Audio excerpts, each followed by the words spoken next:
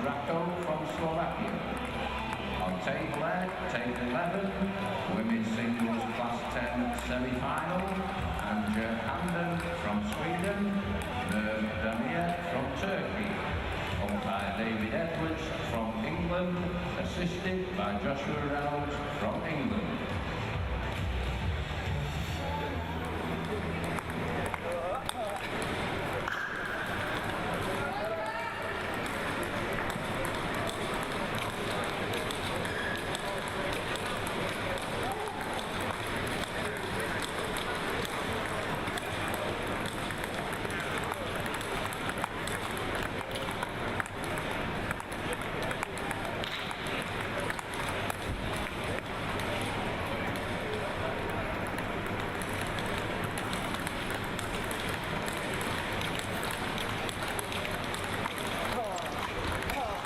Well, good morning everyone and welcome to the 2023 European Para Table Tennis Championships here in Sheffield. Today is day 4 and it's the final day of the singles events before we move on to the doubles tomorrow. Well, first up we have a fantastic game in William Bailey, number 1 in the world, trying to get to the European final. He hasn't won the competition since 2011 and he's up against the number 13 in the world, Kevin Dauerbecker of France. Well, alongside me today for, well, the last time for myself, but he will be with you for the rest of the week. As always, delighted to be joined by the former cerebral palsy world champion and 3-time GB champion, Farrell Anthony. We're always excited to see Will Bailey in action. I think the same can be said for today. Yes, I've known Will since he made his debut in 2006 and he's just gone from strength to strength. He has won the Paralympic Games, he's won the European and he's won the world title. He's current world champion and world number 1. But he's up against somebody from France who is quite awkward, very awkward to play. He's left-handed and he can quite a handful as well. And he'll be quite vocal, a bit like Will Bailey. I'll expect a few vocals in this game. Well, this is a huge match for Bailey, who, like I said, he hasn't won this European Championship since 2011. He got to the final in 2015, but fell up short and claimed the silver. As for Dauerbecker, he's never won a major singles title or a medal, so he'll be delighted already to have won the bronze, as you do if you get to a semi-final. So it's a big moment for him, and it's a very good start in the game for Will Bailey, as he leads by 3 points to 0. It's a great start from Will, fast start from Will. You can see his intent already. He's looking to get in and put a lot of pressure on the Frenchman.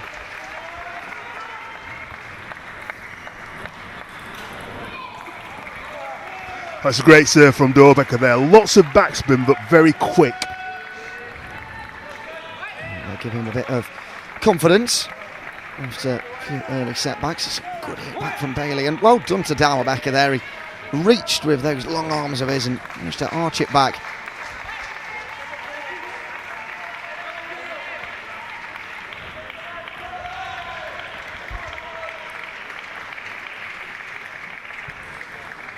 So both players taking the towel as at the 6-point mark. They're allowed to towel down every 6 points.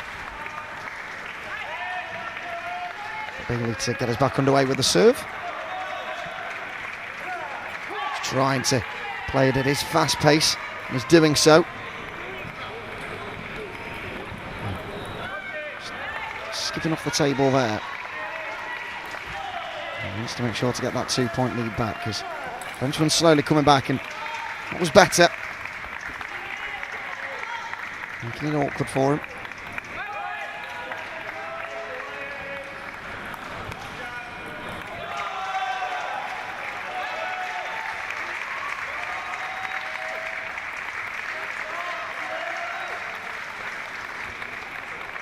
Both these players have smooth rubber on the forehand and pimples on the backhand, so the pimples on the backhand will actually deviate the ball quite a lot in terms of the spin and speed that is imparted on the ball. That was a great response from the Frenchman. He couldn't get it on the second attempt, but those sort of cross-table shots that Bailey is trying, Dauerbecker is equal to them at the moment. Just a mistimed ball from Will Bailey there.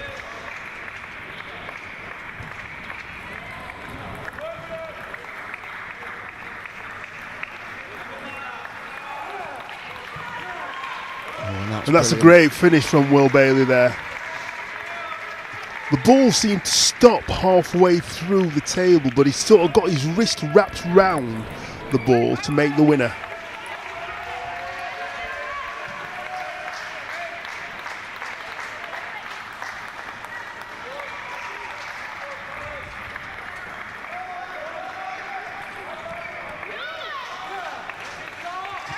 And Dalbecker getting some good points on the board here. He's impressed in this early set. Up against the world number one. Taking him to his own game at the moment. But it is Bailey that claims that point there to extend his lead to 4. 9-5.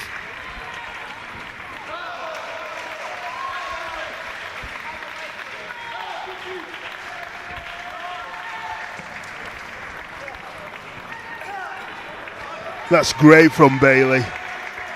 Whipped through the backhand with his bat, and just it was just a great shot.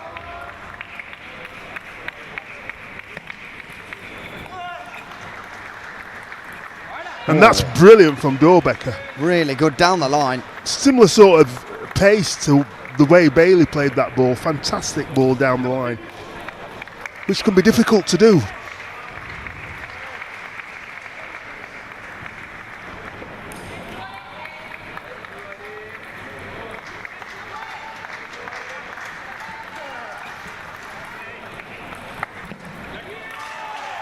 Just about there, claiming the set. Bailey make the table, and Dalbecker just missing the shot. But that was a good first set from Bailey. We know he can go up another level, but for Dalbecker, there's definitely promising signs in there. Yeah, I think so. Will Bailey getting the first set under his belt will be good, and Dalbecker probably getting into his rhythm. It's very difficult playing somebody like Will Bailey because he doesn't miss many balls. He's very consistent, so you have to win a lot of points to actually get points on the board. And Dalbecker, his first game, it's only sort of 2-1 is probably about the right result for Will Bailey in this set. But Dalbecker will come out, and now he's had one game, he'll probably play a lot better in this one. He's already back to the table. He's been there for about 15 seconds actually.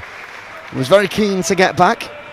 Didn't need that 60 seconds that you do get at the end of each set. And we haven't got the timeout clock either, so we're relying on the referees to give us the 60 seconds.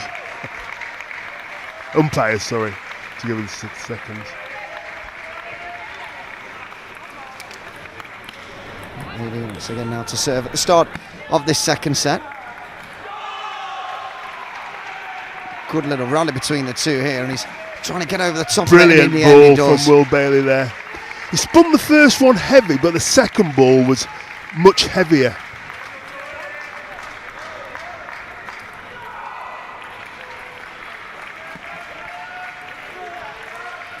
Oh, and that's a brilliant.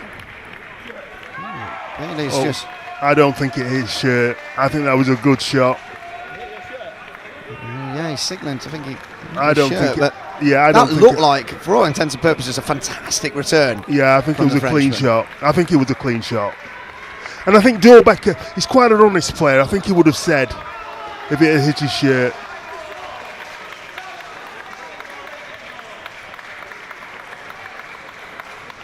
Oh, they're going to replay the point. They're going to replay the point, which is fair enough.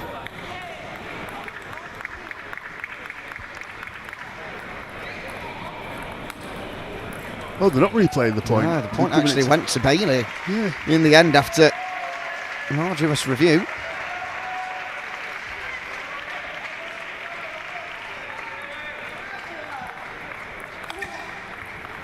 Just a big smash there into the net. Yeah, it was. When Dalbecker returned with his pimple rubber, there was so much backspin on the ball. When Will Bailey hit it, it just went straight down.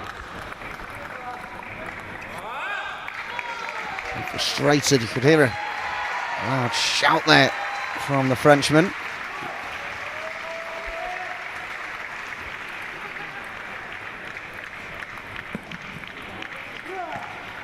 Good response again, and it's Bailey on top at the moment. He knows exactly the kind of shots he wants to play, and they are working for him at the moment, and there's not really too much the Frenchman can do. Yeah. Both players taking their break after 6 points. Will Bailey will probably walk around and do a circle before he comes back to the table. Part of his routine. Nice rally again from these, all just hits the net. He just got a bit fortunate there. He's put his hand up to acknowledge the fact that he got lucky. Oh, good reply there from Dauerbecker, and again, but Bailey equal to it each time, and that's why he's in such a comfortable lead at the moment by 6 points, 7-1. Said it's hard to win points against Will Bailey. You really have to. He doesn't make many mistakes, does he? No.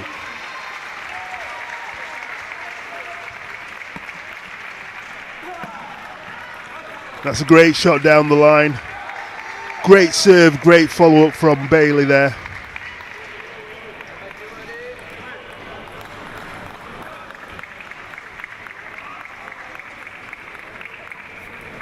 Serve. Not quite, actually. It just nicked the table, but no. You can understand the intent, though, behind it. It was just trying to nip it down the line. Set point then to Bailey, who smashes it. There we go. And that is, well, as comfortable as a set as you'll ever see from the world number one. Yes, he's in a comfort zone at the moment, but he won't be complacent when he comes out for the third game. He'll want to finish it off and get back into having a rest if he can win this game. Meanwhile, Dauerbecker, his coach, will be probably asking him to change the strategy that he's got so far. You might see Dauerbecker going for it a bit more in this game, trying to put a bit more pressure on Will Bailey, because you can't just rely on putting the ball on the table, because it's not going to work with Will Bailey. Well, again, just like the end of the first set, Bailey is the first one back to the table, and he is ready and raring to go.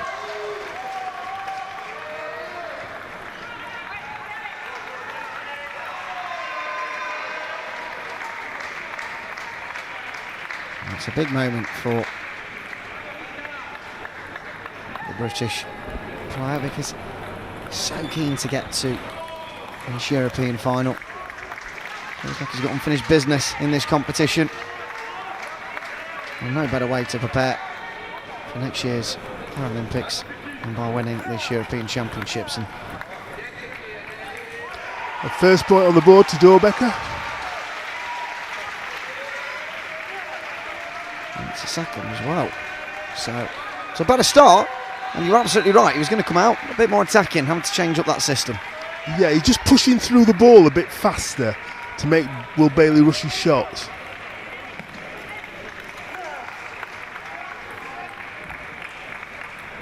Just missed the ball there as he went to sweep it back onto the table.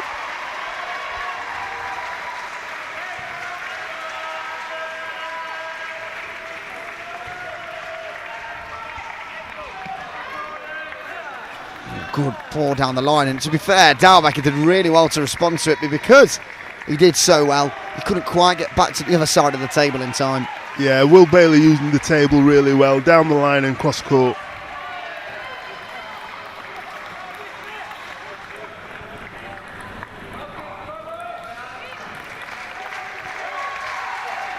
One of those short rallies later. And Dauerbecker's called the timeout.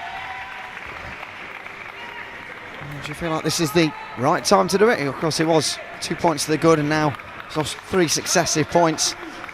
Yeah, the thing is, the timeout clock's come back. But the thing is, if Will Bailey gets momentum, he may end up doing what he did in the second game and just running away with it. And so, it's an ideal time to call a timeout, because just take a minute and just just to sort of give Will something to think about, and obviously just stem the flow of the points that Will Bailey's actually got. And he's back to the table, and so is the Frenchman with 15 seconds left of his timeout. Doesn't need it. He wants to get back and on with it and do what he can to get this set to his name. It's a good first serve, and the rally starts coming up again, and Bailey tries to smash it cross court. He can't. So back level to 3-all.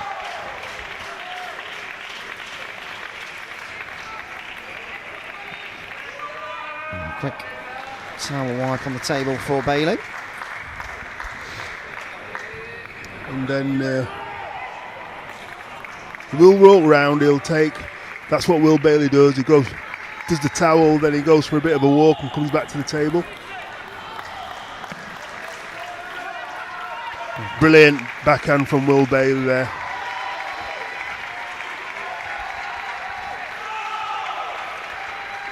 He leads Phil.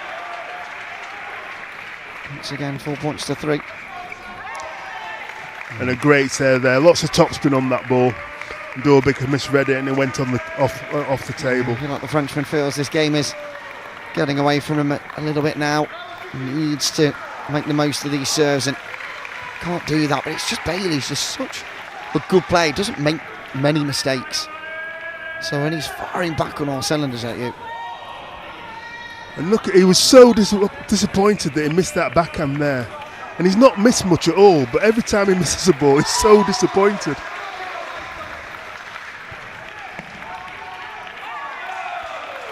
And I think that's a bit of frustration. I think he just went with the backhand in frustration that he missed the first one. He still does lead. Darback growing confidence from the frustration of the world number one.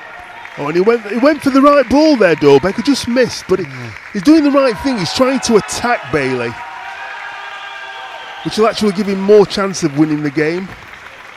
So those openings will start to come up when you're a bit on the defensive. You've got more areas covered, but the more you start to attack, the more those gaps start to open up, and Bailey will be onto them like a rash.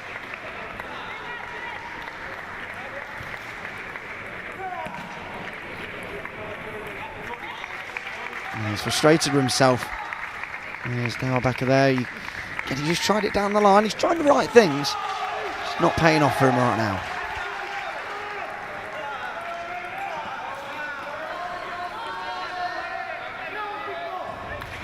He's actually playing better now, Dorbeck. He's trying to put pressure on Will Bailey.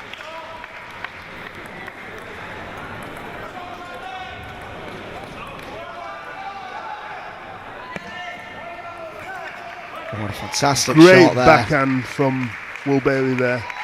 Fast serve and an even quicker response to his finishing shot.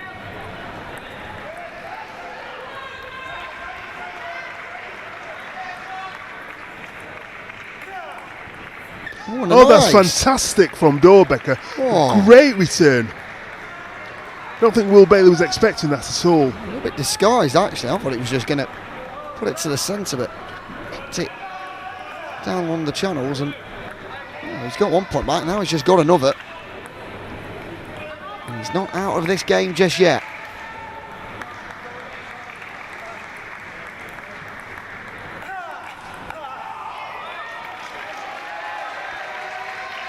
Back to level terms and nervous territory for the Brit.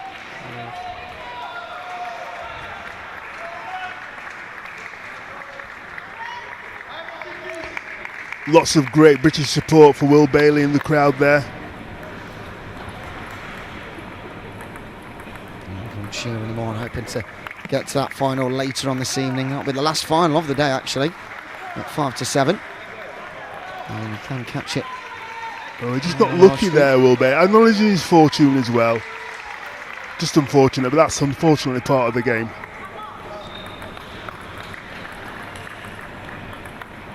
And he's on set point He's close to getting to this European final, and he that's does. It.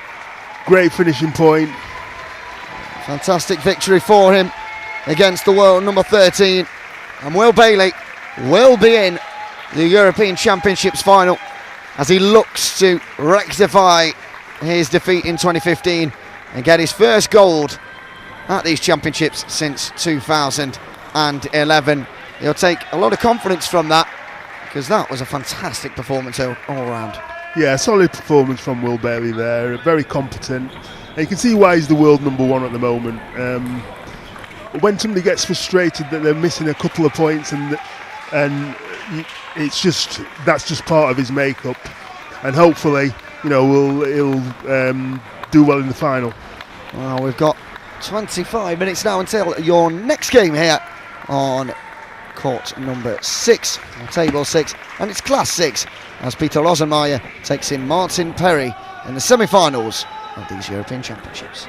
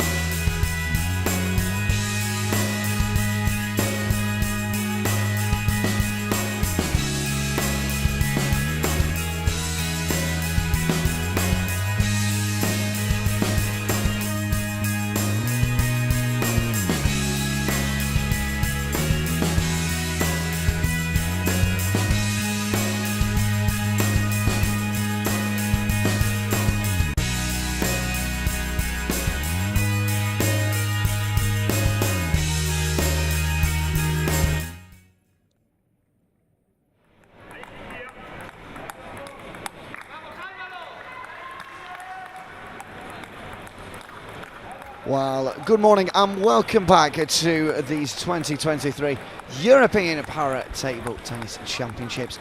We have the semi-final clash coming your way in the Class 6 between Peter Rosenmeier of Denmark. He's the current world #1 and he's up against Martin Perry of GB. We're delighted to be joined by Farrell Anthony, the former cerebral palsy world champion and 3-time GB winner. This is going to be a really, really big test, isn't it, for Martin? It is, but Martin's been improving steadily over the last few years, and he's actually been in the top 10. So he won't be fearful of Rosemeyer. I don't know how many times he's played him, but he's playing well, Martin. Rosemeyer's very established. He has been world #1 on a few occasions, and he's won. I think he's won this championship a few times, and he's also won the Paralympic Games as well. So he'll be wanting to add to his title haul, but Martin wants his first title, so it should be a good matchup. Yeah, well, they've played each other 6 times in the past, and Rosenmeier has come out on top on all 6 occasions. The last time they played were at the European Championships back in 2019.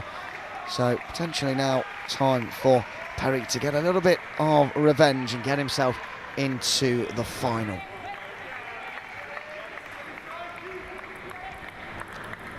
It will be the Dane to start.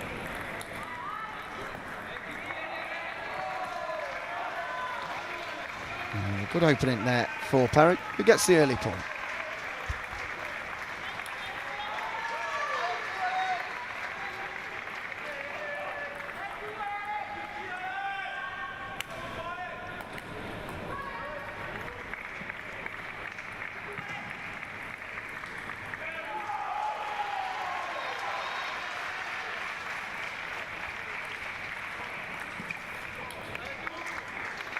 Good response there from Rosemeyer.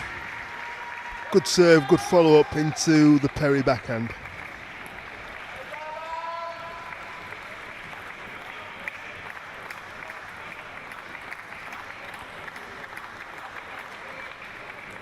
Perry now to serve.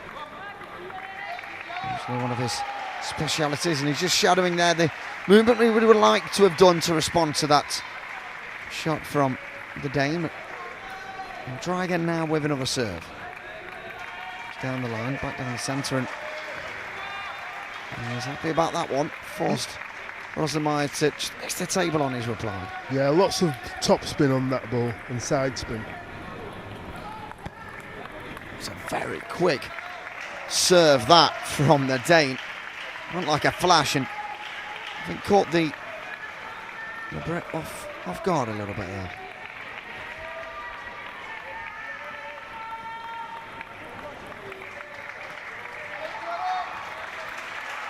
That was a very clever serve there from Rosemeyer. Played with lots of backspin, but it's quite short.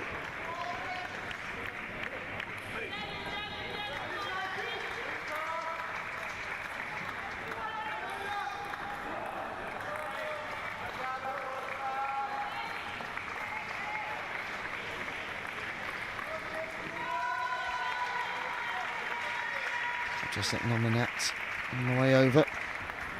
5-2 to Rosenmeier.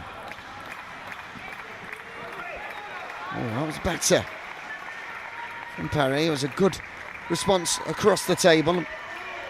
The Dane was scrambling across to get it.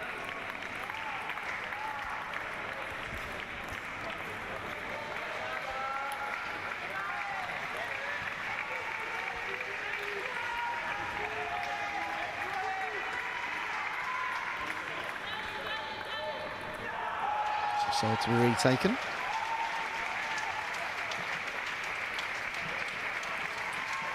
Oh. Again, Rosenmeier just getting over it, and you could see a bit of anguish on his face there. His frustration grew. Yeah, he got an opening and he just missed it. Again, it's an uncomfortable period at the moment. Yeah, that was a fantastic return from Martin Perry, right into the corner.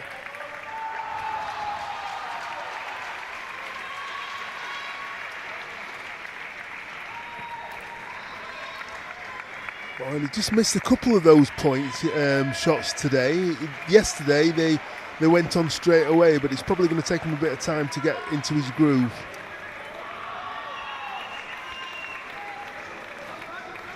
Steps once more. Both of them just going for a little rally and trying to find the opening. And well, Rosemeyer thought he found it, but again, didn't quite come off for him.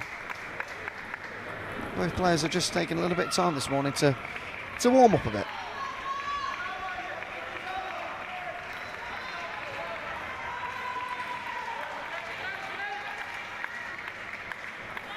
Saw this yesterday with Perry. He's one that does release quite a lot of moisture, let's say, onto the table. So every time or break, he will utilise that as much as he can. Good fast replies there. Oh, that's a nice shot from the day. That's him starting to get into it. Yeah, he missed a couple, but he got that one. And sometimes, you know, you do miss balls, but it doesn't mean that the next time you can't get it. Well, the opposite, basically, what you've just said there. You know, one time you can get it, the next you can't. And it's the tale of this first set at the moment between these two players. It's 7-all, nothing to separate them. And mistakes creeping into their game that they will hope to iron out. And that gets fortuitous and... Oh. He did really well then, Perry, to get the ball back, to be fair. It's good feeling.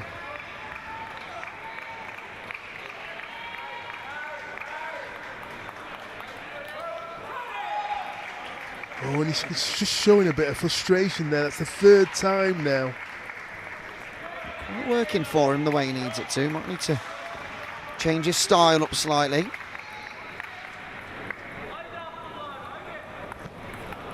Scooping serve there, and Rosemeyer just raises his arms in the air and goes, what else can I do? Yeah, he's just saying, how am I missing that ball? But sometimes he's probably just overextended on the shot, that's all.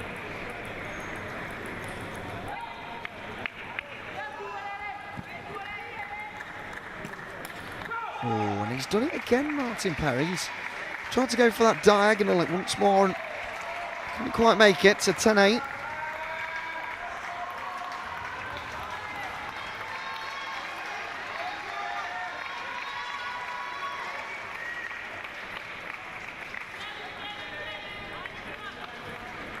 It's the Brit to serve. Oh, and he's lost the opening set then. 11 points to 8. The world number 1 taking on the world number 12. And, well, I think both of them will be a little bit frustrated at the end of that first set.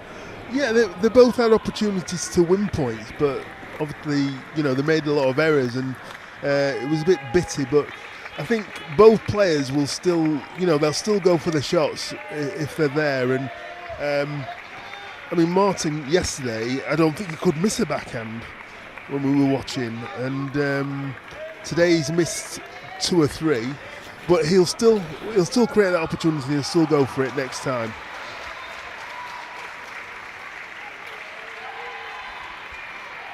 Following the conclusion of this game, we'll head straight into Class 6, but in the women's, and it's their finals as Marina Kotovchenko of Ukraine will take on Katarzyna Margial of Poland.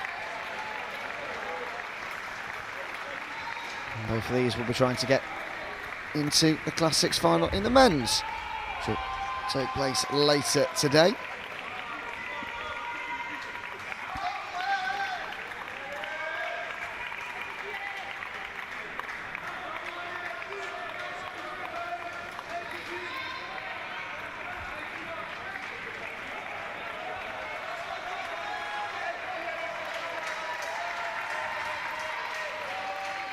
Perry to start us off in this second set. Crucial for his hopes. Good response. Oh, not quite there. It was Rosemeyer that put it into an awkward space. You know what Rosemeyer did there was put lots of side spin on the ball, so he made Martin Perry stretch.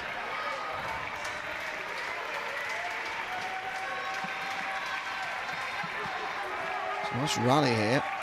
Although, And that's a great response from Martin Perry there, using the full table and finishing off with a fantastic forehand winner.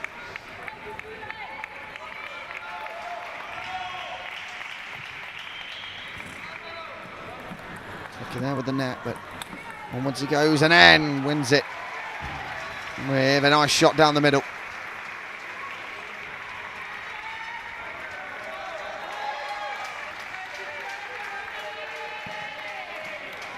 And there's that backhand. That is better. That's what he tried to do 3 or 4 times in that first set and couldn't pull off. Yeah, but that was a fantastic shot.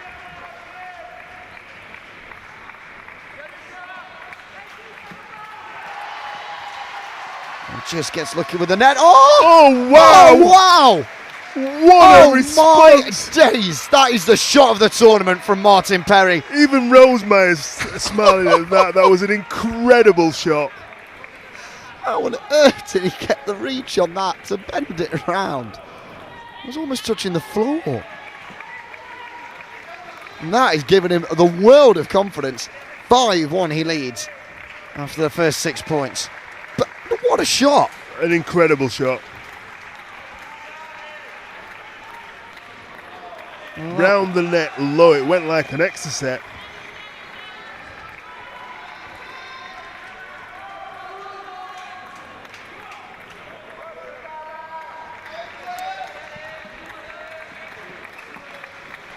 It's giving him really good confidence, and he gets lucky with the net there again. And well, I think luck's just on Martin's side here in this set because everything is going his way. Acknowledges good fortune as well.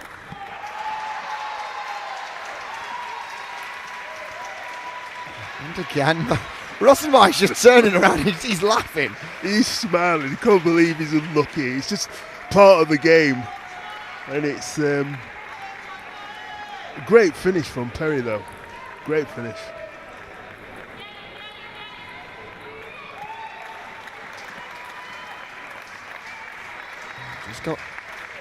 He just missed that, but a little bit too much behind it. Yeah, but he's definitely feeling confident.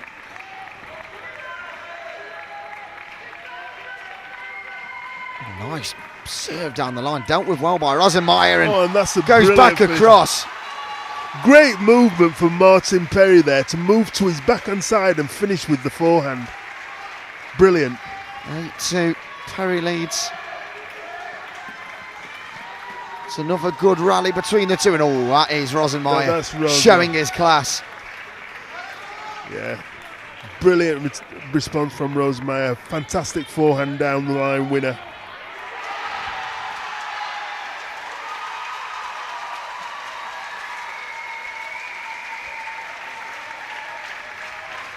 Well, 8-4, so another towel break. A really good atmosphere around here for not just this game, but all the games that are popping up all over the place. Well, that's been a theme across the week here in Sheffield. Not just spectators from family and friends, but also the players and the coaching staff themselves that are cheering on their fellow nations. And Martin Perry knows how important that point was. He gets one of those really crucial points. He does that little point to his coach. A little grin on his face. Just missing the table there and allowing the Dane back in.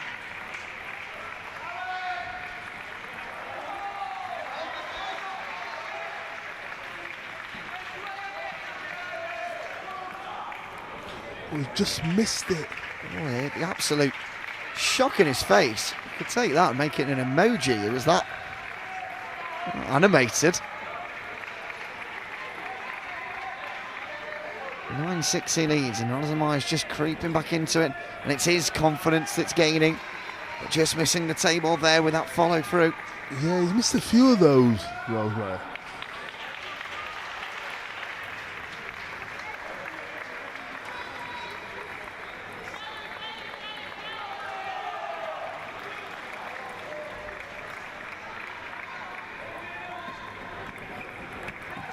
Over the top, and Perry wins the set That is huge for his semi-final. And, well, he absolutely deserves that. He had a lot of good fortune on his side. Some of the most audacious shots we've seen. But he does does win this set. And he's level, where Rosemeyer had a set apiece. Yes, it was I know he got lucky, but he played some brilliant table tennis in that game as well. An unbelievable shot around the net, just that went. I don't know how he even got it on the table. It's just brilliant. He's talking to his coach now, just taking a bit of water as of Rosemeyer. So, I mean, this is one of those games that potentially could go to 5. Well, Perry, we're feeling really good after that second set.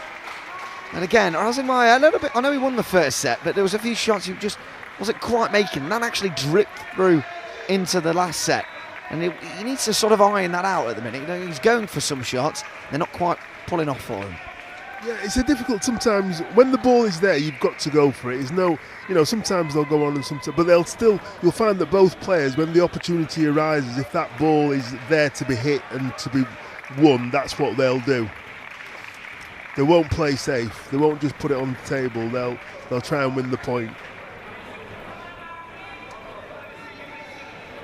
We'll go for them back out for this third set. Oh, he just wiped it. He's just asking for the table to be wiped. Yellow cloth is back. It's seen a lot of action on table 6 over the last few days. Job well done there. As we're ready to resume play.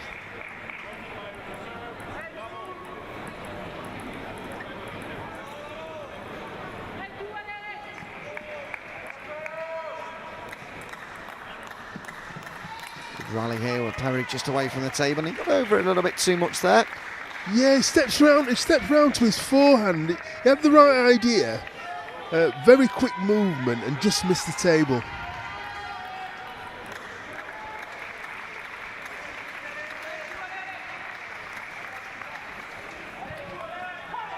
Oh, nice shot there.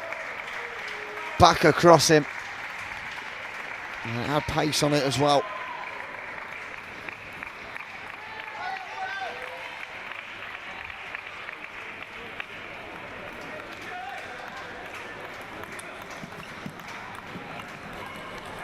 Perry was just at an awkward distance away from the table there again, and this third set currently going Rosemeyer's way. Oh, he's just lost his footing there a bit, Martin, and that's why he overextended on the arm, and that's why he lost the point.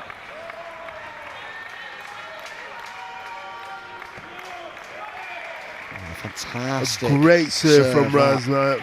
Fast and low across the net, right into the corner.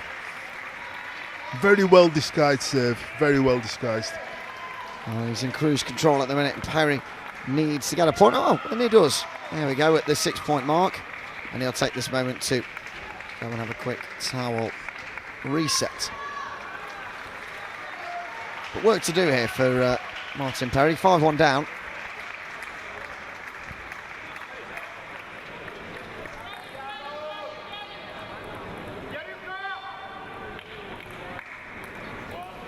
Oh, and his first serve is missed as well. See what he's trying to do. Serves are where he's usually quite dangerous. Goes across the court. To reply back. I think he's missed the table again. Yeah, he has. And you could just see a lot of frustration across his face there, because this set is absolutely flown by, but not in the way that he would have wanted it to.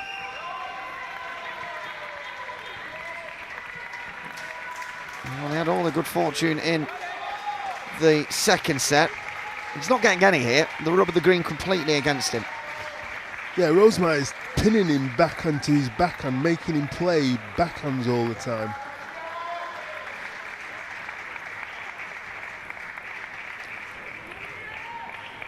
And sometimes a game can go like that. It's, Rosemeyer is 9-1 up, and it seems to have flown by.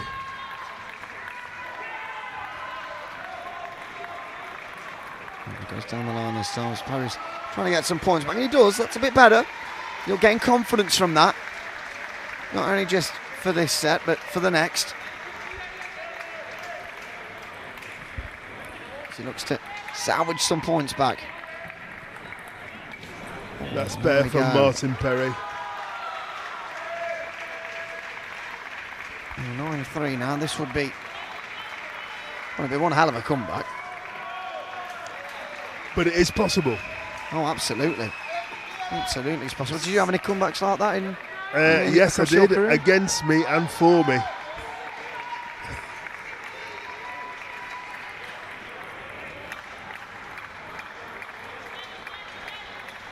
Game to serve, and with shots like that, he deserves to be in this advantage.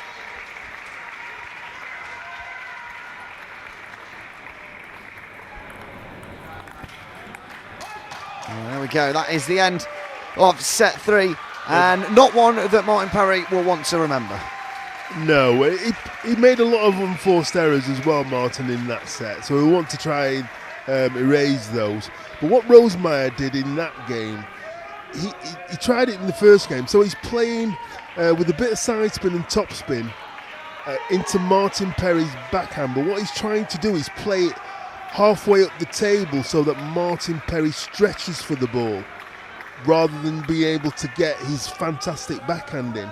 So he's having to stretch and then leave the table open for Rosemeyer to actually win the point.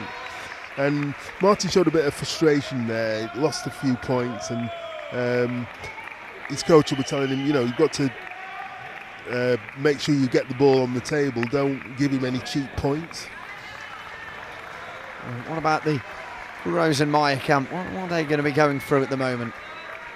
Well, the both will be happy with the way that game went. It sort of flew by, and he didn't really have to do that much to win it. There's a lot of errors coming in from the Brit side. Yeah. But he's back on court, and he needs to have a really strong start to this set. Yeah, I'll be looking for a good start. He's serving. Martin does serve well, and sometimes he can lose a game like that, but it doesn't necessarily mean that will be the same, for this game. Looking with the net was Rosemeyer, just disguised what he was going to do and sent it down the line and wins that early point. Yeah, very, very good from Rosemeyer there.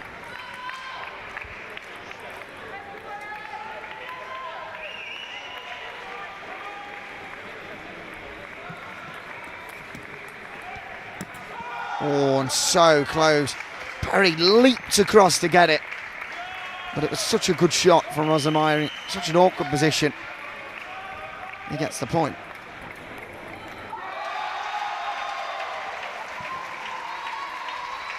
And it's the David this time to miscue his serve. Yeah, he just mistimed his serve there completely. Oh, that's odd. I think his coach will probably call a timeout now, I think.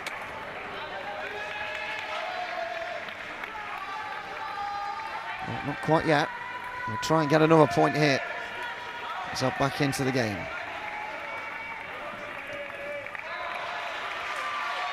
And the timeout has been called by the Brit. And I think that's sensible at 4-1 down. 2 sets to 1 down. A lot of work to do. He just needs to settle down a bit, and he's made what are really unforced errors, and he'll want to try and eradicate those if he's going to have a chance of actually winning this game. Deep in dialogue. Yeah, I'll be talking. That's Matt Kenny's coach, and he'll just be going through what he should be, what we should try and do in this game to get back in and win it. Whereas the Dane, he started off really well, so he's back to the table already. just sorting himself out. Well, Rosenmeier will be hoping to once again win these European Championships later today, and at the moment he will be in the final for them. He won them in the singles back in 2019. But work to do still to secure that final place. And with shots like that, he is well on his way to that moved final. round. I've not seen that all match. He's moved round onto his forehand and played it back down the forehand of Martin Perry. 5 on the score.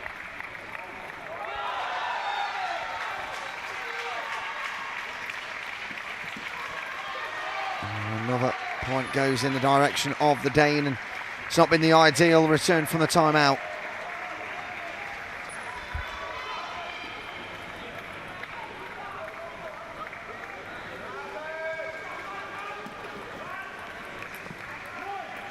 That's better from Martin. There was a better return from Martin Perry there. Made it awkward for Rosemeyer.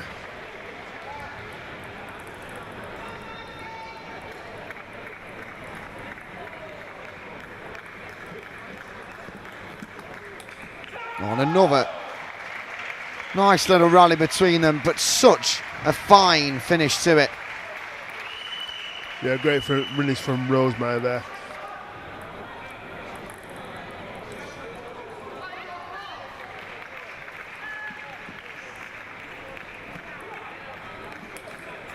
Oh, and it's wonderful again.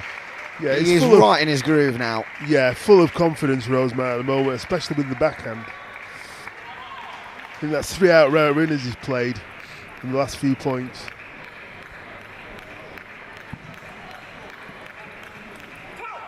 Oh, Perry's having to go attacking now, and that means he has to take a few more risks.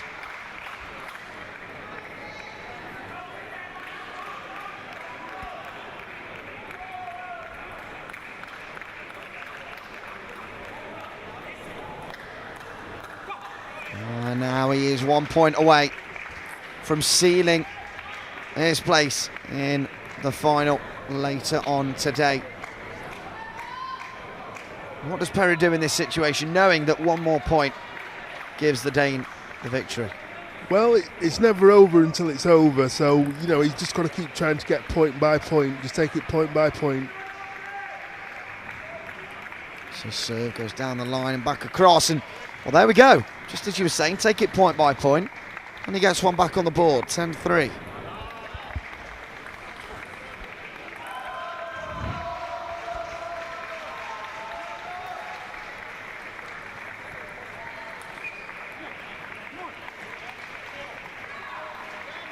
So another point back on the board, and with each point grows.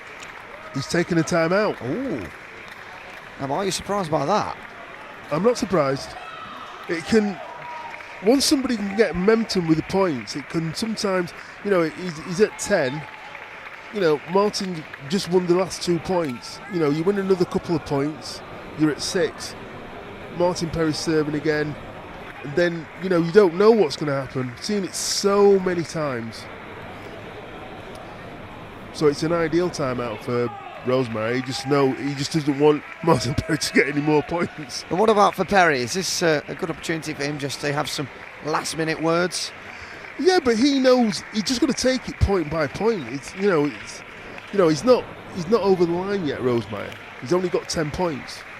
You need 11 to win, and until he gets the 11, he's not won.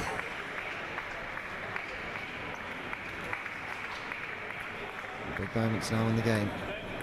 It will be the Dane to serve.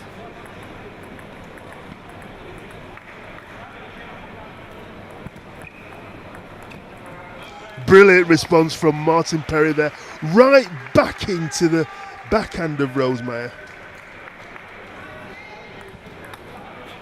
And again, brilliant shot. That's fantastic from Perry. The confidence in him is oozing out across the table. And now at 10-6.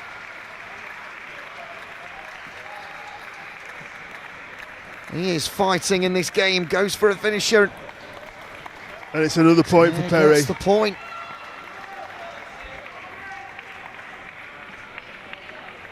He's just asking for the ball to be wiped.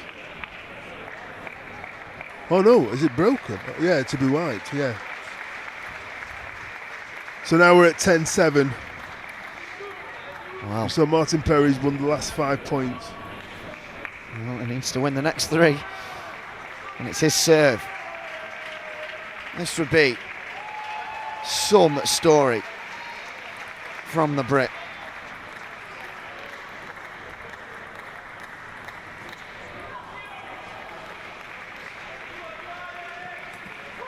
Oh, but it's all over. It is Peter Rosenmeier who reaches the European Championship final. Was taken all the way to the end there by Martin Perry. 11 ranks below him in the world rankings. A valiant effort from the Brit, but it is the Dane who marches on to try and win that European gold. Yeah, it was a valiant effort from Martin. He didn't give up with the points and everything. Although he was down, he took it point by point, and unfortunately, it was just a bit too much for him on this occasion. All credit to Rosemeyer, though, played well, had his tactics well as in terms of playing where to play the well against Martin. And overall, I think he just deserved to win that particular match. Well, we're back with you in a very short while, about 10 minutes time, for our first final of the week, as the Ukrainian Marina Litvinchenko takes on Poland's Katarzyna Margial in the Class 6 final.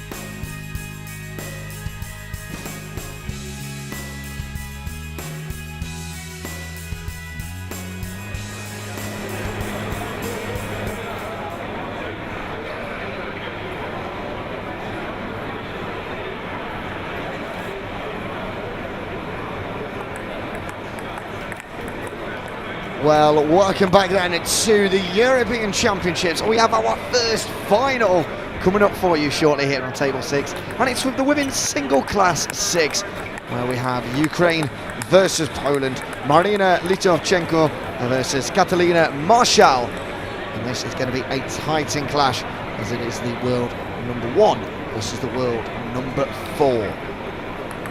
As usual, I'm delighted to be joined by the former cerebral palsy world champion and 3-time GB champion, Farrell Anthony. Well, we were watching Catalina yesterday and Marina yesterday. Both of these players are excellent at what they do. How do you see this one going? I think it could be quite tight. I think they've played each other quite a lot of times. But it's the world number 1 against the world number 4, so hopefully we can have a very good match, and it'd be great to have a 5-setter. Exciting. Yeah, we'd love an exciting final. What would it mean for either of these players? Because Litovchenko has won pretty much everything there is to win, but not quite a European Championship. It would be the first one to add to her repertoire, but same for Katalina Marshall as well. She has won the European Championship, but in the team. So neither of these have ever won the singles at the Euros, and what great preparation that would be for the Paralympics next year. Well, the main thing is the winner gets a golden ticket to actually qualify automatically for the Paralympic Games next year. So that's the big prize on offer. Well, would you say that means more than to actually win? So obviously you win the gold, but just the actual fact that you'll be going to the Paralympics guaranteed, will that mean more to them than just winning the gold? I would imagine so. I mean, for instance, if you were ranked, I don't know, 10 or 11 in the world and you actually won the Paralympic Games, you'd be cock a hoop. I mean, both these players will probably qualify anyway, but to say you're going to win it, if you win it and you get the golden ticket, that's fantastic. Well, we'll have to get underway then. Michelle starting things off and getting that early point ahead of the world number 1.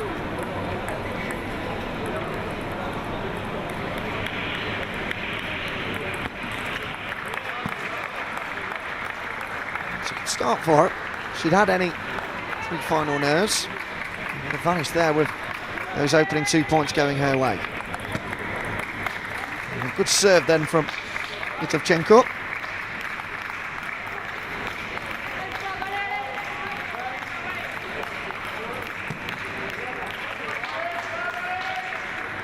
Another great serve from Litovchenko then.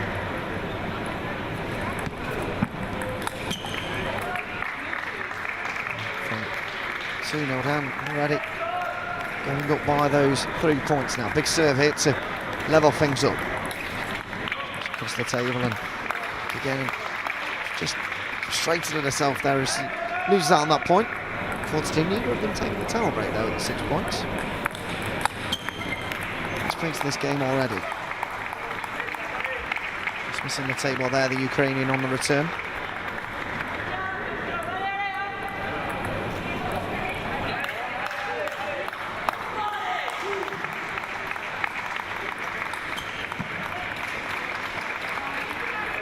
Marshall going for the forehand winner, but just missing as well.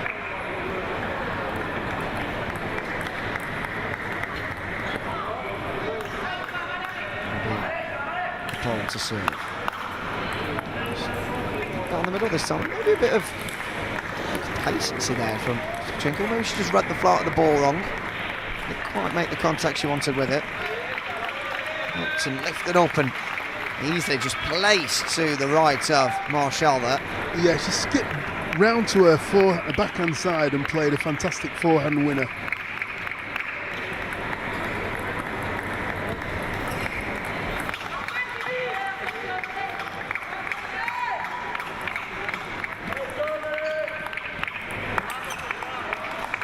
Went to smash it back. She waited for the opening, but can't get over the top of it.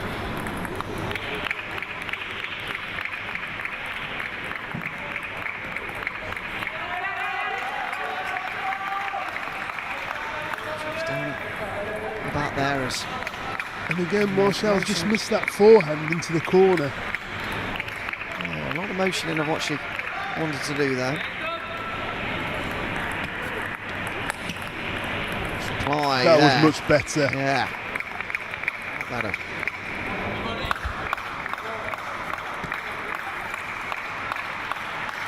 A nice little delicate one there, and again from Litovchenko, waited for the right moment to pounce. That was a brilliant combination of points from the Ukrainian.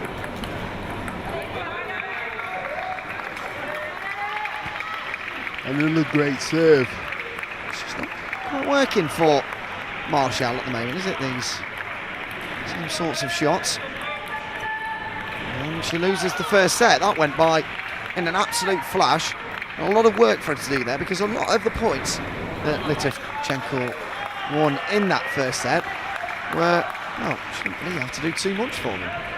No, there were a lot of unforced errors from both of them in the beginning, but Litovchenko sorted them out towards the end with some great serving and some great finishing, winning points. Well, the 38-year-old Pole, a lot of work to do in this second set. She knows, though, what she has to do. Absolutely she does, to win this game and win this final, take home the gold. The coach is just gesturing what he wants her to try and do.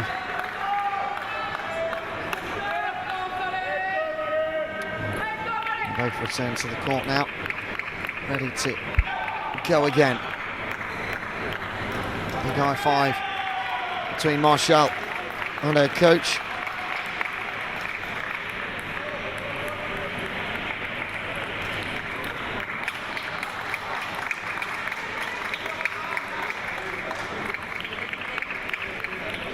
So the Ukrainian to serve. Nice across, and just getting it wrong again. A great serve from Litovchenko then. I think a bit of this might be to do with some final nerves. Point there, to be fair. That was a really good shot, and maybe that was just their way of shutting me up, really. That was fantastic from her. And she just gets over a little bit too much, clips the net. But she's still bouncing around. Yeah, I think she still feels like she's in the game. It's not. She's making a few unforced errors, but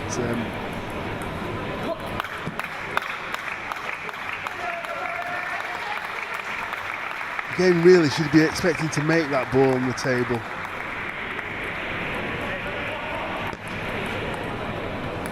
Great serve from Litovchenko then.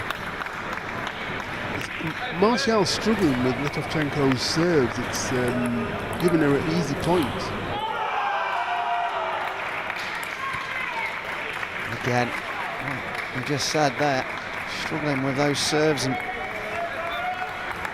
give the Ukrainian even more confidence than she already has in this It was volley very shot. clever from Litovchenko. Marshall thought she was going to go down her backhand side, but she went back where the ball came from.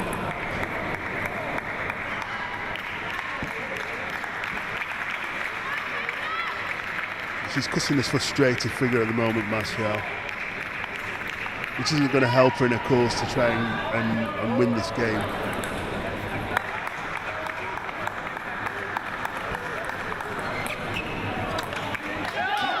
Oh, it's a wild shot. Completely against what she was attempting to do.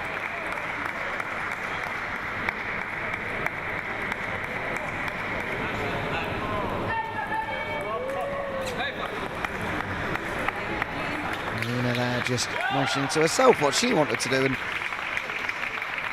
she's a bit frustrated she's lost that kind of point. Maybe where she felt she would have done better. And now, and that's what she's been trying to do most of the game. Yeah, Lena Marshall is gaining confidence. Some of those shots pulling off, but you've got that coming right back at you. Well, what can we do? That was a superb winner from Litovchenko. She's now on set point. Serve comes up, and oh, that's a good serve from Marshall, putting in an awkward position for the Ukrainian.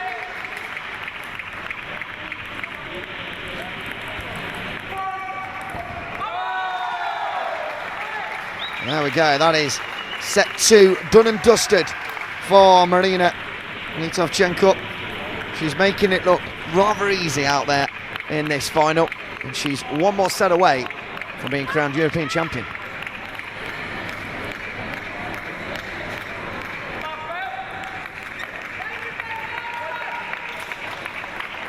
I think she's showing a frustration there, Martial, to her coach.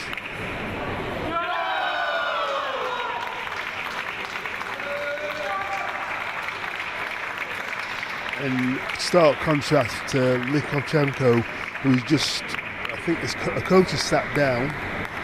She's just taken a nice drink, and she'll be feeling confident going into the third game. They've already played each other a couple of times this year. In fact, they played each other twice at the 2023 Czech Para Open. This is their 19th meeting, with Chenko winning 12 of them and Martial winning the other 6. But at the moment, in this 19th meeting, in this European final, definitely the biggest game that these two have ever played against each other.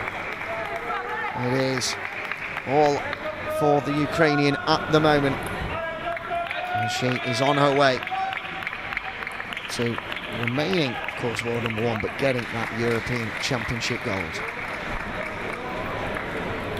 Martial to serve.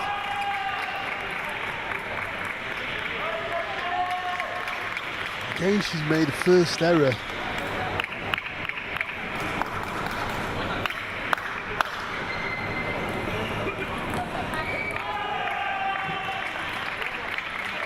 She'll go again.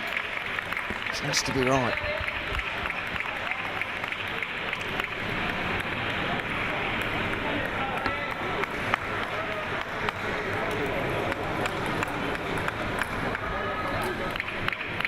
Shevchenko to serve. Into the net from Martial. She can't even respond to them now.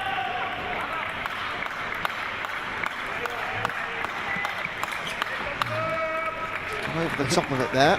Yeah, I think that's just frustration. She's called a timeout as well. And I think that's the right thing to do. She marches on over with purpose, and she's just really frustrated with her performance so far. She knows that she's got to refocus and go again in this final. And polar opposite reaction really for the Ukrainian, who's as calm as possible.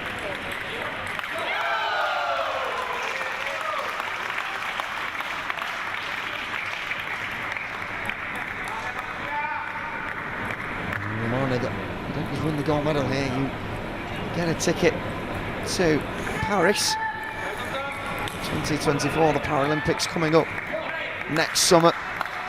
An occasion we're all really excited for. And that's better from Martial, racing back to the table with purpose. Re-energised, raring to go. Marina Litovchenko also in prime position. She was bouncing around there. Shows her confidence. She leads 3-1.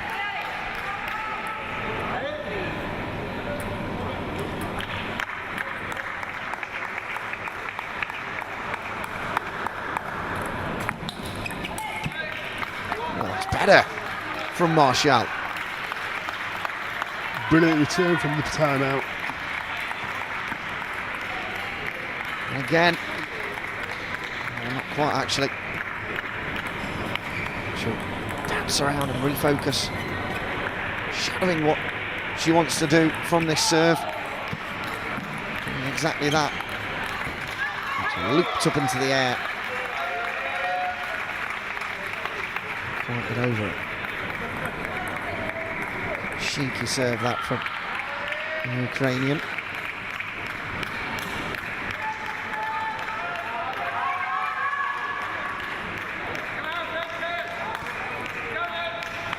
Great serve from Martial there. Really good serve. And a lot of spin on that.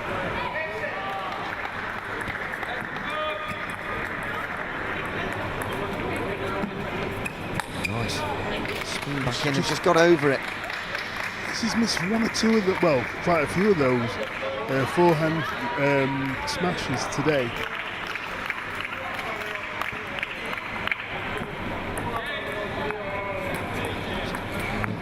Just really going and trying to find an opening. Just again, missing the table there. Yeah, Litovchenko played a lot of spin on the ball there with a bit of side spin as well, and the ball was spinning rapidly and Martial just missed. Going into the net, this game is slipping away from her.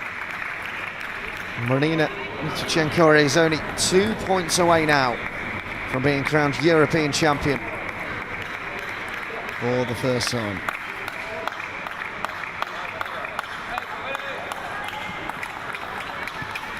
Such a good shot down across the diagonal. That gave Martial no hope of response. This is European Championship point for Litovchenko. And there we go. She is the new European champion. And she'll have that medal to go alongside the world's. A fantastic performance in the final, winning by 3 straight sets against the Pole, Catalina Martial.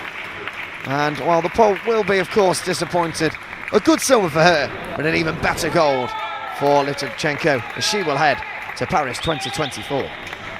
Yeah, she's the world #1. She's got the golden ticket as well, so she'll be happy. It's never easy coming in as a #1 seed, expected to win the tournament, because it doesn't always pan out, but she'll be happy that that's happened today, and she'll march on to Paris with a lot of confidence. Well, we'll be back in around an hour and a half now. We've got a short break for you all, and we'll be back with the women's finals once again in the Class 7 as the world #1 Kelly Van Zon will take on the Turk Kubra Korkut.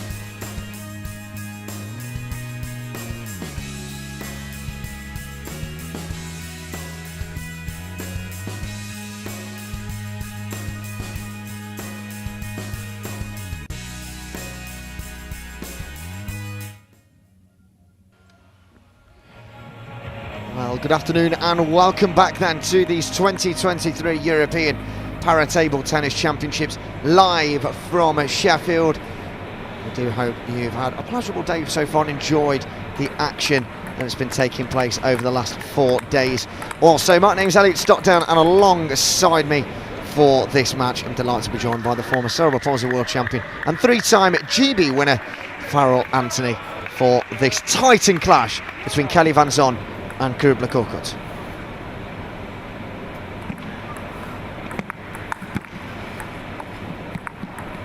Fast replies already from the two of them. That's a fantastic reach. Brilliant first rally. Kelly Van Zon coming out on top. Oh, I hope we've got more of that to come.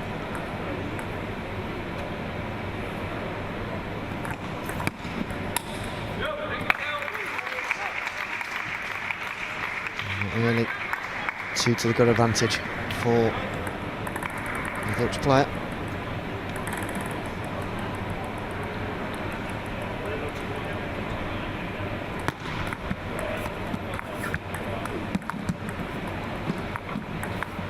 Elegant replies from Van Zon.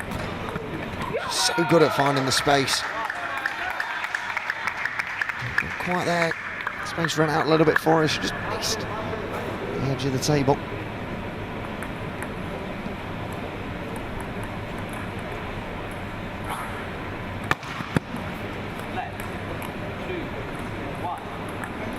Serve.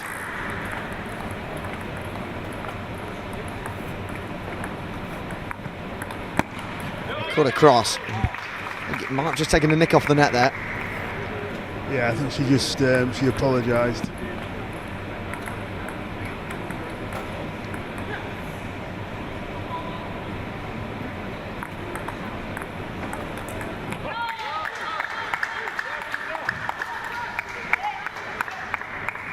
Good game already, this 3-2, and at such a pace. Such the calibre of these two players. Just over the top of it a bit there. Yeah, she got the ball she wanted, but just got a bit overexcited, I think, and just went a bit long.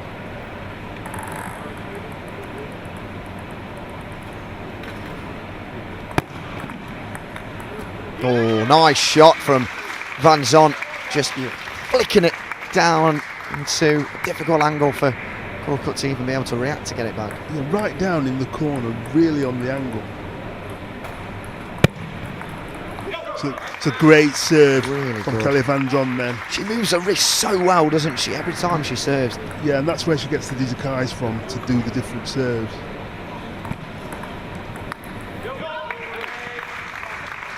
It's 7-2 now to Van Zon, and big deep breath there from Korkut.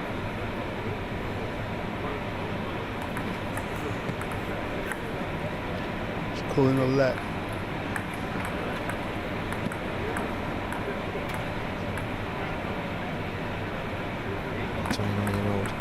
Spins it from the serve, and good response, and then a smasher there from Van Zon. Oh, she enjoyed that. You could tell that she enjoyed it. Great opening up shot, and then a fantastic finishing shot.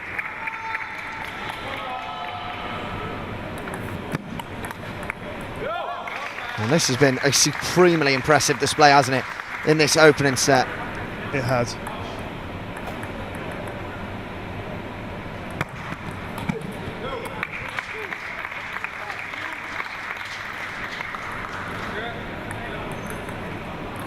Set point then for Van Zon, the world number one. Oh, and there we go. Well, that was a bit of an anticlimax at the end of that first set. Yeah, but a lot of work to do there.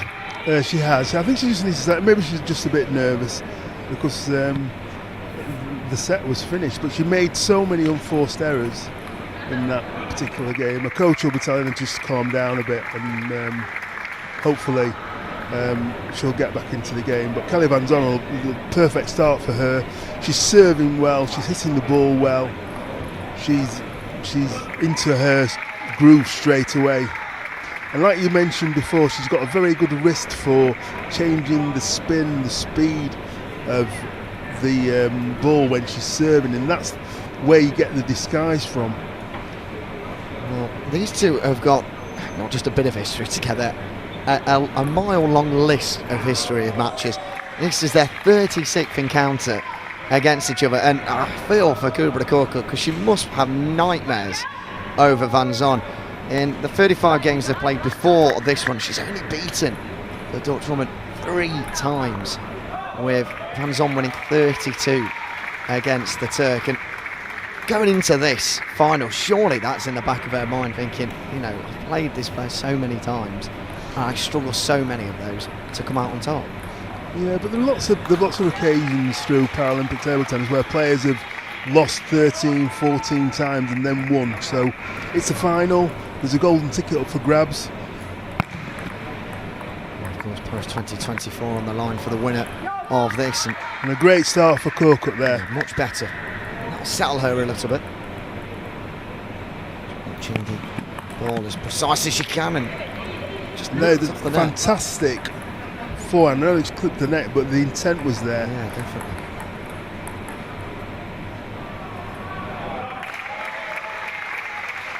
That's a let, so back to Van Zon.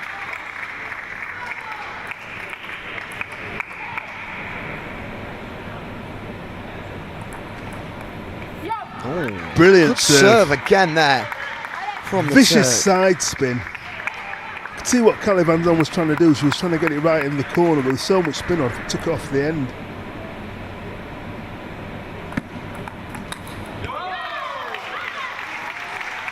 Again, the intent was there, and I know she lost the point, but she knows she's got to attack Kelly Van Zon.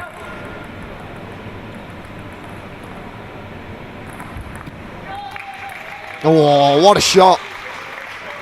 Brilliant. And it's a very good shot from Kelly Van Zon. Turns her wrist over so quickly. Creates the speed in the ball. Just waiting for the ball to come over now. To the other courts. There's only 2 games going on at the minute. Of course, we're down to the finals.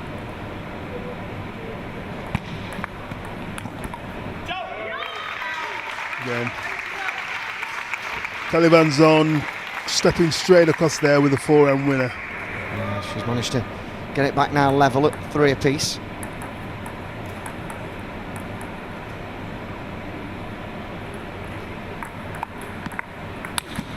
Oh, brilliant. Smash back. So ready for that forehand when it goes across.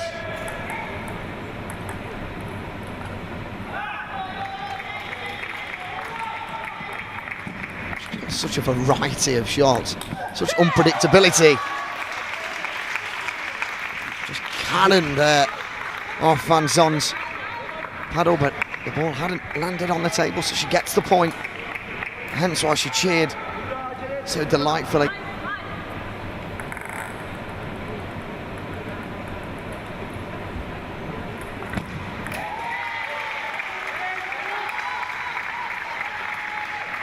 An unusual error for Kelly Van Zon there, but just shows you when the match is tight, even the best players can get a bit nervous. How on earth did Van Zon get that back? Fired into her body. That was a brilliant reaction. She definitely meant it as well. She gets yet another point.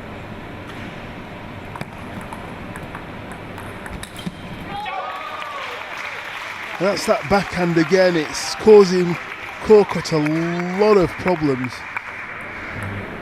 Seems maybe if the Turk loses another point here, timeout could be called. This is a really important set for her. She can't really afford to go 2 sets down against the world number 1. Well, that's better. She forced Van Zon into a little mistake there as she missed the table.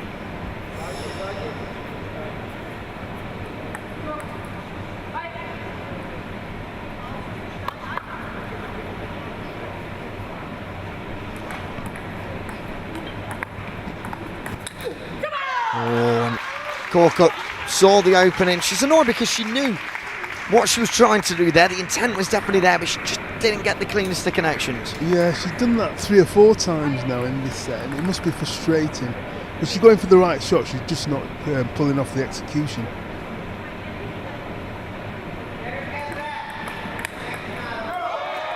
Van Son, that is brilliant once again. Just a little turn to the crowd and the coach. That was so clever from Van Son. She blocked it halfway up the table, so the angle was very, very acute.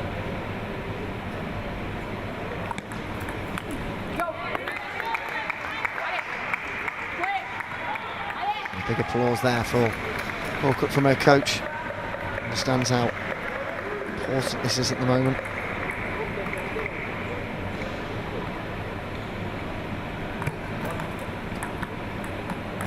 Ricochet off the net there, and she puts her hand up, she acknowledges that. But in a world final, oh sorry, European final, any kind of final, I take that bit of luck, don't we?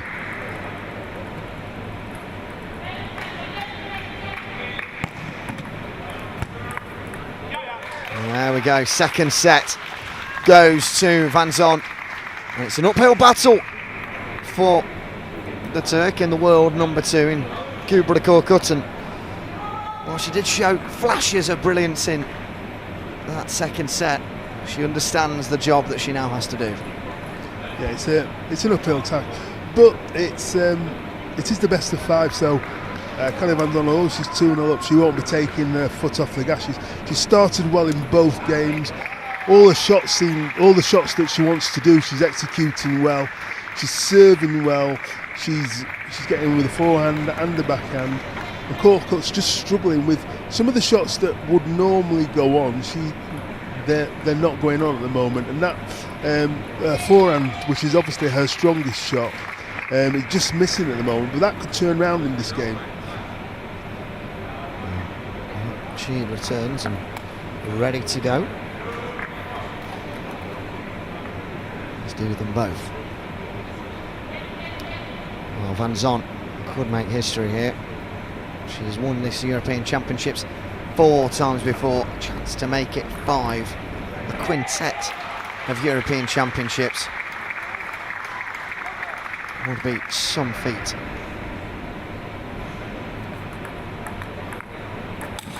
Oh, what a return. And again, it just shows the confidence of Kelly Van Son. She played it into Korkut's backhand, then she played a forehand winner down the line.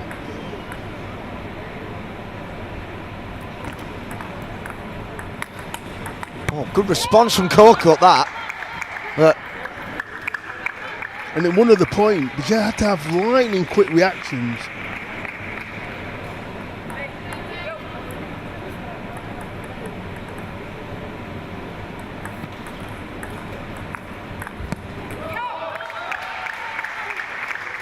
well, she's building now.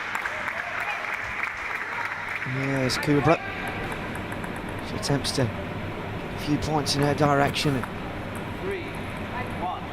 get this win. This is a point there, does Van Son. That was Service very error. unlike her. Yeah. Very unlike her. So she'll have to refocus.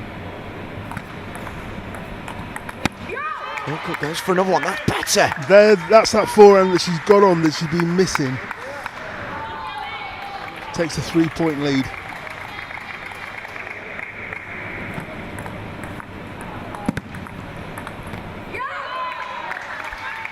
There you go, she's putting a bit more pressure on Kelly Van Son now. So Kelly Van Son made a few unforced errors. Well, changing the way she's playing. A bit of a tactic there as she's now come back into it. Van Son misses again. It's not been a good third set, this.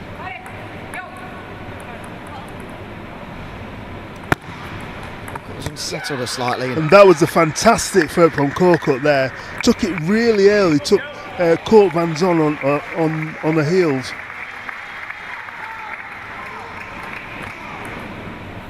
And that was a brilliant serve. She came across and round, creating side spin, and it went off the table. So this has been a fantastic third set from Korkut so far. It's been was flawless from her. She leads by 8-1, and so just getting over it again, and she feels really settled at the moment. And just those shots that she'd be expected to make, she just hasn't. That's why this set, I was about to say, has gone to Cook, but of course it's not over until it gets to 11. She misses it. She will have a serve here.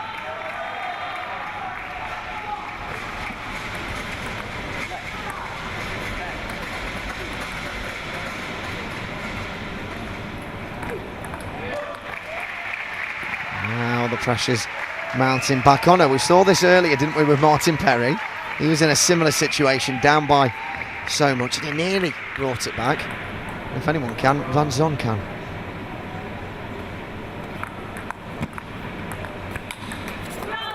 There we go. A nod of approval there from Kelly Van Zon. Yeah, and that's the difference with that match was it was a bit role reversal because Kelly Van Zon was making the unforced errors, but Corcut was actually making the winners. And she was actually getting a forehand on, which will give her confidence going into this fourth game. Well, both of them still have timeouts, I believe, to use in the next 2 games. What will Van Zon be feeling now after, of course, running those opening 2 sets, but now being pegged back? Do you think she'll be under pressure, or has she still got the composure to see through this? Well, I'm sure she's got the composure to see through. I think she realised that Corcut is a world-class player, and sometimes, you know, the first 2 games might go away from a player, but then they'll come back and win the next 3. So she'll be wary that she's won the game, and Corcut will have, she'll have the advantage of having won that 3rd game. It'll give her confidence, and Kelly Van Zon will have to come back out again and start from 0, really. And try and import her game on Corcut again, as she did in the first 2 games. It's a big moment for Corcut. She'd absolutely love to be able to come back into this game and, of course, win this championship. 29-year-old has mixed success over the years. She's never won the singles European Championship. Compare that to Van Zon's 4. That is a sizable difference in accolades.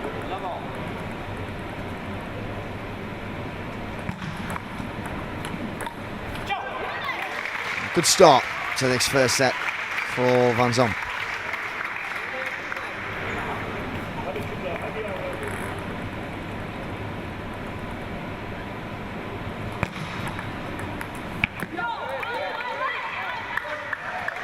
There's that backhand, it's returned.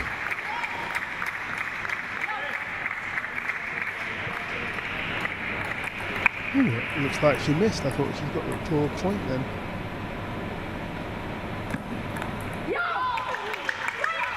It's definitely 2-1 to Corcut now.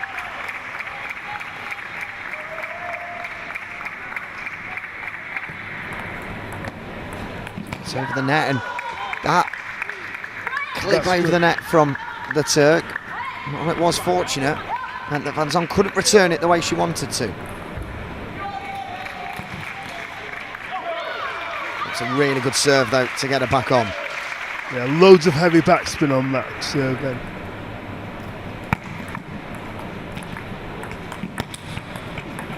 Good rally between the two here. Van Zon trying to reset herself. Oh, a big bellowing cheer that.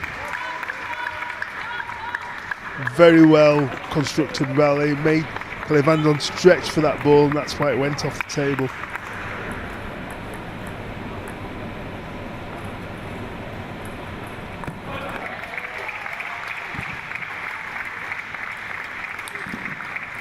Somehow, Kubra Corcut returned that. All of us a bit in shock there, almost speechless. She returned it, and it caught Van Zon so far off, she couldn't get it back. It's brilliant from the Turk.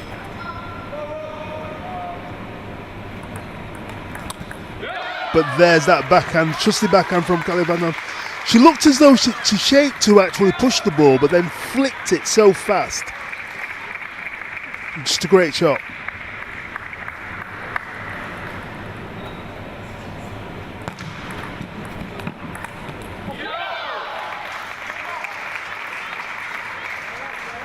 Every time Coco loses a point, she has such wide facial expressions of anguish and of frustration. Really fascinating to watch, and the same there. She just takes a look down at the back. Yeah, she just snatched at that forehand then. A good serve from Kelly Van Zon, but she snatched it with Coco. Tied at 5 apiece. Oh, that was a what a fantastic shot. ball right into the corner. So she seems to have found a different level of table tennis at the moment, Coco, which has put her back into this game. And again, it's Van Zon at her best. Tied to 6-all. I mean, she's playing right into the pocket of Kelly Van Zon there, but she's so good with the backhand. She's got so many winners in this game. Oh, what a return! What a return! It's a great return from Kelly Van Zon. So quick onto the ball, took it really early.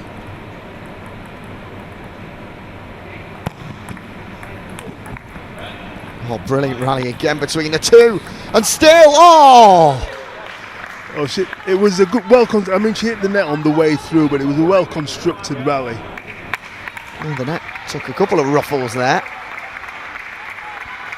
7 points apiece, these two titans of the Class 7 game, taking each other right to the wire.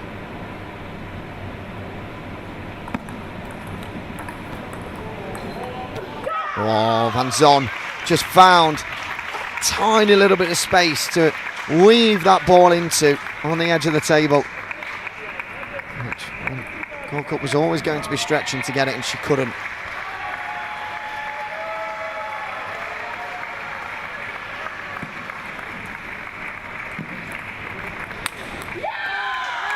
What a cheer from Coco.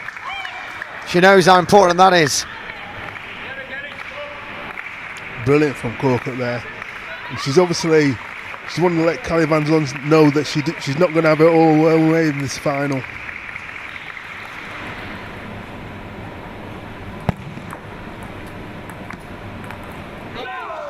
And there's an error from Van Zon.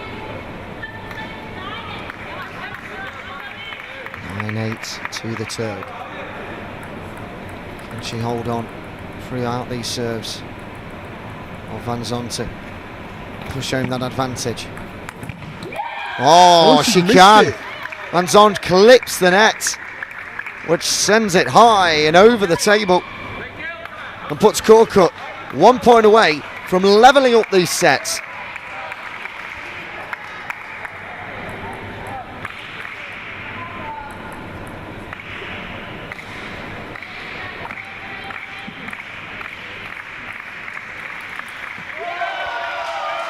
Van Zon gets one back. That trusty backhand. She's very rarely missed that backhand into the Coco forehand. Is she taking the time out? Yes, she has.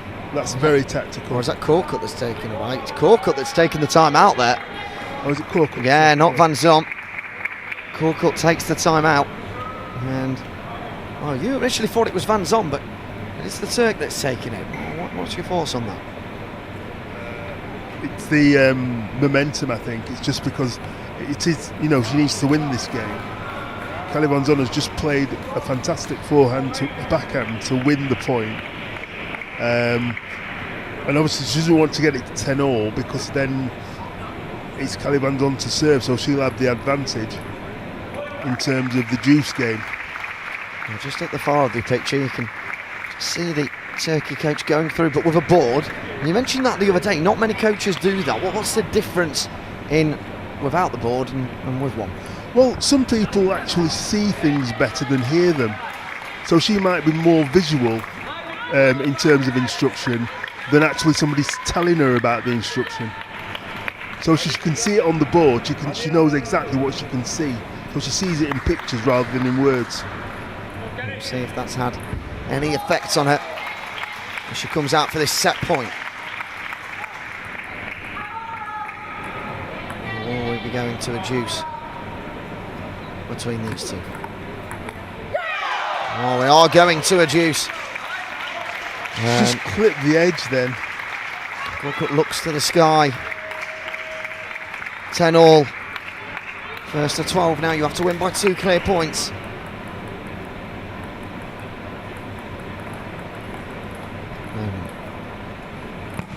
Just a pin drop in here. Everyone watches on and, well, you can't hear anything now, bar Colquitt's loud screams of delight. Yeah, she knew how important that was. Now she'll just compose herself before she serves.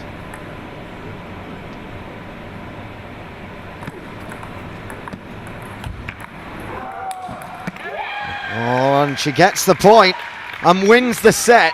And from 2 sets down, she's back level to all square. 1 set to go, winner takes all. That's right, and it's and that's why it's called the best of 5. So the first half, Kelly Van Zon was flying, and you know it looked as though she might actually win it 3-0, but Colquitt in the third end turned it round dramatically and made Kelly Van Zon make a lot of errors. And then in that game it was really tight, and it could have gone either way, but it's gone Colquitt's way. And so in the 5th game now, it's just all to play for. And Kelly Van Zon has got a timeout left. She'll be hoping she doesn't need it, but at this moment in time, it's hard to call who actually win this game. Yeah, this game is, as the cliche goes, on a knife edge. I'm sure there's plenty of others I could get out that commentary archive to use to describe this. But I think we're just going to go with a really fun watch, because it has been. It's been a really, really good game of table tennis between 2 really, really good players at the height of the game.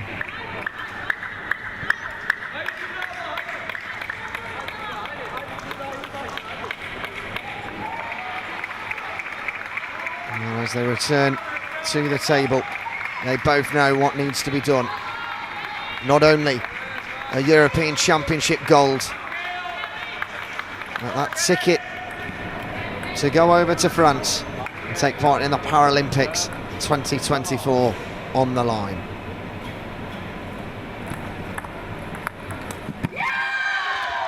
That's a brilliant backhand. She's really going to take it to Kelly Van Zon. She's made her intent clear that she's going to try and attack the ball wherever she can.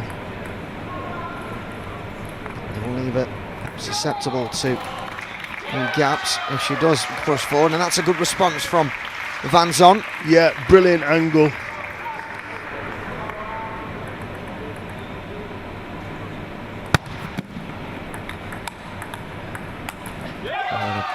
Fiery rally there, both of them just going with full attacking intent. And that was the first time that Colquitt had got that backhand back. And she didn't get the follow-up, but Van Zon onto the table, and she just delicately chips it on, and it's Colquitt that takes the point, and with every point she gets, we hear that loud Turkish scream. And is that just to encourage herself and essentially give herself a pat on the back? Absolutely.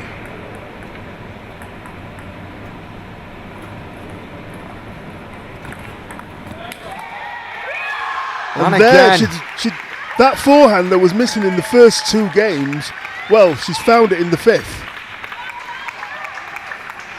Brilliant response from Colquitt. Van Zon struggling to just deal with this endless wave of attack coming in from the Turk.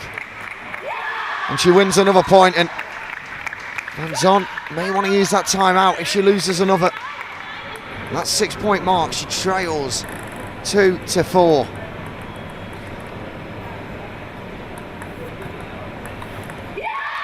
And again, 5-2.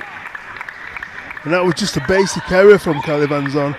And I think she will take a timeout. Yeah, I believe she is now taking that timeout. I don't know where Corkle's going. Well, they're not taking the timeout, are they? Yeah, they are. They are now taking the timeout. They eventually weren't. I believed they were swapping, which is why Corkle went over there.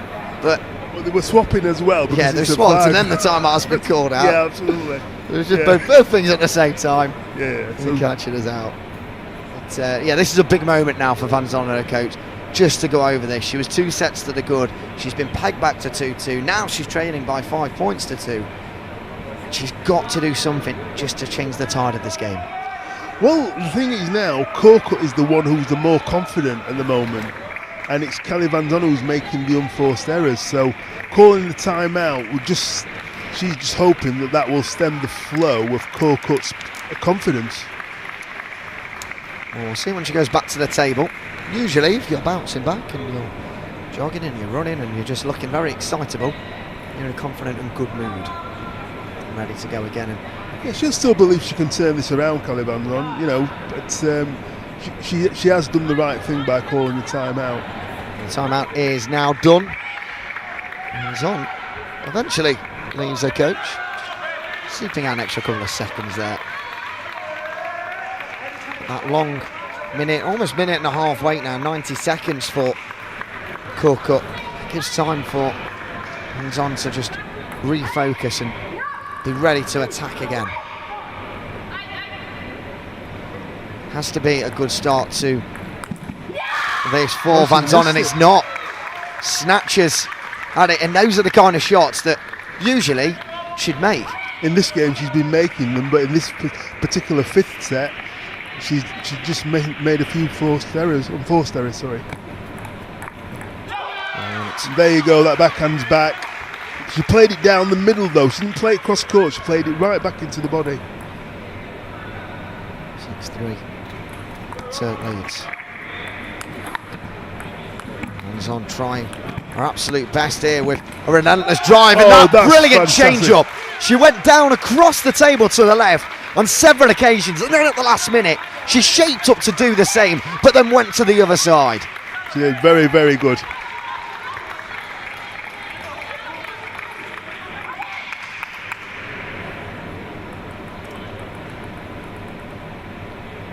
Now I'll give her huge confidence, and but Corkle, what a response! Now that forehand she'd been missing in the first 2 games, she's now found in the 5th. Oh, no better time. And Corkle wins another point. She's putting pressure on Kelly Van Zon now. She is 3 points away from being crowned European champion for the first time.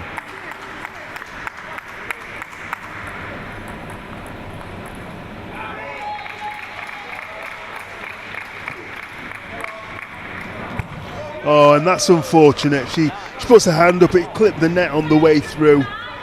I mean, but she will take it, but she acknowledges her good fortune there.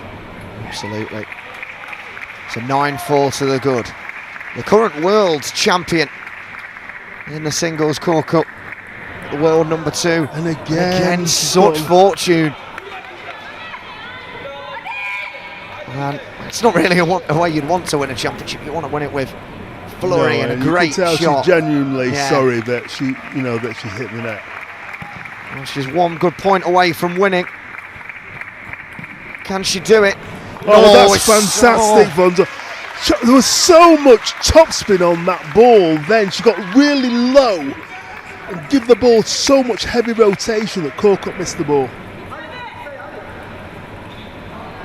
Van Zon needs this, and it's a good serve to put Corkle off, and she hasn't got a timeout here, which I reckon she probably would have used if she still had it. Ascendancy with Van Zon, but Corkle to serve. 1 point will do. And she's missed it again. Those nerves starting to creep back in, and the momentum starting to now shift up with Van Zon.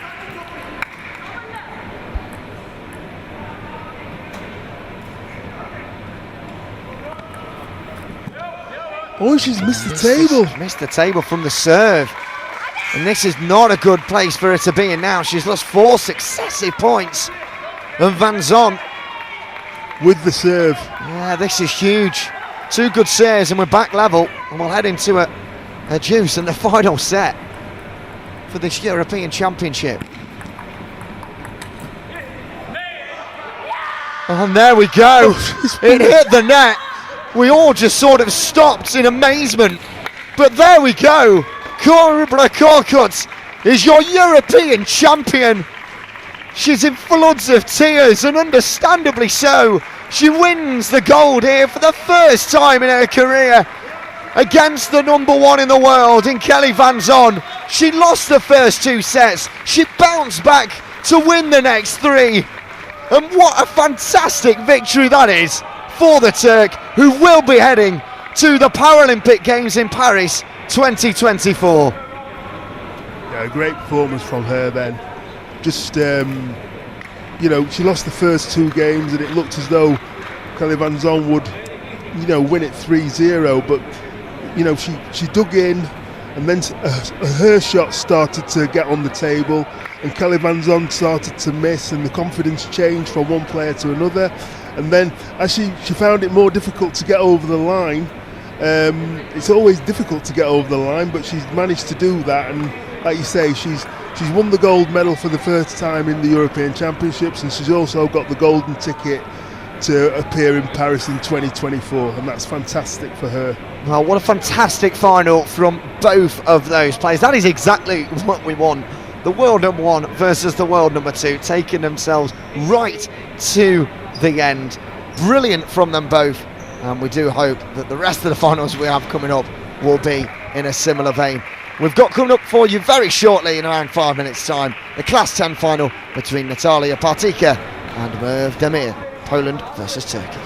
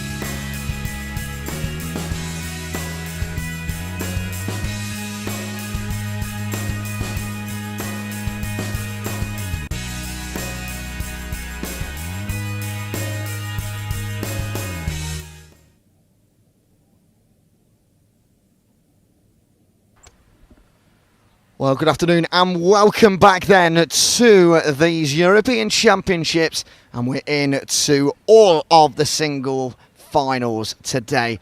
Very, very happy to say that we've got this game coming for you with the singles class of 10. Natalia Partika taking on Merve Demir. Partika searching for her 10th European Championship gold. Merve Demir searching for her first. This is a rematch of the 2019 final, where of course Partika came out victorious.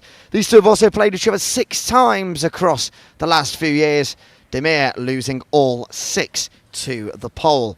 Well, alongside me to take you through all of the action, delighted as always to be joined by Farrell Anthony, the former cerebral palsy world champion and 3-time GB champion. How tough of a task is this for the world number 5, Merve Demir? It's a tough task. It's a very tough task. But as we saw with Korkut and Kalivonzon, anything can happen. So, there is a golden ticket up for grabs. So the person that wins here actually gets an automatic ticket to Paris. And it's going to be a compelling game. Both left-handed players, both explosive. The thing about Partika is she's actually played in the Paralympic Games and the Olympic Games, so she's very unique in that way. But it's going to be quite an interesting game. I know that she's won the previous 6, but she won't be taking that for granted at all. Absolutely. She has got such rich history, has Partika. Funnily enough, she's not actually the world number 1 at the minute. She's the world number 2. But I'm sure if she is victorious here, she'll be moving back up those rankings. She's won 32 major titles across her career, 13 major medals and 44 minor ones as well. She has had such a fantastic career, and still she bombs on, the 34-year-old. But to get that 10th European medal, she has to come across Merve Demir. She's going to get us across. A good strong backhand start from Partika there.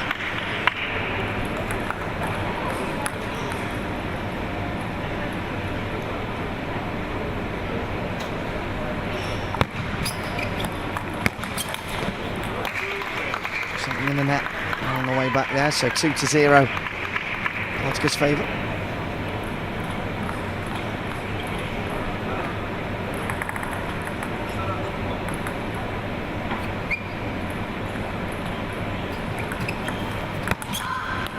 Really clever serve, and the way it fed back to her, just a fire back to take that 3-0 advantage.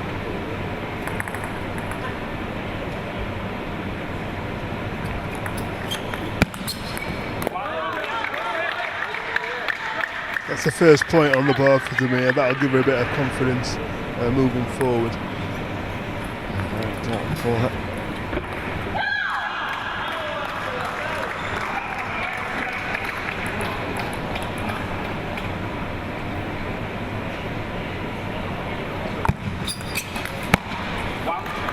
Again, just clicking the top of the net. A couple of times in these early points. I mean, these players play on such fine margins that can happen.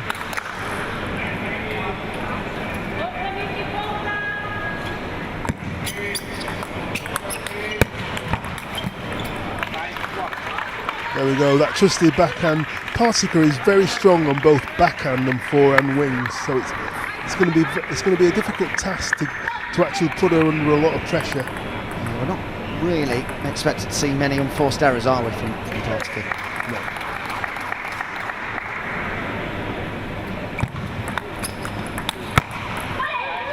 But there you go, she really forced that backhand back into the backhand of Partika to force the error.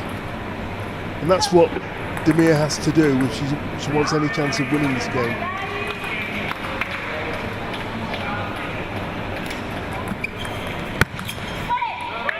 And again, a great opening up from the middle. Spun it really heavy.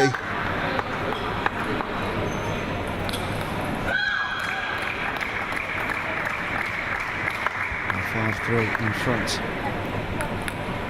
Well, the pole. They're fighting on.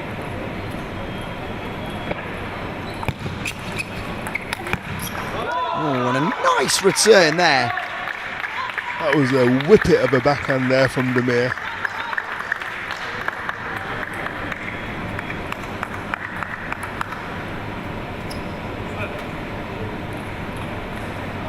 Just taking the time to be prepared. He's the 22-year-old.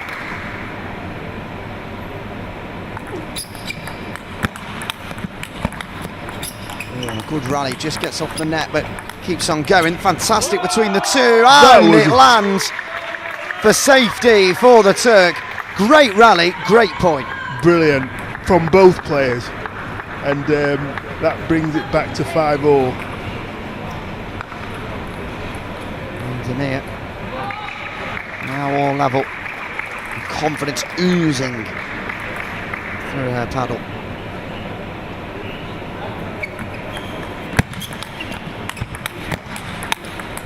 Another good rally and another good point. Really finding a range now with that backhand shot.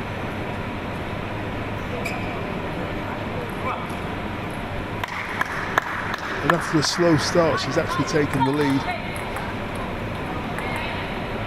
So give her masses of confidence.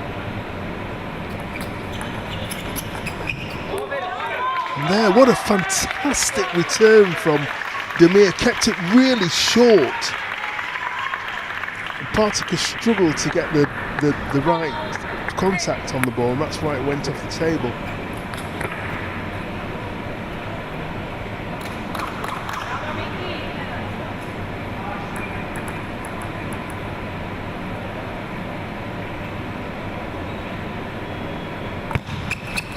Cross court. And then she tried to return it to the same side, but just hits the net.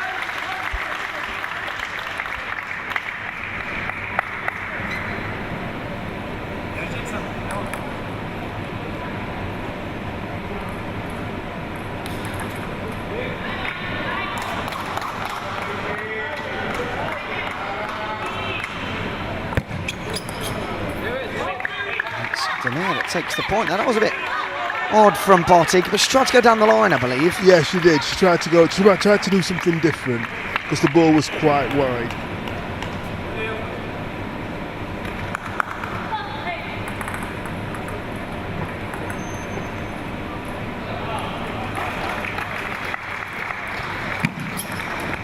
And just hits the net on the way over and aids Partika that. She brings one back.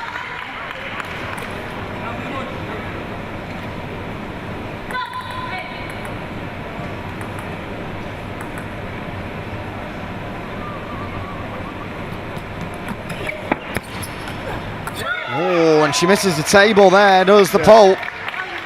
Yeah, and you can see the disappointment in Partika's face there. But again, a great return from Demir.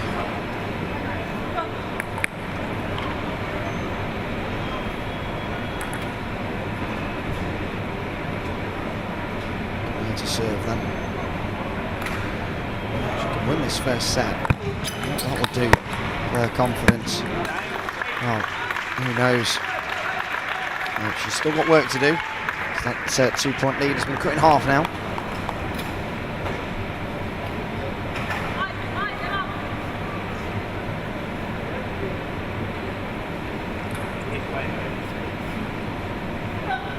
It's maybe a slower pace this game. Both of them just taking their time. Shots themselves not as fast as you'd expect.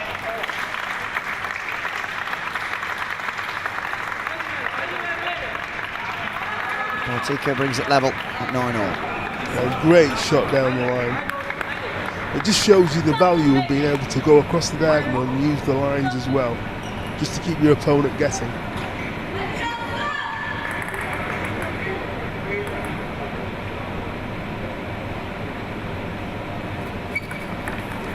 The line from the serve, and oh, didn't make the table there on the return, did Partika? No, she came across Demir and flicked it really fast with her backhand into Partika's backhand, and she couldn't cope with the return.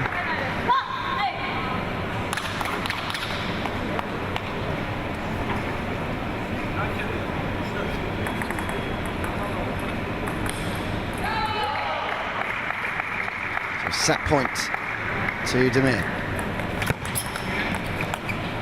And she gets it. What a huge set that could be for the Turk as she goes in leading against the 9-time European Championship winner.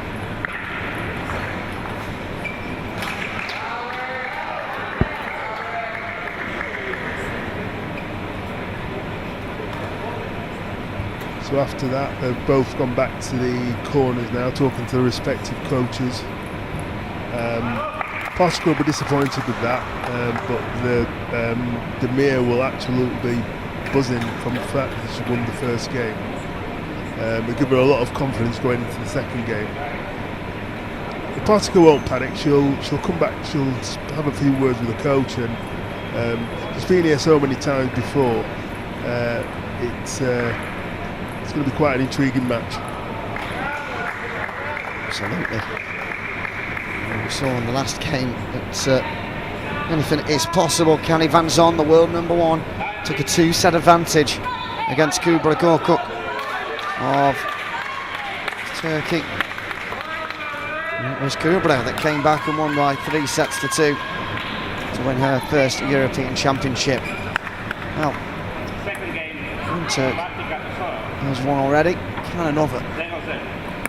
In fact, after this game, there's yet another final taking place with Turkey's representative. So it's been a really good week so far for the country. We'll be hoping that Demir can deliver even more. And it was a quick, fast-paced rally to start off this second set.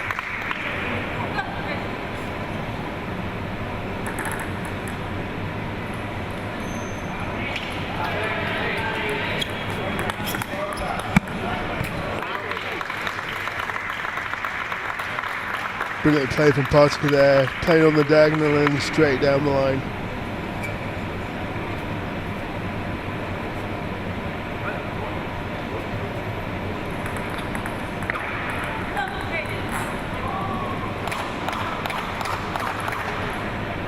Demir to serve. Big point. Holding her own, Demir, in this game. Great combination play as well.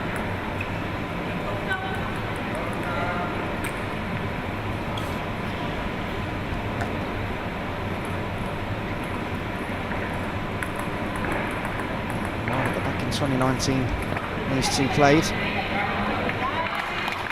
4 years ago when he was only 18 years of age, and she came up short then. But she's absolutely holding her own here against Partika. She loses that point, and another really strong rally between the two.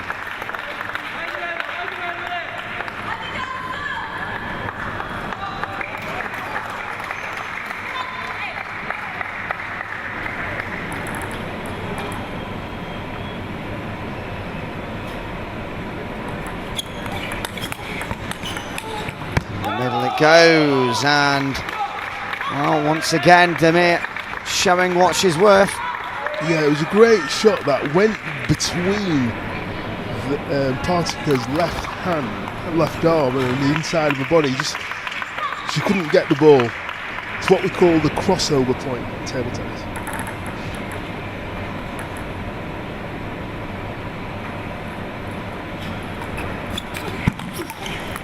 Oh, that's a powerful shot from Partika there. Put everything into that top shot then. By 4 points to 2.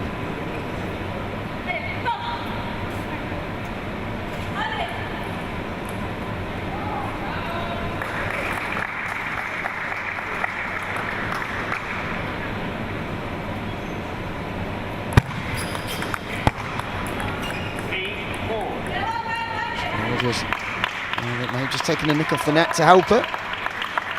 Those points do still count.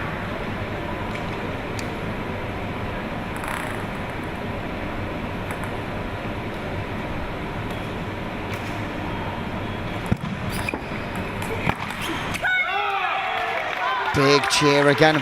Partika looks a frustrated figure at the moment. Back level to 4-4. Yeah, she's not looking happy at the moment, Natalia Partika. And with good reason as well. Demir's actually putting her under a lot of pressure. And and it's she's having to work out how to actually get some distance between her and Demir.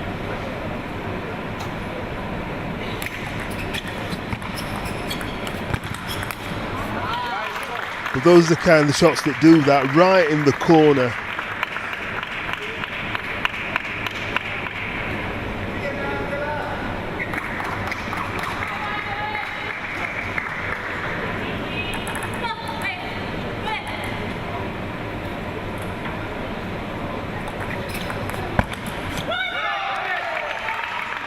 Big cheer there from Demir as flicks off the top of the net and back level once again.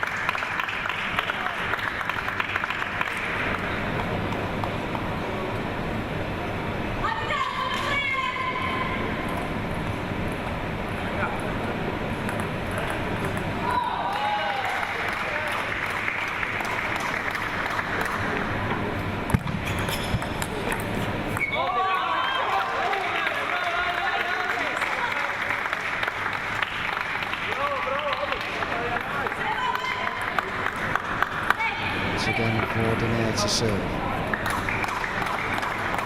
She does have that advantage. She's near the 12-point mark.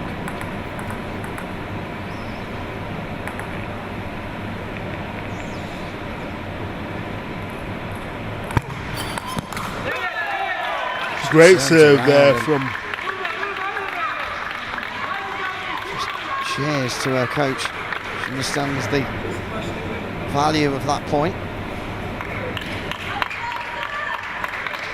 This would be real dangerous territory for Partika if she does end up losing this set. If she loses the next couple of points, do you see a timeout being called? I don't think so. I think she'll ride it out. I think this set, regardless of the result, I think she'll ride it out. I don't think she'll call it out. She gets a point back. Yeah. Great serve there, puts lots of backspin on the ball. It's forced Demir to put the ball into the net.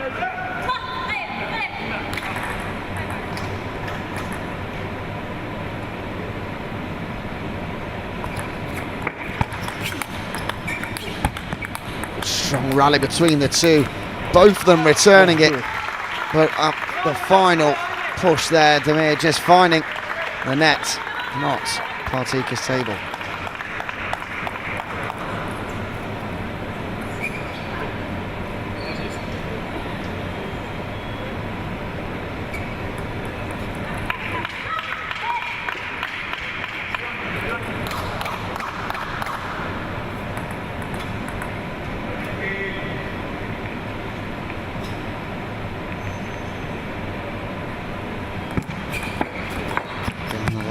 Serve and quick flurry of frustration shown across her face there as she trails 8-7.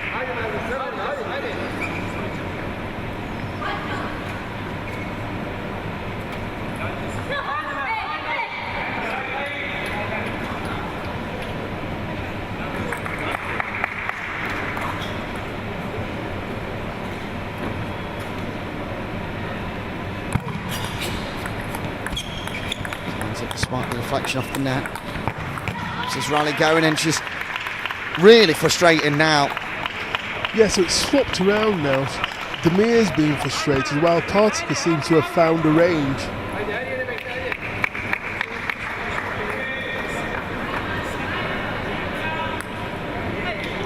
There's a lot of time being wasted between points here. I think the referee might call it at some point in time.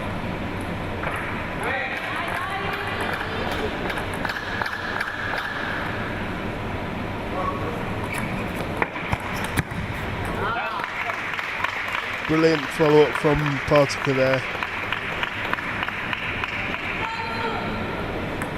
Tara was battling. She's 1 point away from winning this set.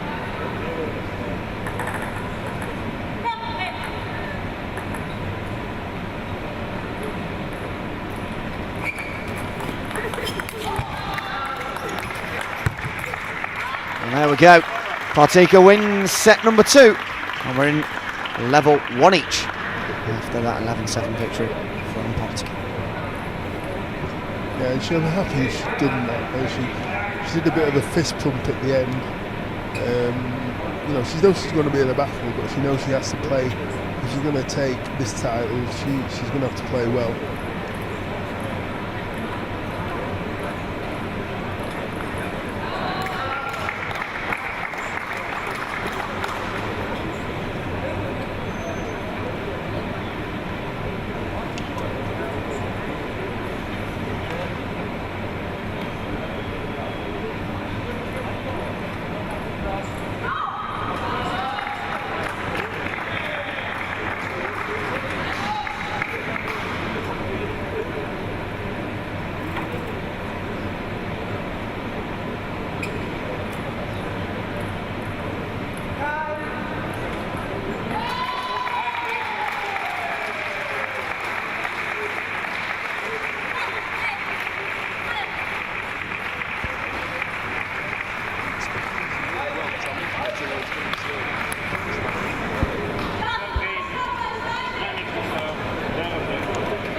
We're back now for the resumption of this second set. Sorry, this third set, should we say. It's one piece. Demir clipping the net there and deflecting the ball away.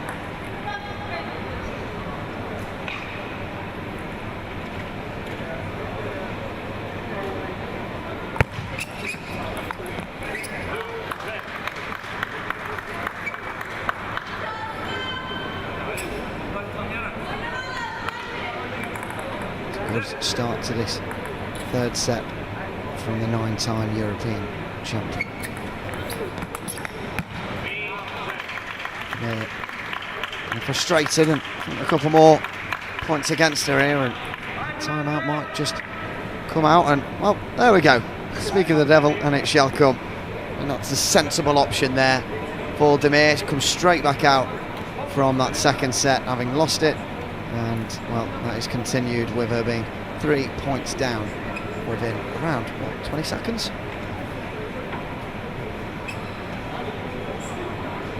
Yeah, it's an ideal time to take a time out. She didn't want to get too far away, because as you've seen in the past, once players get momentum, sometimes the game can go away from them really, really quickly.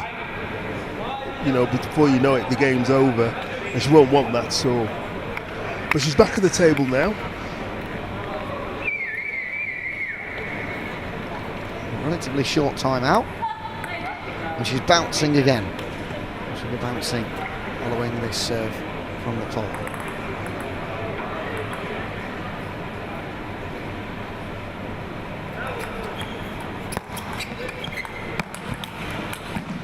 Oh, she did that's really fantastic. well, but Partica. Wow, that was so explosive. Real intent there from Partica.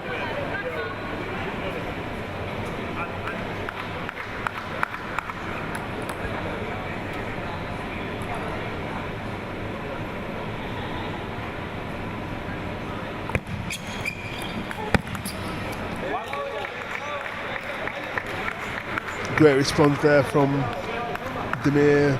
Partica just misreading the spin. She gets herself a point back in her favour. She'd have needed.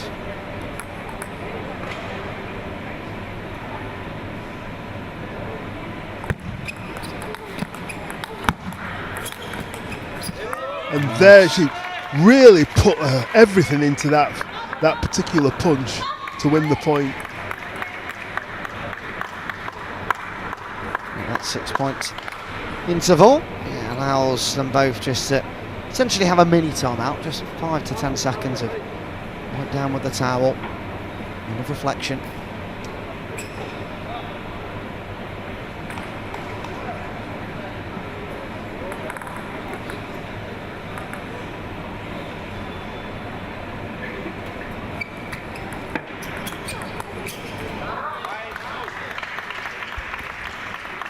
It's brilliant from Partica there. She went into the middle to make the service and created the opening for the winner.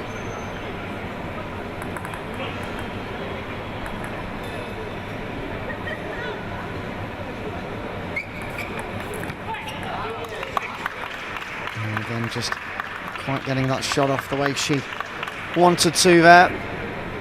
Demir. 6-2 behind.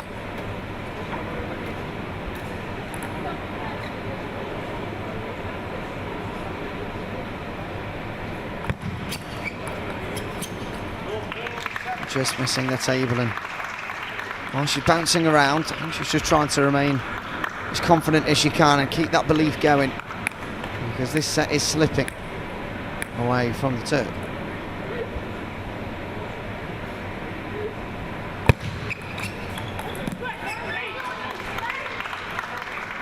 She just rushed that shot then, but that was because Partica pushed it so quickly into her backhand.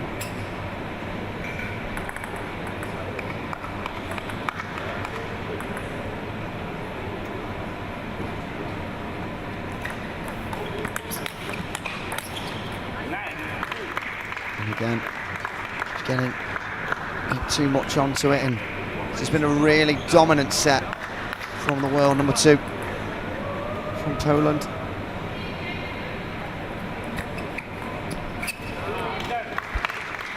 And a great serve then, just moving it down the line this time.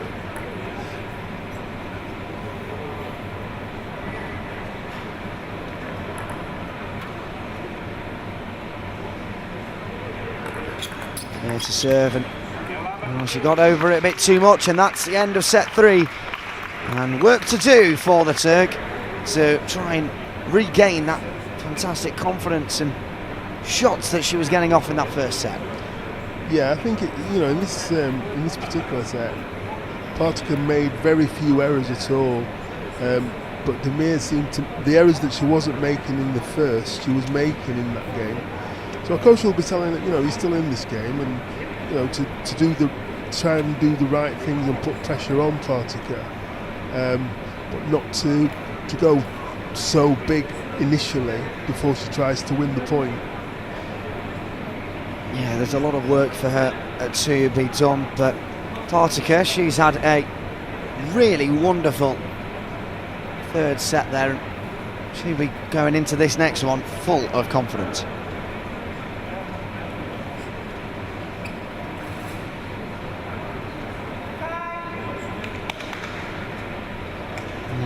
Following the conclusion of this fixture, we will have a momentary break as we go across to do our medal ceremonies.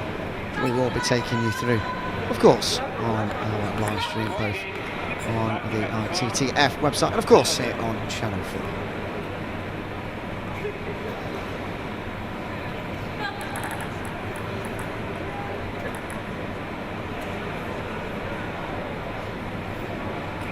Back underway. Oh, that's a really good snapback shot, and Demir tried to fight it back, just too much on it.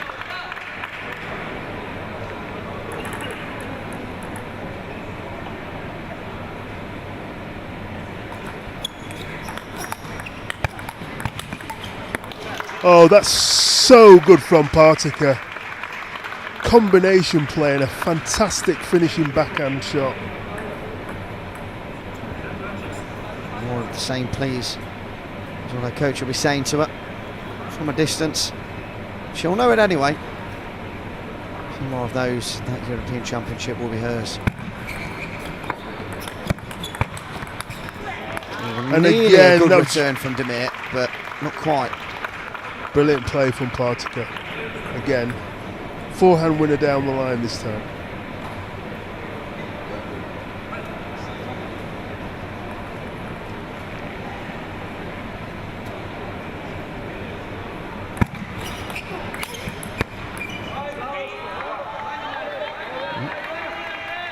There we go, that's 1 point on the board in this fourth set for the Turk.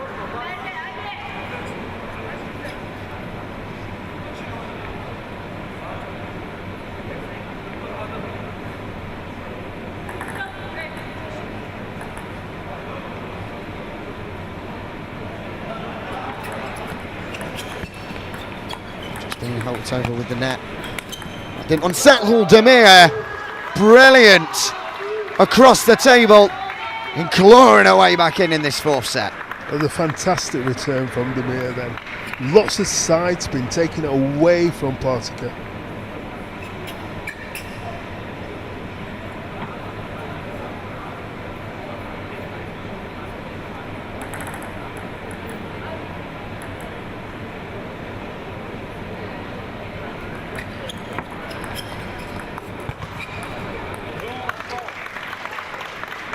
Just cut a frustrated figure then. She's just clipping the net quite a lot, but instead of the ball going on the table, it's actually going off the table, so she's losing the point. And she'll refocus, ready to take these serves. 2 big serves for her now. And then both she's back level.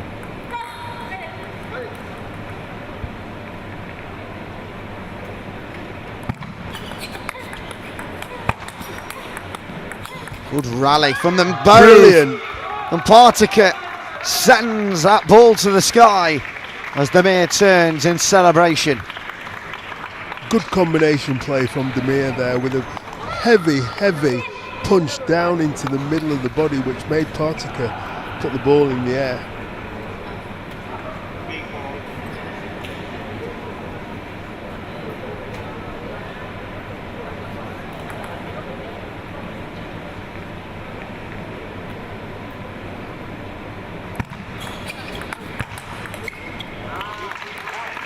Again, this time Partica coming back at her and just regaining that lead of 2 points.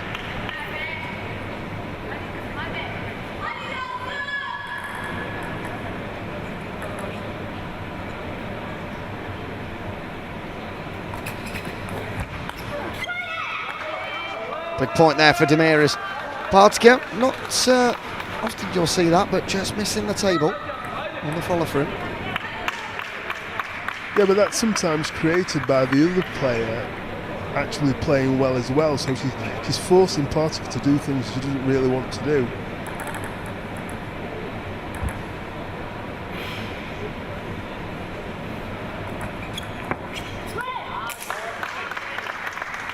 Frustrated at herself there.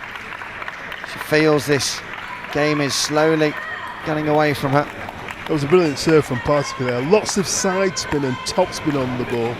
Kicked up into Demir's service return.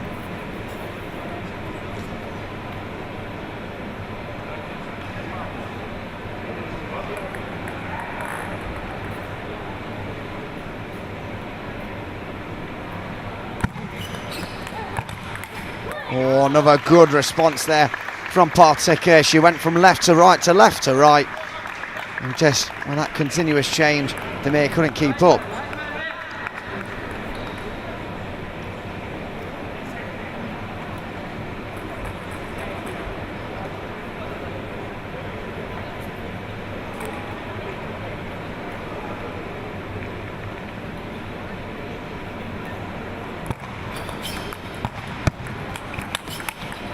Another good rally between these two, and Demir comes out victorious on that one. Yeah, fantastic from Demir there. She's putting pressure on Partica, so you know, she's still in this game, and Partica knows that. So she's not holding back on a shot. She's trying to make it as difficult for Demir as possible. But when you're playing with fine margins, sometimes you can miss the ball.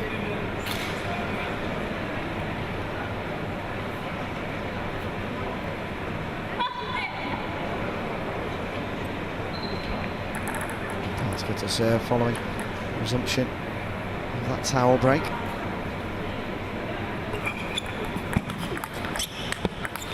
Big rally again, fighting bang, all just sinking the net from Demir there, and again, like you said earlier in this set, and of course across this entire fixture, it's happened a number of times now. That it has, yeah, and it's, you know, the net can be your best friend, but it can also be your worst enemy. We saw that with but a Cup, nice she won 3 match-winning points in the end came from hitting the net themselves. The moment for Demir, it's against her, and now at 9-5. Just an explosive backhand from Partica. She's been doing that for the last couple of games, and she's very rarely missed that backhand.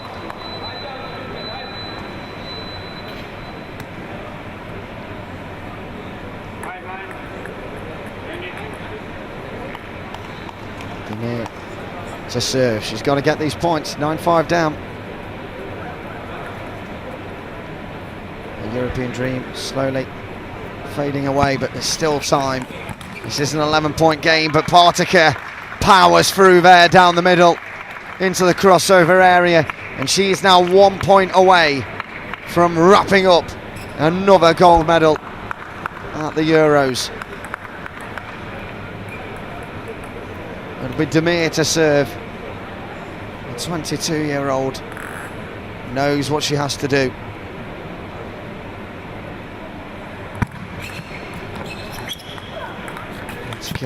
Finding a time, and it's all over. Natalia Partaker is a 10-time European Championship winner. It's heartbreak for Demir. She loses 3-1 overall. A good battle from the 22-year-old, but it's the Poles' time to shine once again as she remains victorious. Yeah, a great accomplished performance from Partaker after losing the first game. She got back into her own. She was playing the way she can do. She's very strong on forehand and backhand wins, and overall deserved to win, and she's got the golden ticket, and hopefully she may be back at world #1 as well. Well, a fantastic game between these two.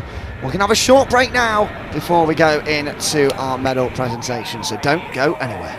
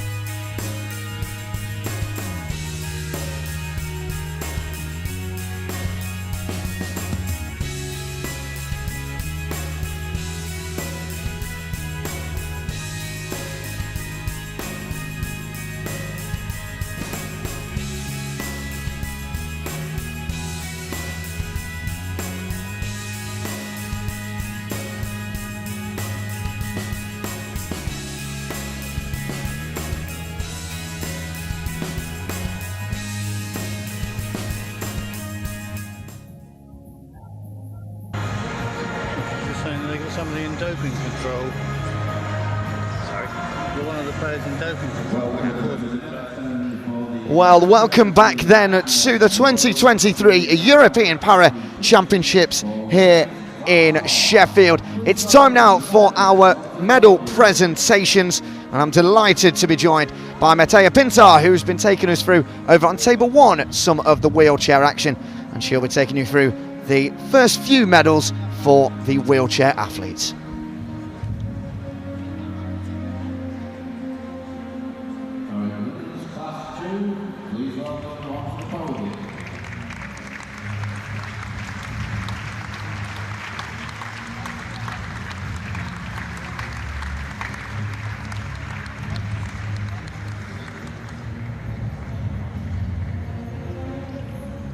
First up are the medalists for women's class 2.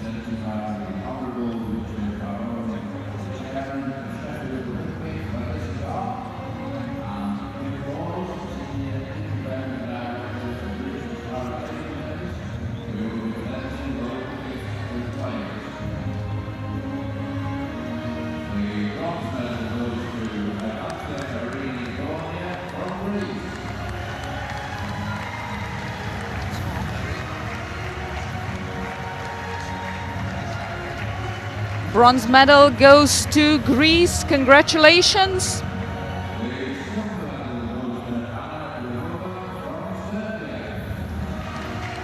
Silver to Serbia.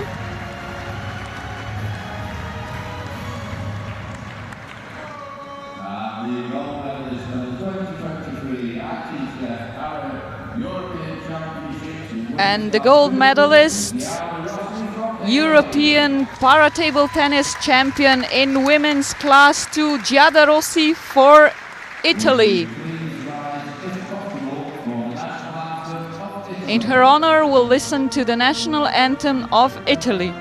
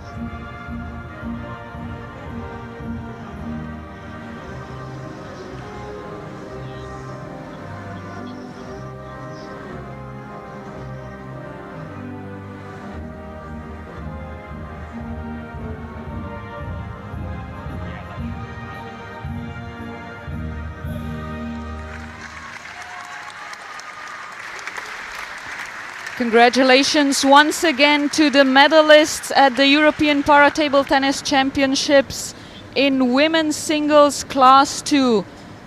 Gold for Giada Rossi of Italy, silver for Ana Pervulovic from Serbia. And in third place, Isabelle Lafay from France.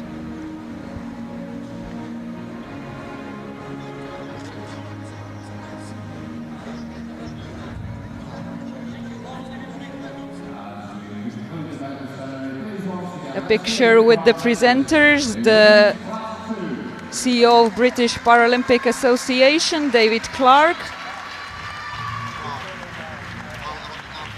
One last goodbye.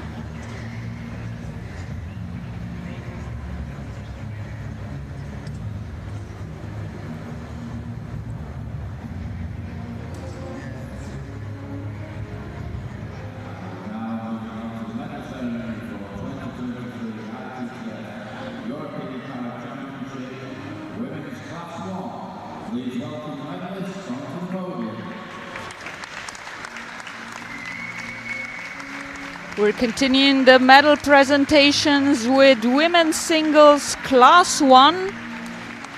Only one group of competitors here, so we only have the finalists on the podium.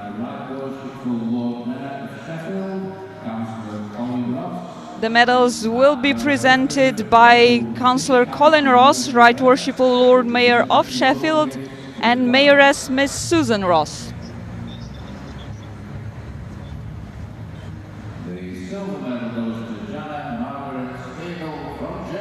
Silver goes to Jana Margarete Spiegel from Germany.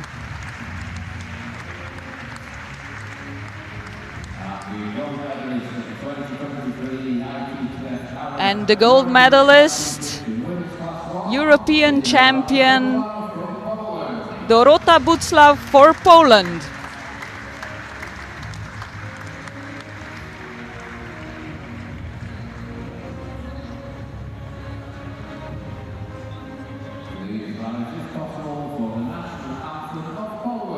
Enjoy the national anthem of Poland.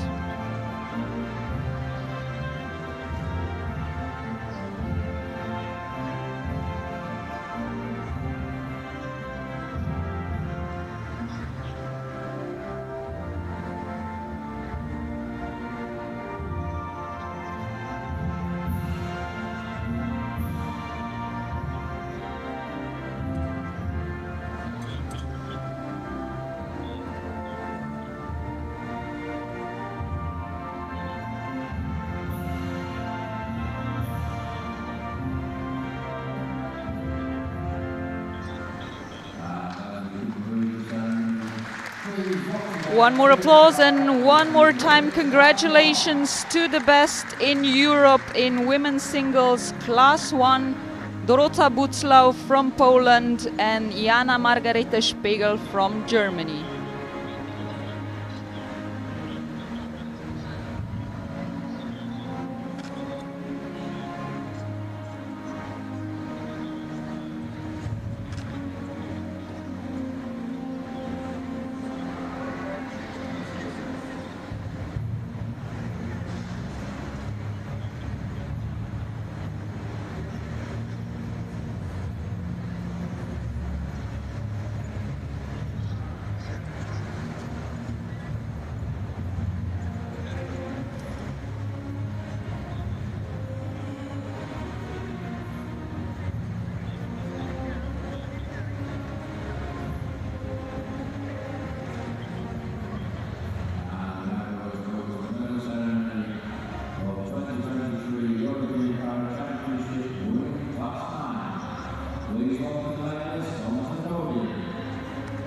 Well, it's class 9 then for the singles and the females.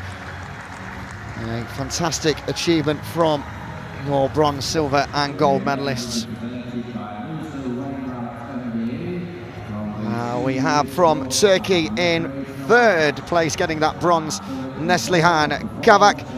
The silver being taken by Alexis Svitoks of Hungary, and the gold going to Karolina Peck of Poland.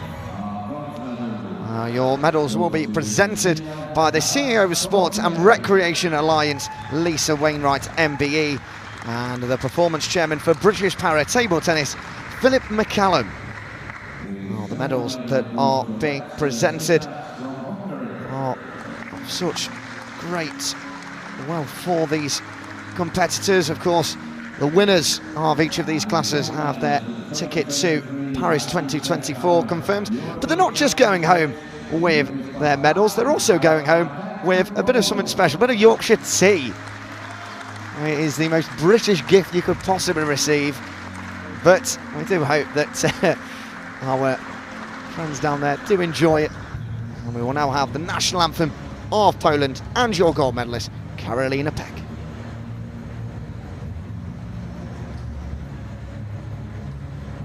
Please rise as possible for the national anthem of Poland.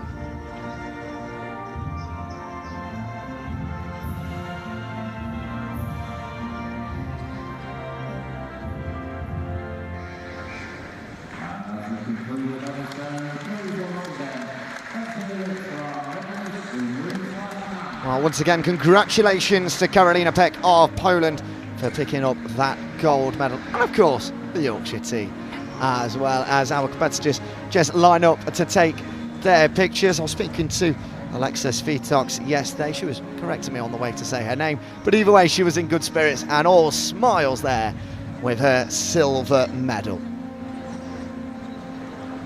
Well, the medal itself is really quite an interesting design of 3 arching and bullet-like table tennis balls in orange coming out of the medal itself, and underneath it just simply says Para Table Tennis Championships 2023, and of course the host city of Sheffield, which we are forever grateful for.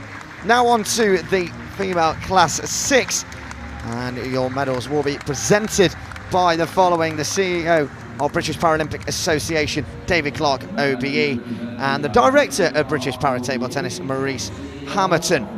Well, we have 2 bronze medalists here, 1 from Romania and 1 from Great Britain. A big congratulations to Fliss Pickard, who picks up her bronze medal at the European Championships, and also Gabriela Constantine of Romania.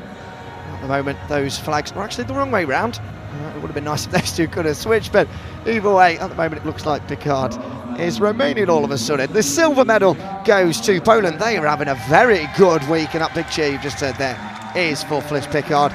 The silver medal goes to Katalina Marshall of Poland, and your gold medalist from the Ukraine, Marina Litovchenko.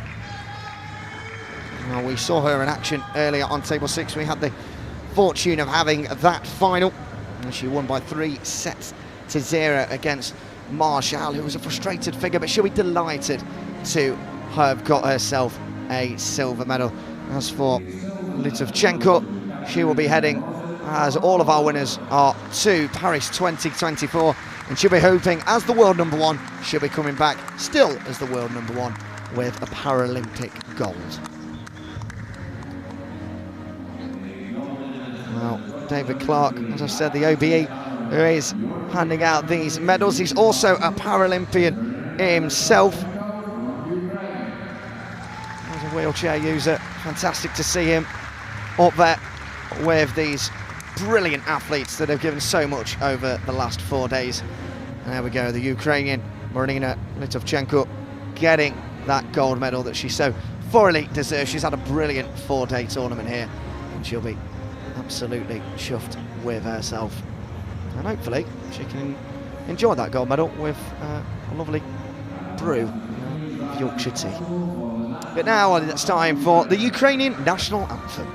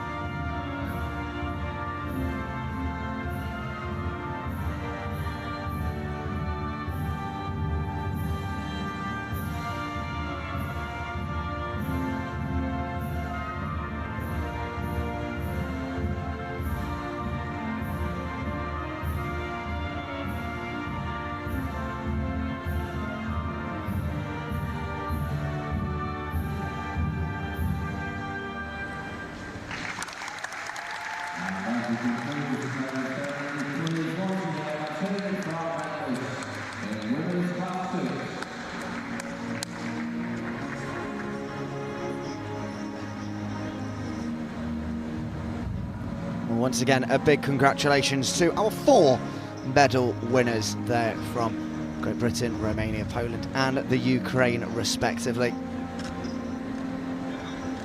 Just a reminder that later on today we do have some more finals coming your way. Grace Williams, number 19 in the world, will be in action on table 6. in around 10 or 15 minutes time. And now we head on over back to the wheelchair medals, which means we're back to Matea Pinto. There's some more action here on the podium, presenting the medals to the best of the best in Europe for men's singles class 1. The two bronze medalists on your screen, Thomas Matthews and Federico Falco, the two semi-finalists. In second place, another home hero, Robert Davis, and the new winner, the new European champion in men's singles class 1, Endre Major for Hungary. They'll be receiving their wonderful medals designed by the British Para-Table Tennis Association with the emblem of the championships, along with some Yorkshire tea, presented by Right Worshipful Lord Mayor of Sheffield, Councillor Colin Ross, and Mayoress Miss Susan Ross. Once again, the first bronze medal for Thomas Matthews, and another one to the second semi-finalists, Federico Falco for Italy. One more medal in this men's singles class 1, the silver for Rob Davis, ending his streak of 4 consecutive golds at the European Para-Table Tennis Championships. Nevertheless, certainly happy to be on the podium here in front of his home crowd. The new European champion after 12 years, a new name with a gold medal around his neck. Endre Major from Hungary, in his honor, the national anthem.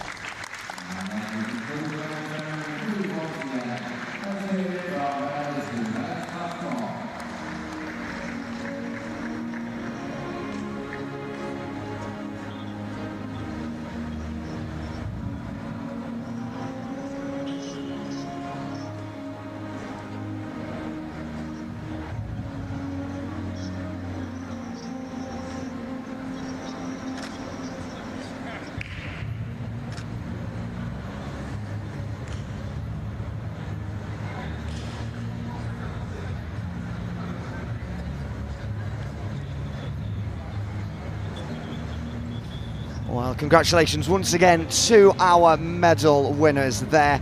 We'll be back shortly for another final coming your way, and we're really excited for this one.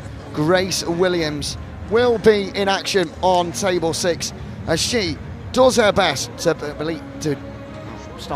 defeat the Norwegian Ada Darlin. An almighty task, but the best of luck to her.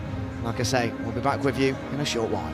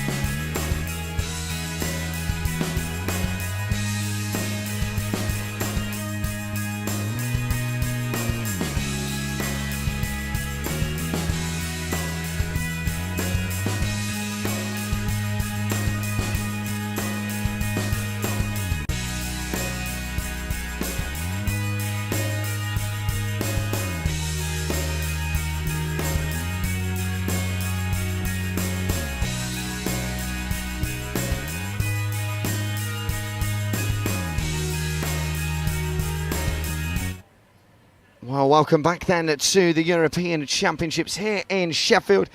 We've had our medal presentations, but now it's time to see who can win some more of the medals on offer with this Class 8 final, where we have, well, probably the underdog and a half, ranked number 19 in the world, Grace Williams, in action against the number 3 and the two-time European winner, Ada Darlin of Norway. Delighted as always to be joined by Farrell Anthony, the former cerebral palsy world champion and 3-time GB winner. This is such a huge game, isn't it, for the GB athlete? It is, because one, she wasn't expected to. Yes, it is. She wasn't expected to get to the final, but it's fantastic that we've got GB representative in the final. But there is a golden ticket up for grabs here, so whoever wins here guarantees a place for Paris. And although Ada Darlin is a favourite, Grace Williams is an up-and-coming player.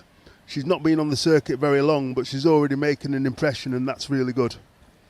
Yeah, absolutely. Ada Darlin, she is definitely in the mood to be getting this medal across the line. She'd love, like you say, that golden ticket to the Paralympics in 2024. Well, she's 32 years of age, 12 years the senior of Williams. And how will that experience play out in this match? Well, it could make a massive difference. Grace may feel a bit nervous at its first sort of major singles final, but she's the current world doubles champion with Fliss Pickard, and so she's already proved that she can actually win a medal at this particular level of table tennis. All ready and raring to go then in this Class 8 final. Best of luck to both players as they gear up. Oh, and, well, she missed the serve there, did Ada Darlin. That is not the way you want to start this match. And she's back underway now, and she makes up for it with that shot there, and already we're at one apiece.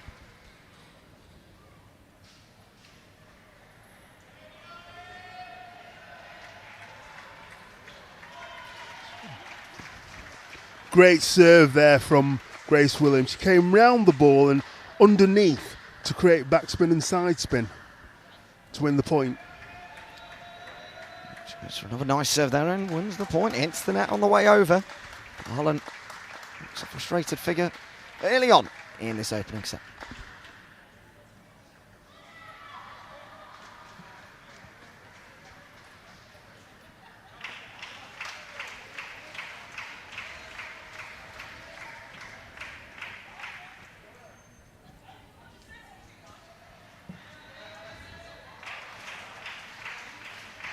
Goes off the net, and Williams, like a lot of the GB athletes, likes to take that towel break every opportunity she gets a number of 6 points.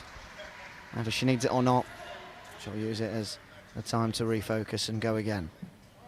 And that was a really good serve down the line, so we'll know that point. So already Grace Williams is unsettling the Norwegian. Oh, just clips off the net, so be a reserve.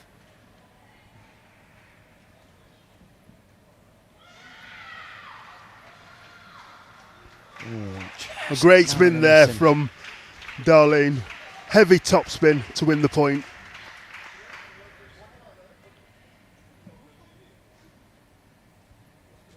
Oh, just skimming off the net there. Not hitting the table for Darlin.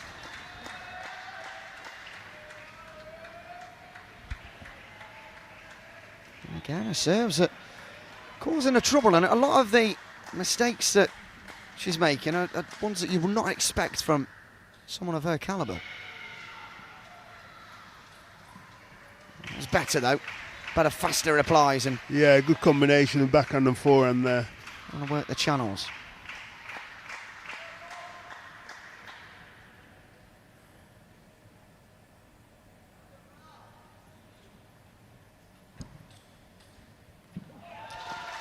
That's brilliant from Grace Williams there, putting loads of pressure on the world number 3.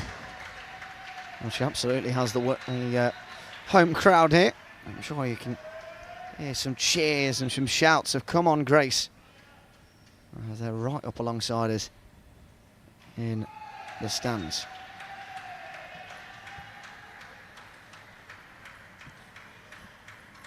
Oh, nice return back down that channel. Williams just couldn't get underneath it. Yeah, great combination from Darling there.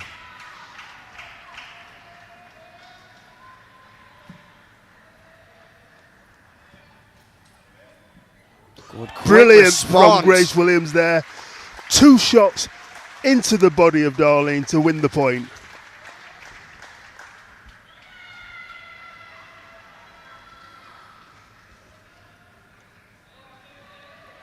So down the middle, good response, and all just got under it a little bit there.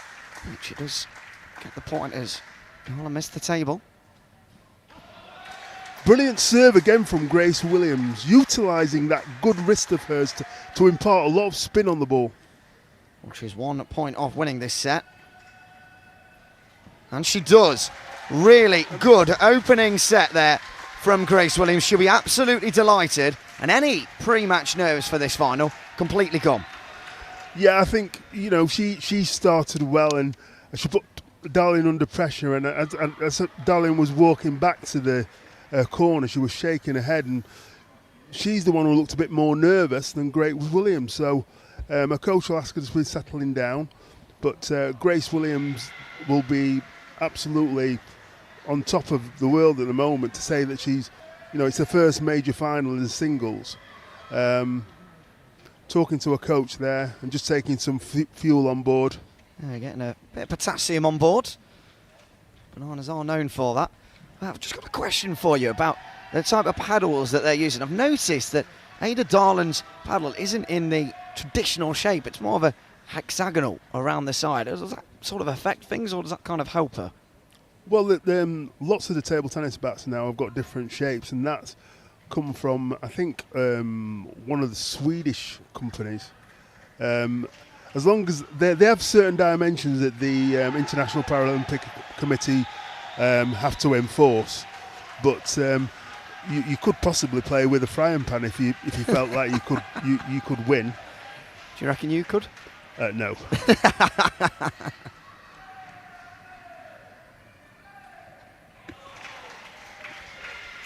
Darland starts off this set the way she would have wanted to. Yep.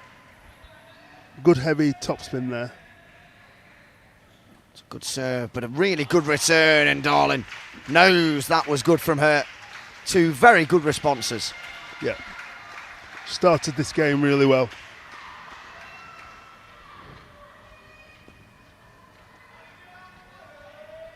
Nice rally between the two, and just a little bit too far there, and Williams not having the best of starts to set 2.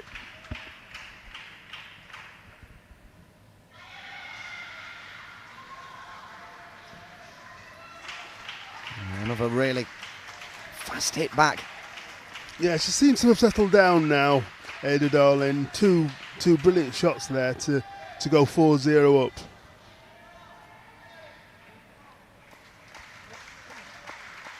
A point on the board now for Williams. I'll do her the world of good. Oh, just clipping the net there, unfortunate. At 5-1 she trails at that 6-point mark.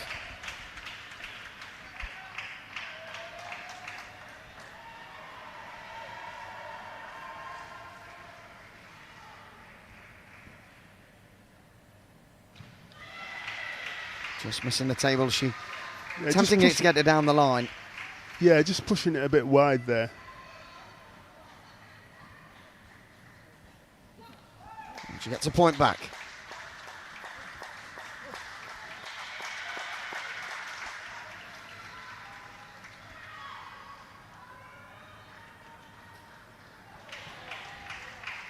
And she trails by 7 points to 2 in this second set. It's flying by. There's a really good pace about the game.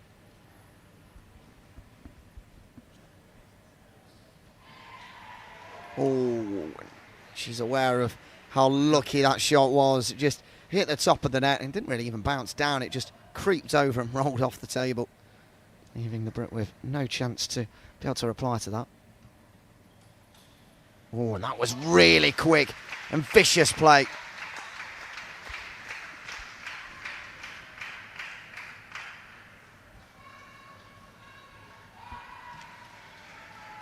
Oh, and a smasher again.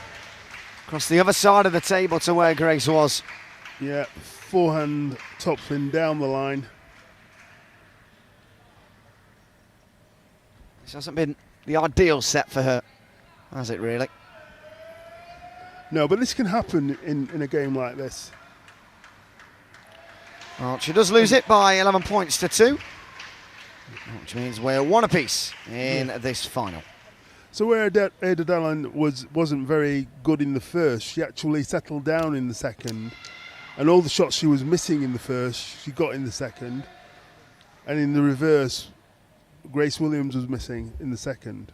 So it's one of those matches, it's an intriguing matchup, and another game that seriously could go to 5 games. Well, we do hope so. We love an entertaining final. We've had a couple of corkers so far today, and we've got a couple of corkers still to come later on. Our final of the day, we'll have Will Bailey in action as he looks to try and reclaim his European crown that he last won in 2011. And Williams will be searching for her first crown full stop. She's never won a major tournament at 20 years of age. I'm sure she will in the future if she doesn't quite make it today, but she'll be absolutely hoping that she can book her ticket to Paris 2024 and pick up a gold medal at the same time.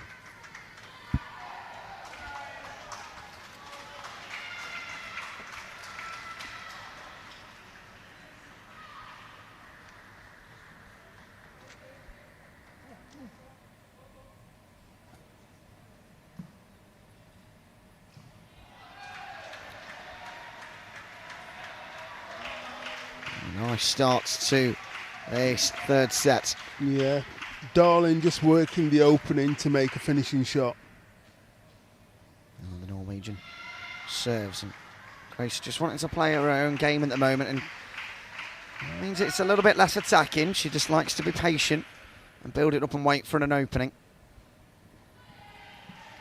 That was a really good serve then to get her a point on the board. Yeah, she's very good at making heavy spin with the backhand serve. Fired it into the corner, but on the reply back, just missing the table. She tried to put it in a central area.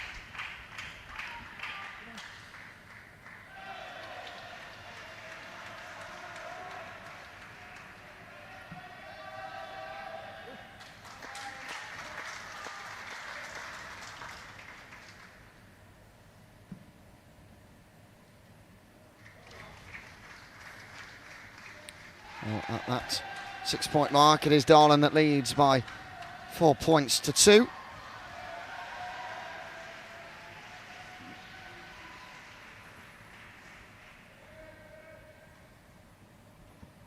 Oh, what a return that.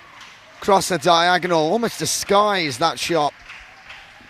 Yeah, great shot from Darling there.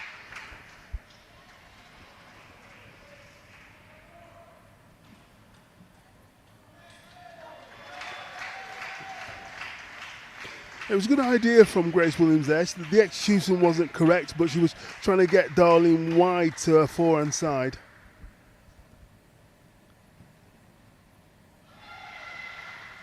And Williams just losing away a bit at the moment. She's 5 points down.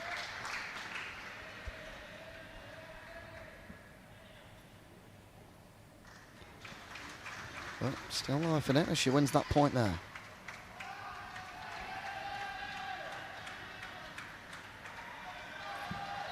Brilliant serve. Long and fast into the Darling backhand with lots of topspin and side spin.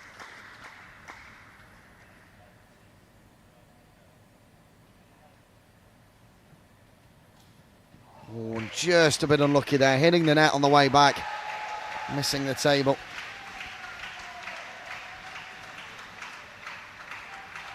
So once again, at that 6-point margin, she takes a moment. Do both of our players out on court before going again.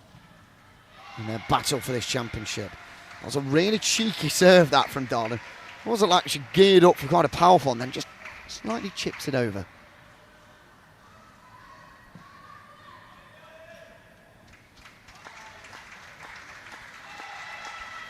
And 5 now. And Williams to serve, which is where she's so dangerous. Oh, and that was a wild stab at that one. Darling returned it well. Yeah, she just clipped the top of the bat. Darling in control in this set at the moment. Oh, and that's really lucky. She returns it on the diagonal on Williams' side. Just clips the edge of the table. Claims at that point and claims at that set. So she now leads by 2-1. So we'll ask you, as Williams gets some more energy on board, what does she have to do now in this next set, and what will her coach be saying to her? I think she needs to go back to what she was doing in the first game. I think she was tying Darling up with the serves and trying to actually win the point rather than expecting Darling to lose the point. So Darling will be happy that she's got that third game under her belt, but I'm sure Grace Williams will come out, and she hasn't got anything to lose now. So I think, rather than playing it safe, I think she should actually try and go for a few more winners and put Darling under pressure. Well, on we go then to this 4th set. This could be the decider for Ada Darling, or we could be heading to a 5th set. That's what happened earlier as Williams won her semi-final. She took it all the way to the end and won by 3-2.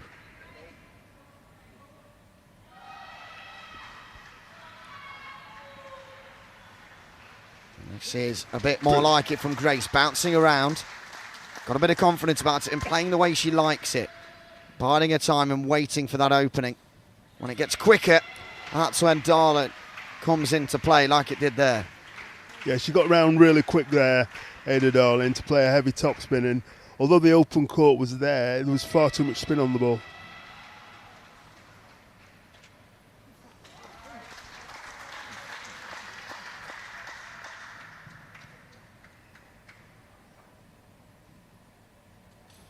Oh, and she reeled back that. You could see that was coming from a mile away with the amount of power she was intending to put into it, but she smashed it straight into the net. So 3-1 to Williams. It's been a good start to this set for her, but I believe that's been called for a let. So 3-1 it remains. Oh, nearly down that inside line again. Williams nearly returned it, but not quite. She did. She got the right idea, right stuff, but it just missed.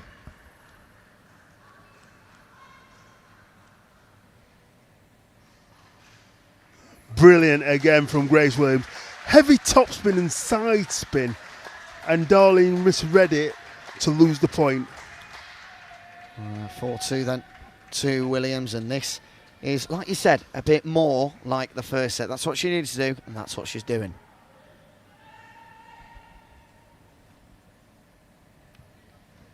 Good response back from Darling there. She just looped it up, scooped it from underneath the table.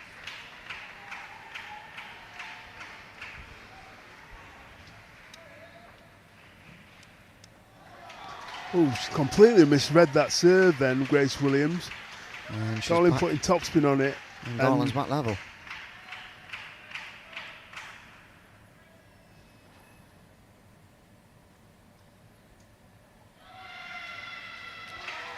She just missed that shot there, and timeout has been called by the coach of Grace Williams, and that's sensible. 3 points lost in a row in a must-win set. That timeout has been called.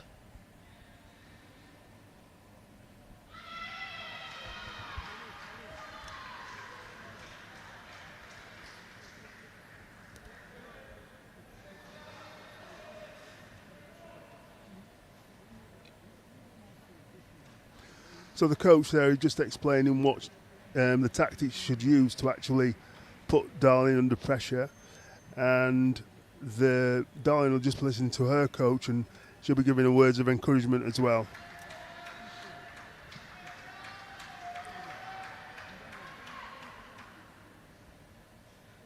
Well, Darling looks fairly composed at the moment. Williams, it's hard to tell with her back to us, but just from our commentary position, she's intently listening to every word her coach is saying. Yeah, she's listening, and you can tell she's nodding and nodding her head as well, so she's actually listening actively as well, which is good.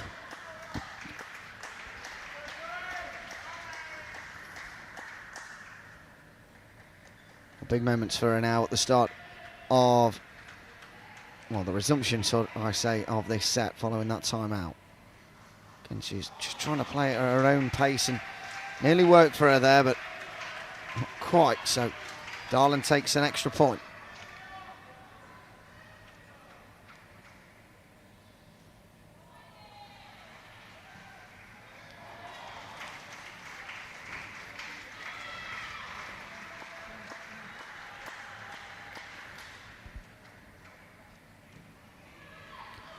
Lucky with the net there. Sometimes you need that, and ooh, just on the reply back, she just sent it a bit too far, put a bit too much behind it. And out it goes to make it Williams 4, Darling 8 in this fourth set. So what Grace Williams has got to do now is really try and focus on putting more pressure on her third ball.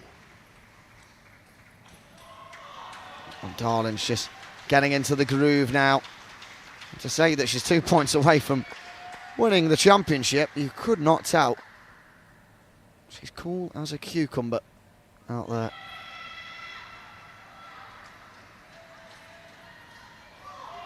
That's another point gone her way, and Grace Williams is on the back foot here. Darling knows what she has to do.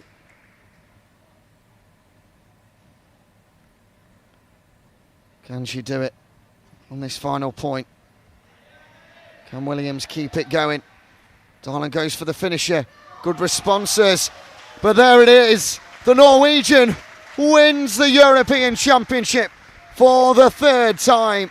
In 2015, in 2017, and now 6 years later in 2023.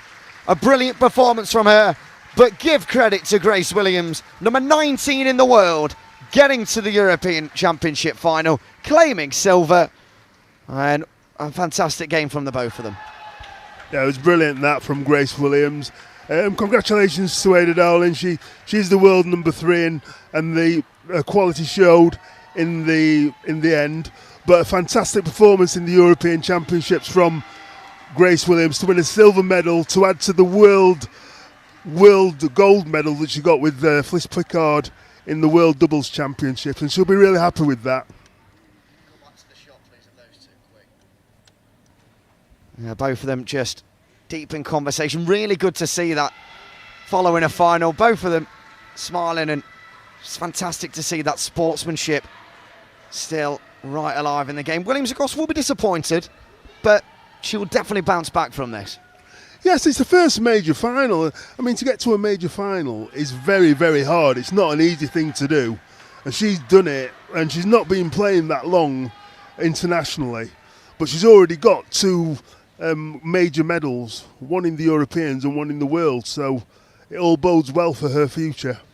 Absolutely. Well, we'll be back with you shortly here on Table 6 for yet another final. We've got 4 more to come. But up next we have the Class 6 in the men's as Peter Rosenmeier takes on Matteo Parenzan.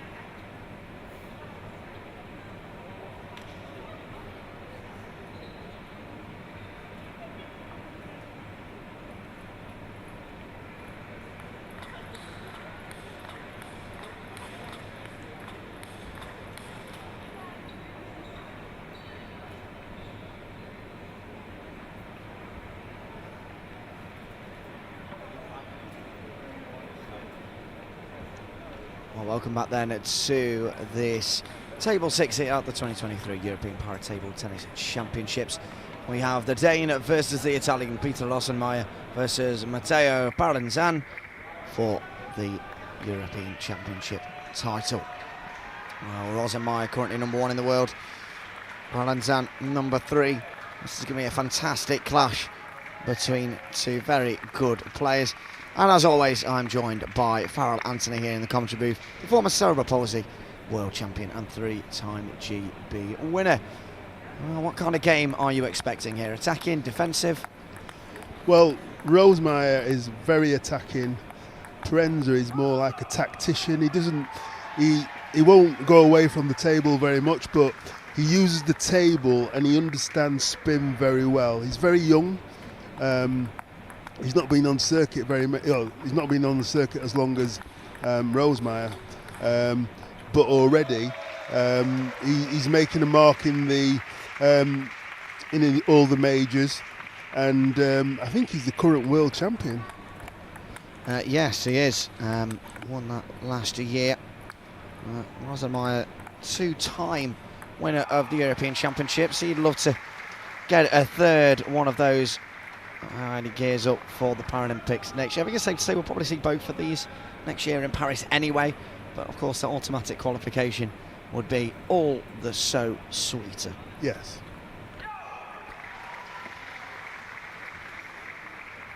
Well, a couple of younger ball carriers coming in. I do believe they're volunteers from a local school.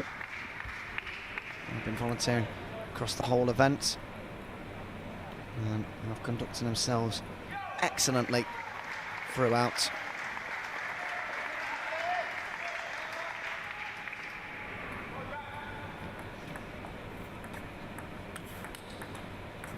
Response, a good first rally that to start the game.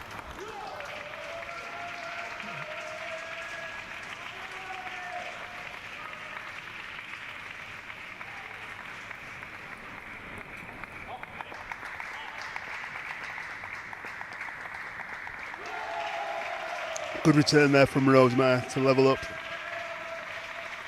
Oh, a good smash there. Just clipped, I think, the edge of the table. So a little bit of fortune there, missed. but... I don't know if it just missed, actually. It did, yeah. Yeah, very close. Miss. Yeah, well, it was that close. I thought it had, but yeah, keen eyes there. Farrell has you noticed that.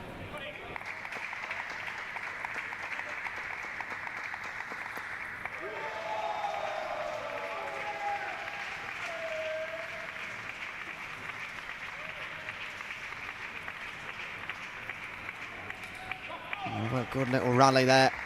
As well as Rosemeyer pulls out in front now.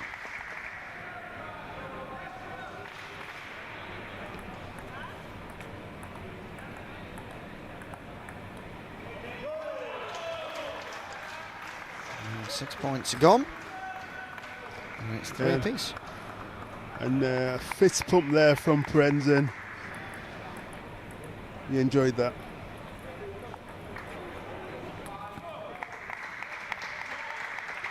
Good serve there from Rosemeyer, making the Italian stretch for the ball.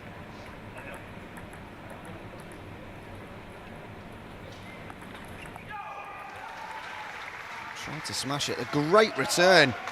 Not once but twice from Palantan.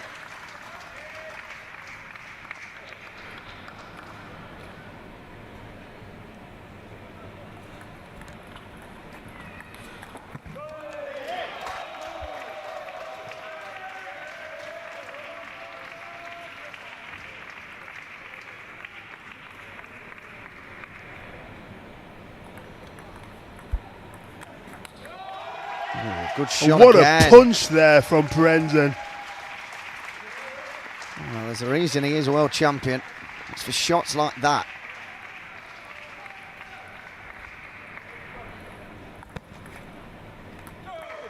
And again, great from Rosemeyer, playing it really wide with topspin.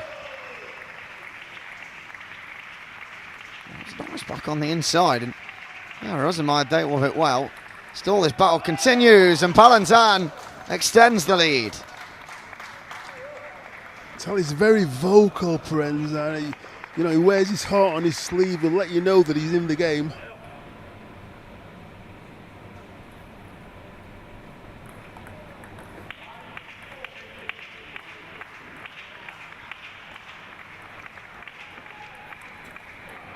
Good rally again. Oh, lovely finish. Down on the inside. Very, very tactical, Prenzen. He doesn't move very well, but he around the table, his hands are very, very good. Almost quite a static figure in the centre of the table, but in terms of his hands, like you say, they glide across and they're so agile. It makes it look effortless.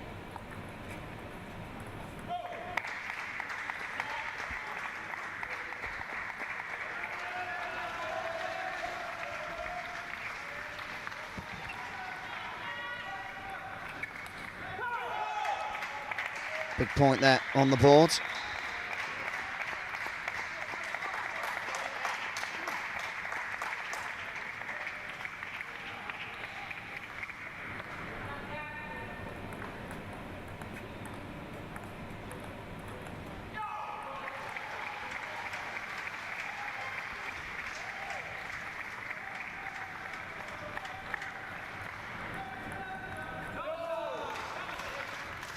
Brilliant from Prenzen there. Came round underneath the ball to create heavy backspin. He is 1 point off now, wrapping up this first set. Here's the Italian.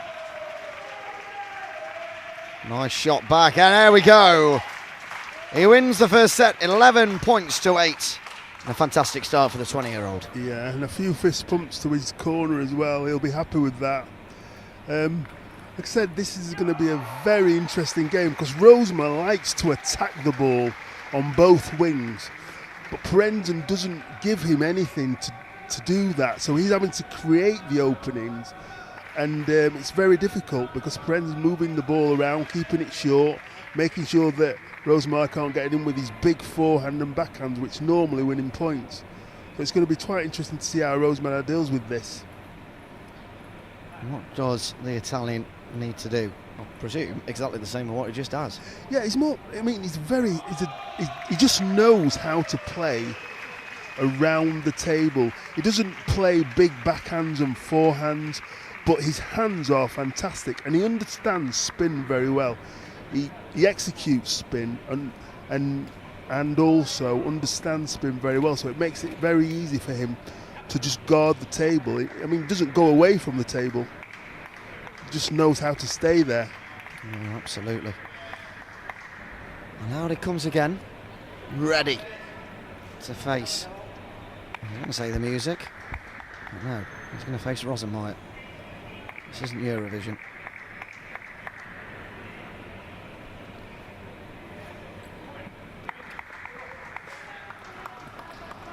So it'll be Rosenmeyer to serve. And he just missed the first serve. I can see what he was trying to do, play it really wide and to get Parenzen to stretch for the ball. Good response that from Rosenmeyer. Great reactions from Rosenmeyer. Yeah. That was a rocket from Parenzen, and it went back with interest from Rosenmeyer. Over to the Italian to serve.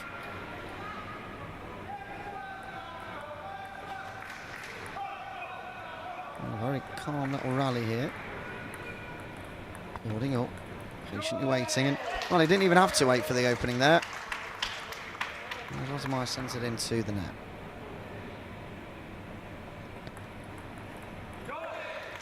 Good serve again. Again, Rosenmeyer just misreading the serve from Parenzen then.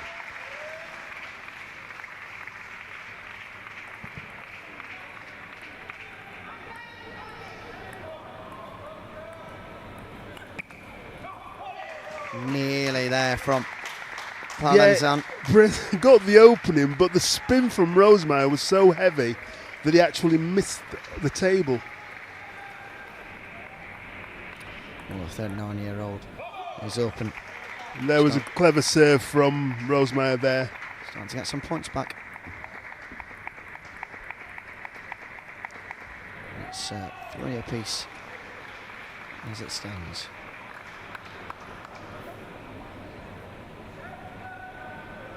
Parenzen to serve.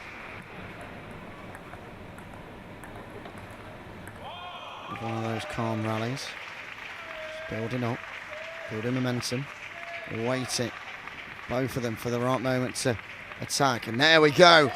It's Parenzen. Shot it. Yeah, he back. got lucky, I think, and he just acknowledged that. It clipped the net as Rosenmeyer went for his big forehand.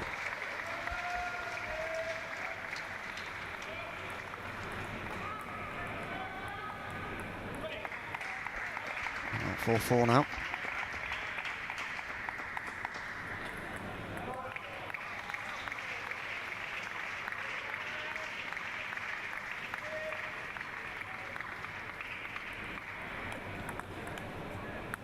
Oh, good reply there from good. What Parenzen did there, normally would block that one down the line, but he blocked it back to where Rosenmeyer was. He wasn't expecting that.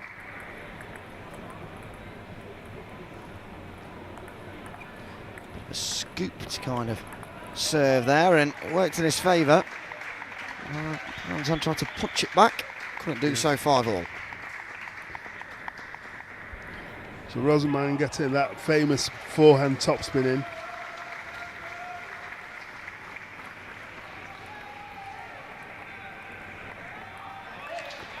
And just missing.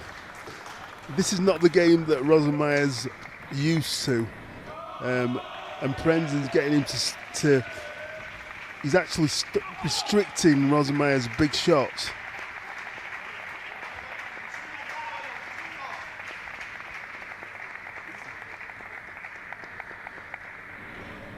Oh, 6-all the score between these two.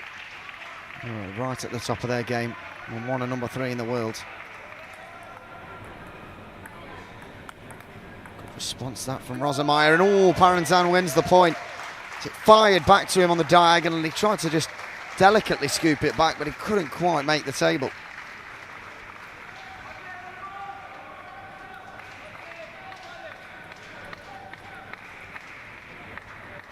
Rosamaya to serve. A good serve at that. He's coached like that.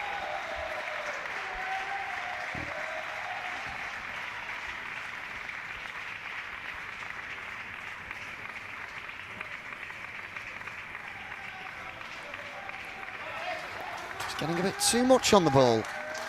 Yeah, Here's the Dane. He went for the right shot. He's just a bit frustrated that he missed.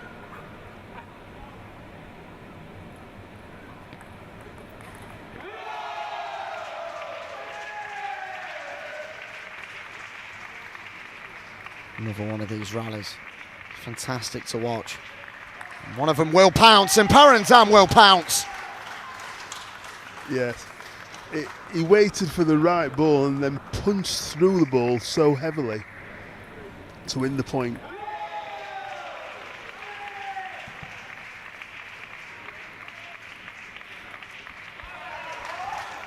Again, using the table very well. It's Paranzan.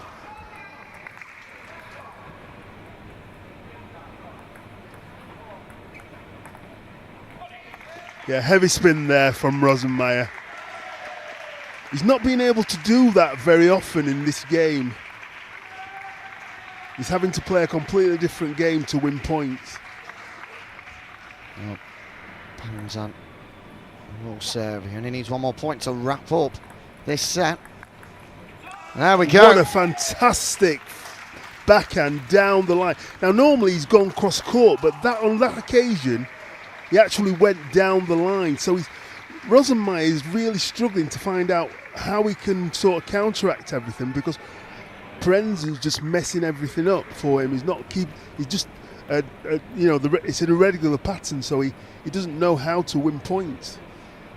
Oh, Paranzan in control at the moment. A really impressive performance so far from him against a player who's been around, like we mentioned earlier, for quite some years. So he's got a lot of experience in these kind of situations. Yes, he will have. And, although it's Paranzan's won the second game, Rosenmeier, he'll still, in his head, he'll still think he can win the next three. Yeah, we saw that earlier.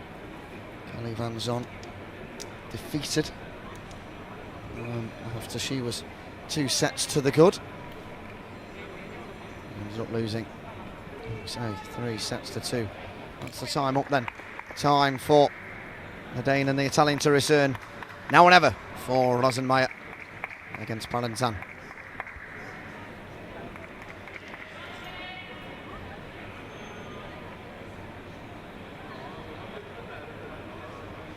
Will be Paranzan to serve, although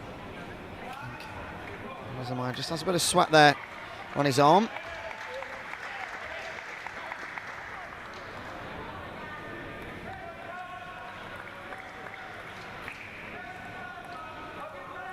One of those good serves and good rallies ongoing.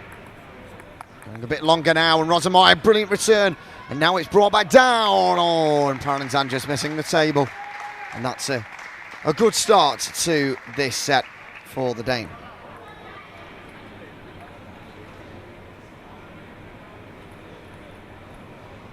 Resetting his focus before he serves. Just clips it down in the channel. Oh, and misses the table. Really close there.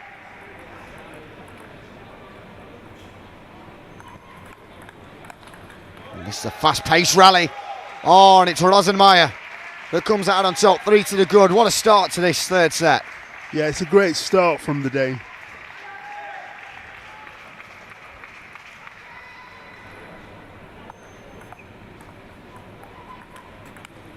Oh, and he's won another point. So now he's actually imparting his own game on Paranzan, and Paranzan's now struggling with the heavy spin.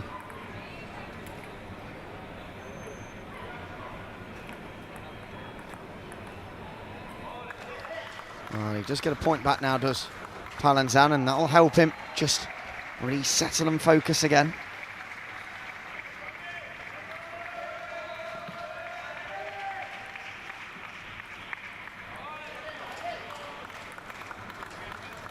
6-point mark, they go down for a tower break, which I'm not going to lie, I could do with one of those. It is roasting in this arena right now.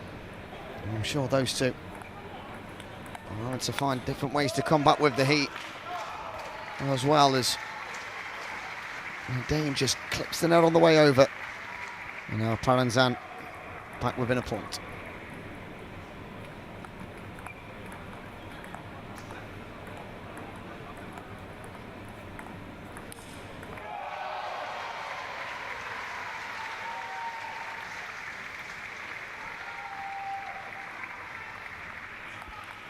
Oh, good response from Paranzan there. That was a really patient rally. And he gets his point there and brings it back level.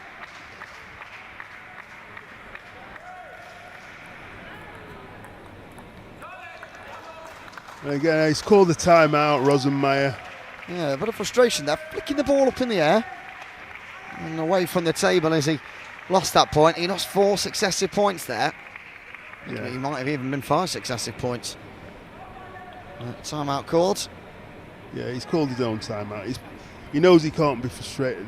Playing somebody like Parenzen, you just have to be patient and wait for the openings. You're not going to be able to force the openings because Parenzen is very good at utilising the whole of the table with different varying spins.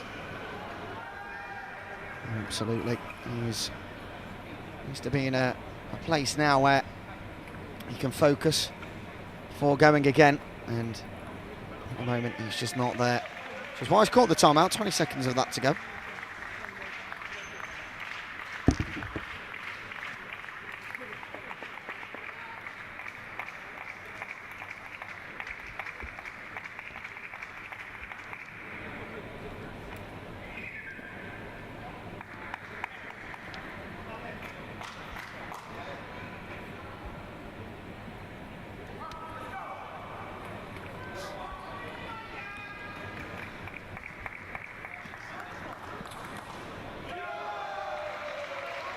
It's Paranzan to get us back started, and Rosenmeyer needs to be focused here, and that is not what he wants.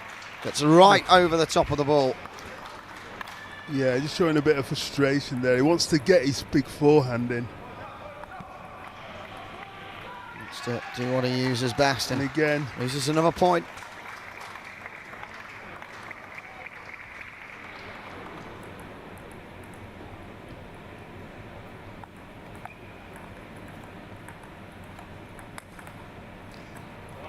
and that's the first backhand winner I've seen Rosenmeyer play. It's so difficult for him to do that, but he's got to look for that opportunity to actually try and put pressure on Parenzen. 2 points the difference at the moment. Oh, and it's a brilliant rally again, but Parenzen is in a league of his own. With returns like that, what can Rosenmeyer do? Oh, it was great play from Parenzen. Backhand down the diagonal and then a backhand winner down the line.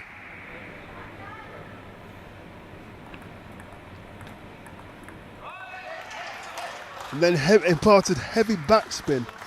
Good use of his wrist.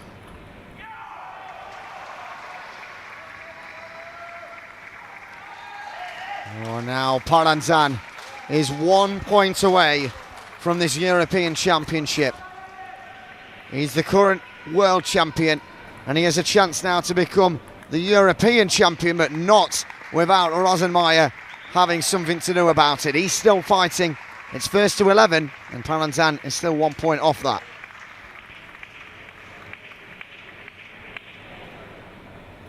Italian gears up.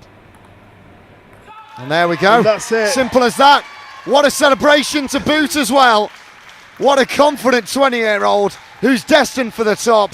A 3-set victory for Paranzan as he's crowned European champion. Yeah, great performance from Parenzen. He doesn't play big shots, but he knows the table really well,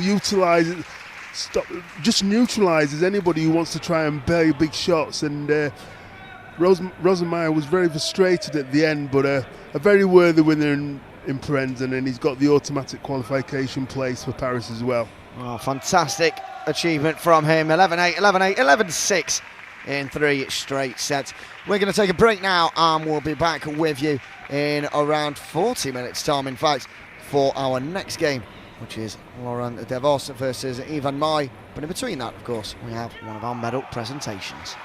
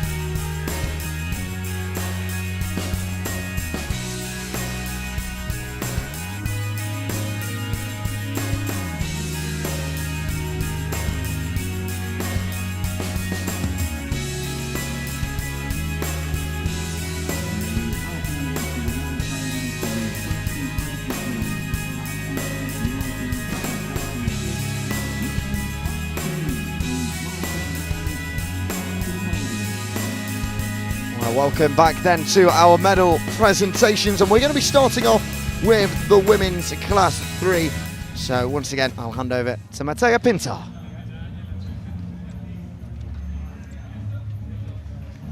Coming up on stage are the 2 bronze medalists, Carlotta Ragazzini of Italy and Alena Kanova for Slovakia, as well as the 2 finalists. Silver goes to Michela Brunelli, another Italian, and gold for Angela Muzinic-Vincetic, Croatia. Medals will be presented by Lisa Wainwright, MBA, Cecilia Castor, The best in Europe will be presented with the wonderful medals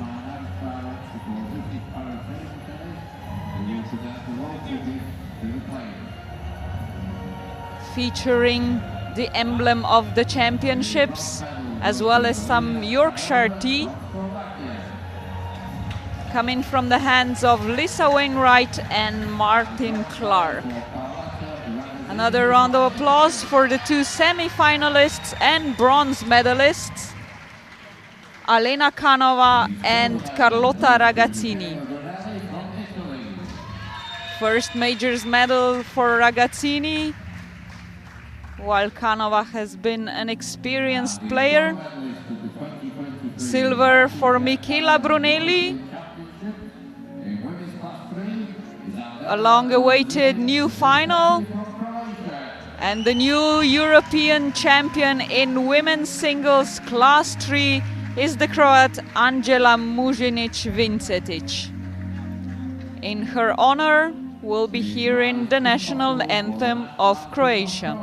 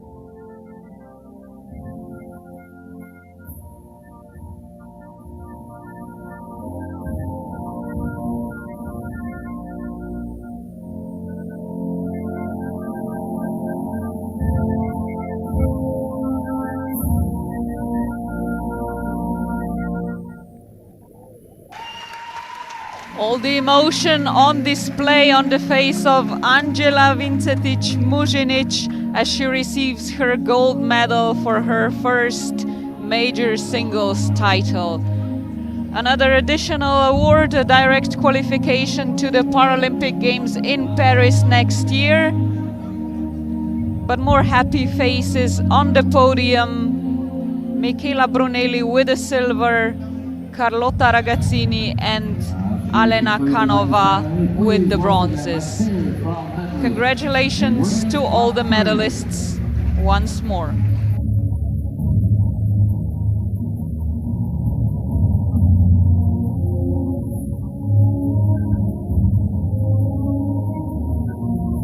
Now the medal ceremony for 2023 European Power Championship for women plus 4 times. Next coming to the podium are the medal winners in women's singles combined class 4 and 5.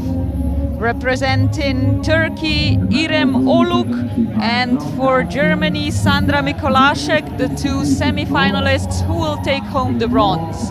In second place, Alexandra Saint-Pierre for France, and the new old European champion, 5th time in a row, Borislava Perić-Ranković of Serbia. The wonderful medals featuring the emblem of these championships will be John Dawson and Kim Law, also awarding the players with some appropriate souvenir from England, the Yorkshire tea. The 2 bronze medals for Sandra Mikolasek from Germany and Irem Oluk from Turkey. Silver goes to Alexandra Saint-Pierre for France. And the golden ticket to Paris 2024, the gold medal and the title of European champion in women's class 4 and 5 for Borislava Perić-Ranković. Please enjoy the Serbian national anthem.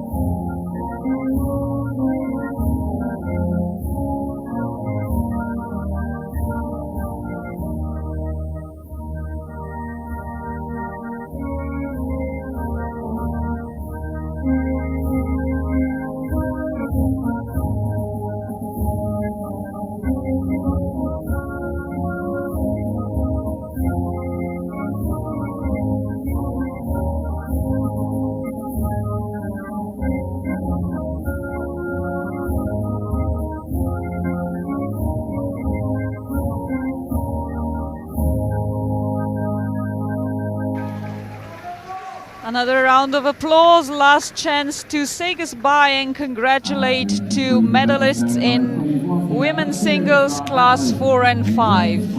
Five-time consecutive European champion Borislava Perić-Ranković for Serbia, silver for Alexandra Saint-Pierre of France, and the two bronzes for Sandra Mikolasek, Germany, and Irem Oluk from Turkey.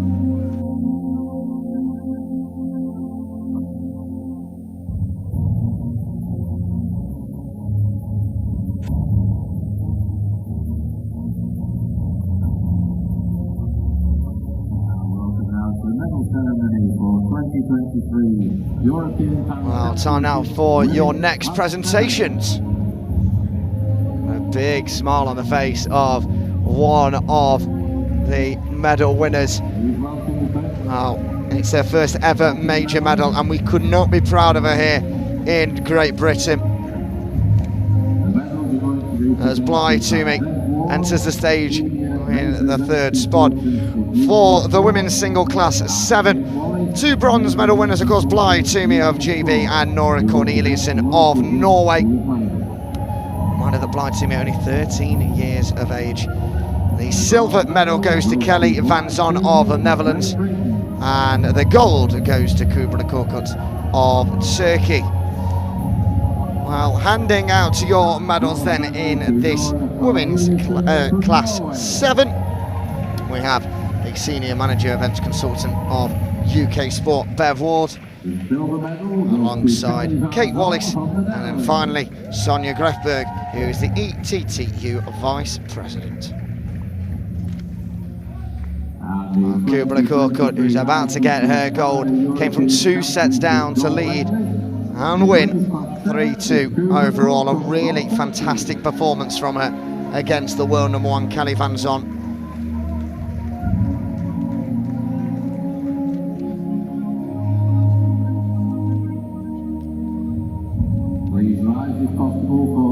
And we will have the national anthem of Turkey.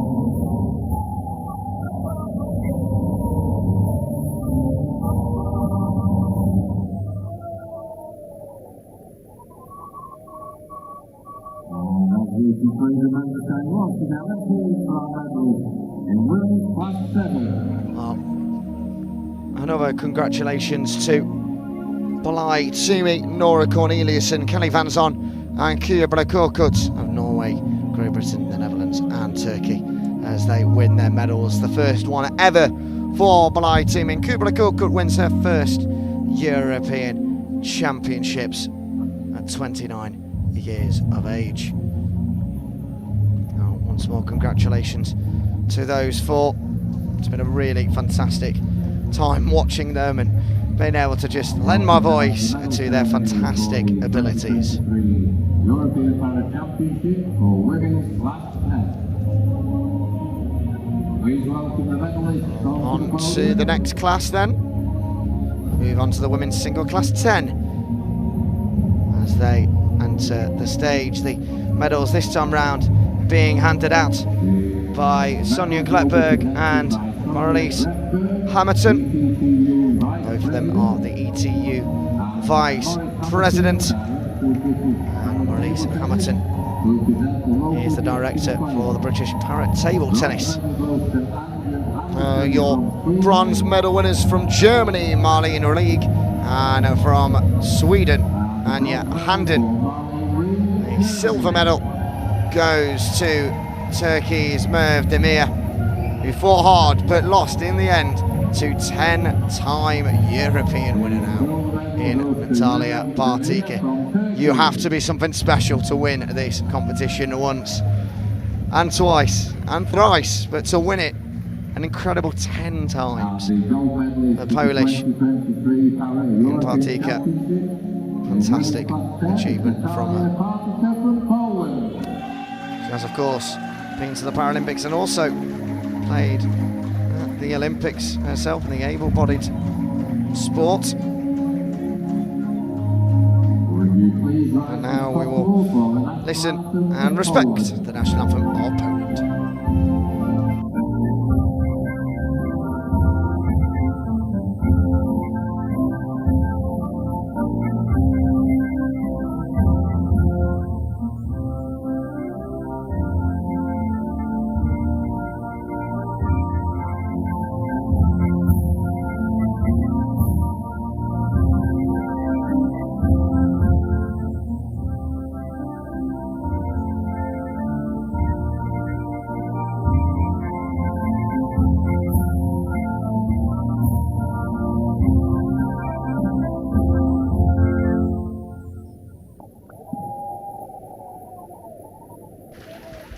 Once more, congratulations to your medal winners, Anja Handen, Marlene Relig, Merve Demir, and your winner 10 times this European Championship has been hers, Natalia Partike, who will be heading on that plane and over to France for 2024.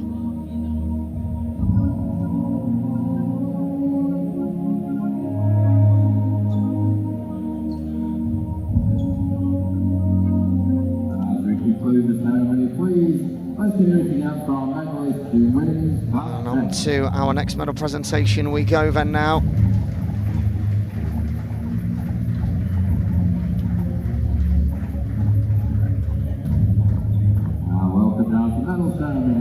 And this is for the women's class 8. And up onto the stage we welcome the following: Julianne Wolf of Germany, Thu Kamasumtu of France, Great Britain's Grace Williams. What an achievement from her to get this silver medal at 20 years old. Fought hard in the final against the eventual winner, and your gold medalist Ada Darlin. Well, your medals and your Yorkshire tea as the special gift from the host city of Sheffield, handed out by Phil McCallum, who's the performance chairman for British Para Table Tennis, and the Butterfly Europe and T Sports MD Alan Ransom, OBE. The silver medal goes to Grace Williams. And it's the third time that Ada Darlin has won the European Championships. She won in 2015, 2017 and now 2023 after that 6-year break, which of course was hampered slightly by the pandemic. And Grace Williams now just receiving her medal Awesome stuff from her. That's the only way I can describe it. Her first major final. She's ranked 19 in the world, by the way. 19 in the world. Up against Ada Darling, who was number 3. To even get to the final was a good achievement. Pushed her all the way. From all of us here from Great Britain, we're incredibly proud of you, Grace. And a big congratulations once more to Ada Darling, who celebrates by putting her hands in the air and go woohoo, which is absolutely what she deserves to do, with a Yorkshire tea in hand as well.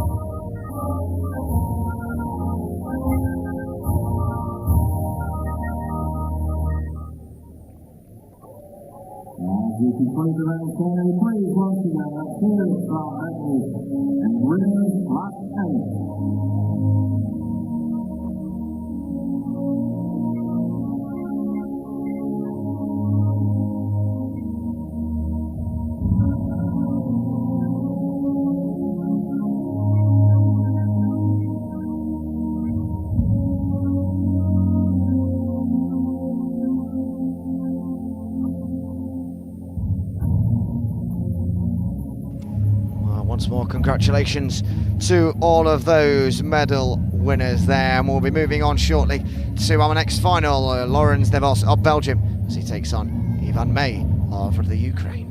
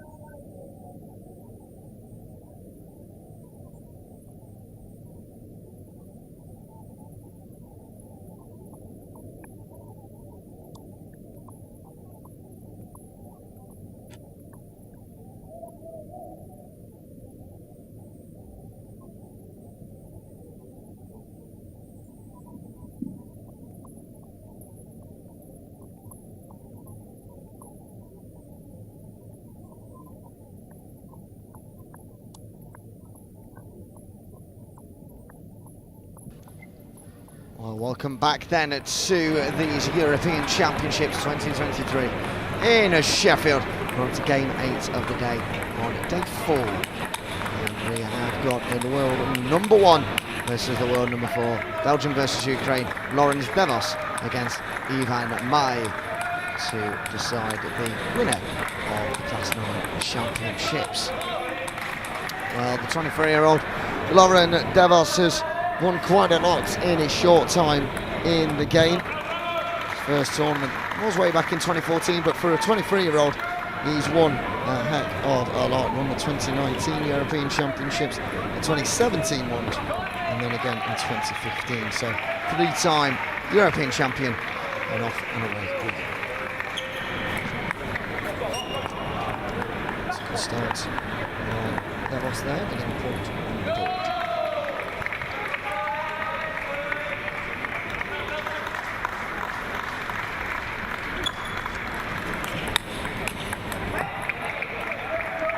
Brilliant combination there from Devos. Very quick on his feet.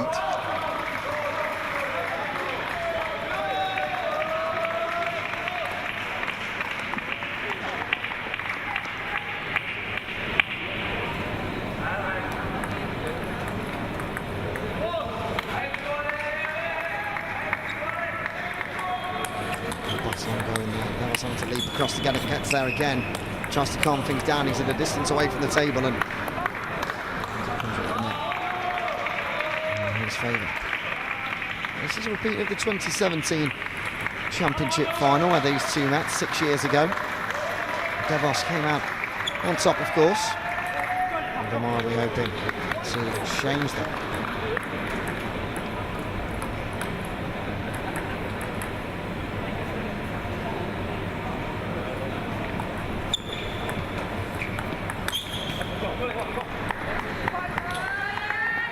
6 points down. And that allows me to just rescue Farrell. How do you think this game is going for the Ukrainian? Yeah, he's 5-1 down. What's he doing wrong at the moment?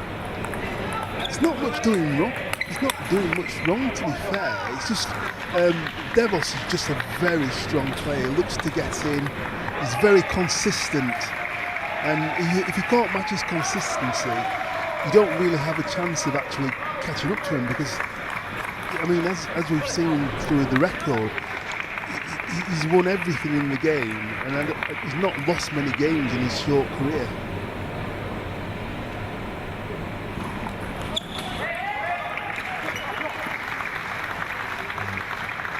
Slowly but surely. Admire is a good player in his own right, and he'll know that he has to put pressure on Devos all the time. Can't give many weak balls, because otherwise Devos will just capitalise like he just did then. There's a real pace to this game as well. 7-3 now already to Devos in his first set. It's flying by.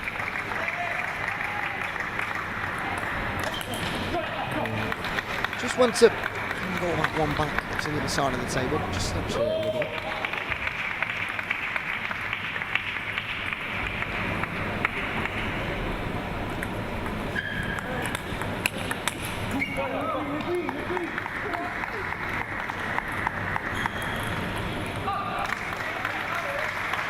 Just the consistency of Devos when he opens up. He makes sure he gets the first ball on the table and puts people under pressure.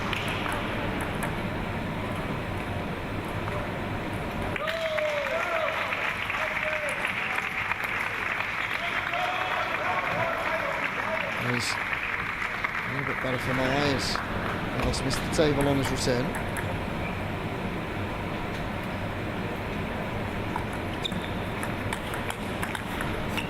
As it loops up into the air from Devos, it's point loss for him. And that's what Ivan Mile want to do more of. Really get Devos stretching for the ball. Serve that. Plenty of spin on it. Jumped across the table. Return again from Devos. You're absolutely on the money, aren't you, when you say he's just really doing many mistakes. It's why he's doing so well, and that's why he's won so much.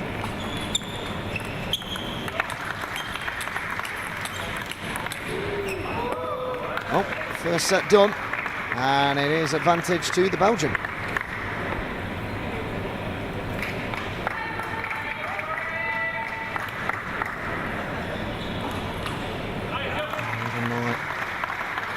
Work to do for in this second set in his upcoming. Devos, more of the same really. I think Devos is so smooth with his shots. He's so compact and confident that he can win points. He doesn't panic. When the ball comes back, he just goes, right, okay, you get it 3 times, I'll get it 4. And he very rarely snatches the ball. Keeps himself loose and fluid, and that's very difficult for a player to actually put pressure on Lauren Devos. And we saw that with Ross Wilson yesterday. Ross Wilson, took a game, but he really put pressure on the Devos play, and that's what Ivan Mai's got to do, which he could do. He's only lost the first game, but he'll come back and he'll just have to put a bit more pressure. Look to get in very strong to try and win the points. Select straight from the off.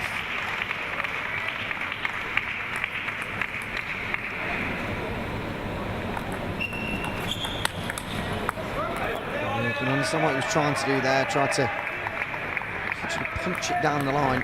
Yeah. It's on the table.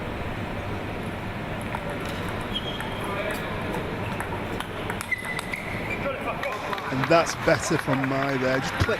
He was. Do you see? Devos had to really stretch to get that ball then.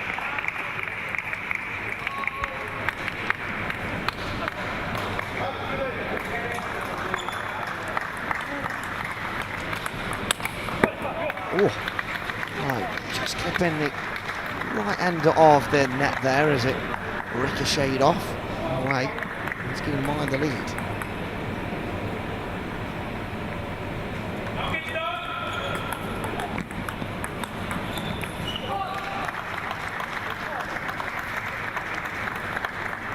To the score.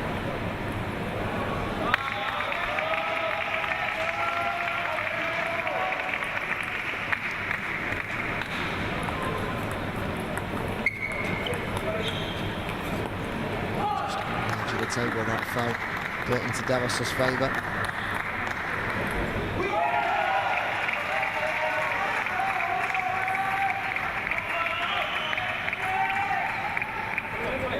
To be done. For these parties as they get to the 6-point mark.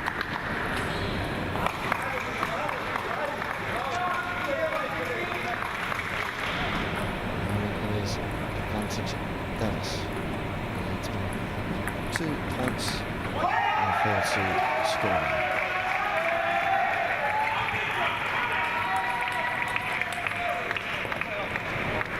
Really fast-paced rallies. Eat straight into the way that Lawrence Devos wants to play.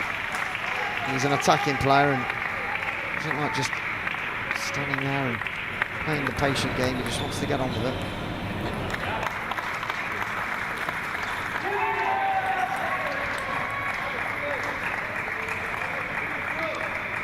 Getting Devos there, making room for that great forehand.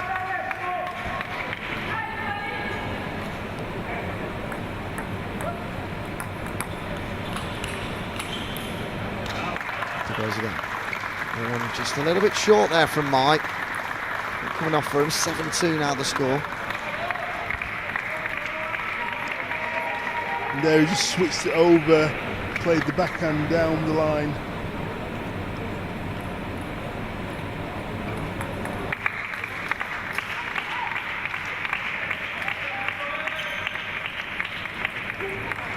Service over there from Mike.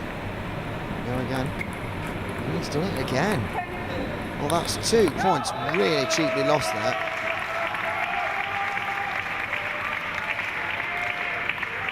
And that is a rarity to see.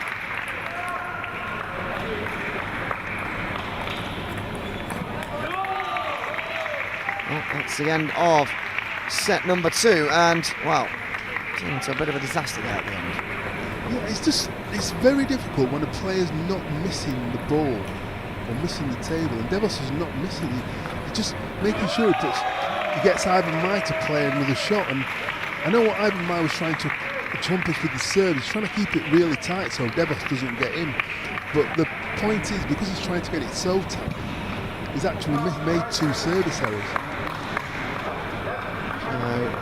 What would the game plan be? Let's say you're in my situation. Well, what would you be doing going into the third set?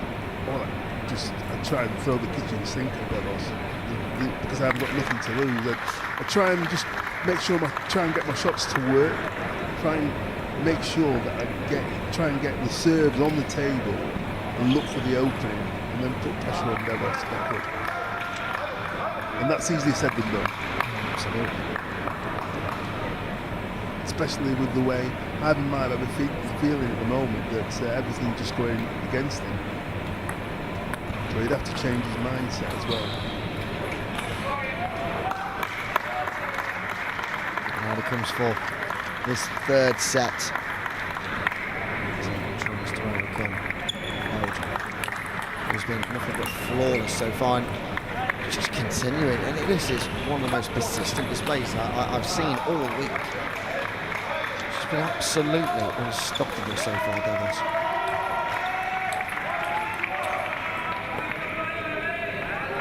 She's not making any mistakes.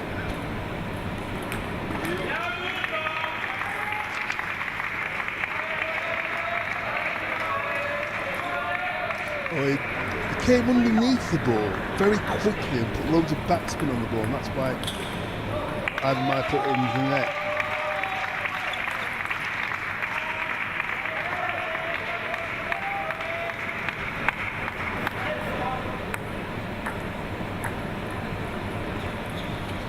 Still has his time out. And like if he loses this point, might be the right time to call it. Devos is just not missing a single shot. I mean, this is incredible stuff from him. Everything that Ivan Mai is just throwing at him, just can't. And to be fair, he said in front of the kitchen sink, he's trying. He definitely is trying. That's a brilliant flick from Devos there. Straight in there, quick.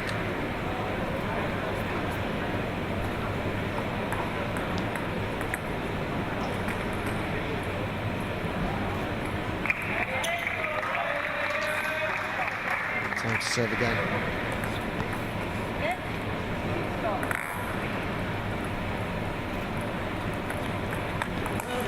That's better from Ivan Mai. Responds finally to the relentless Belgian wave.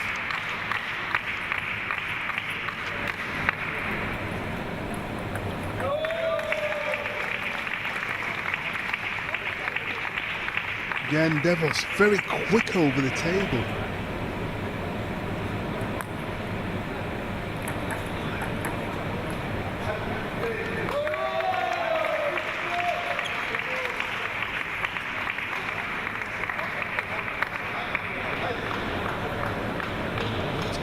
By Ivan Mai.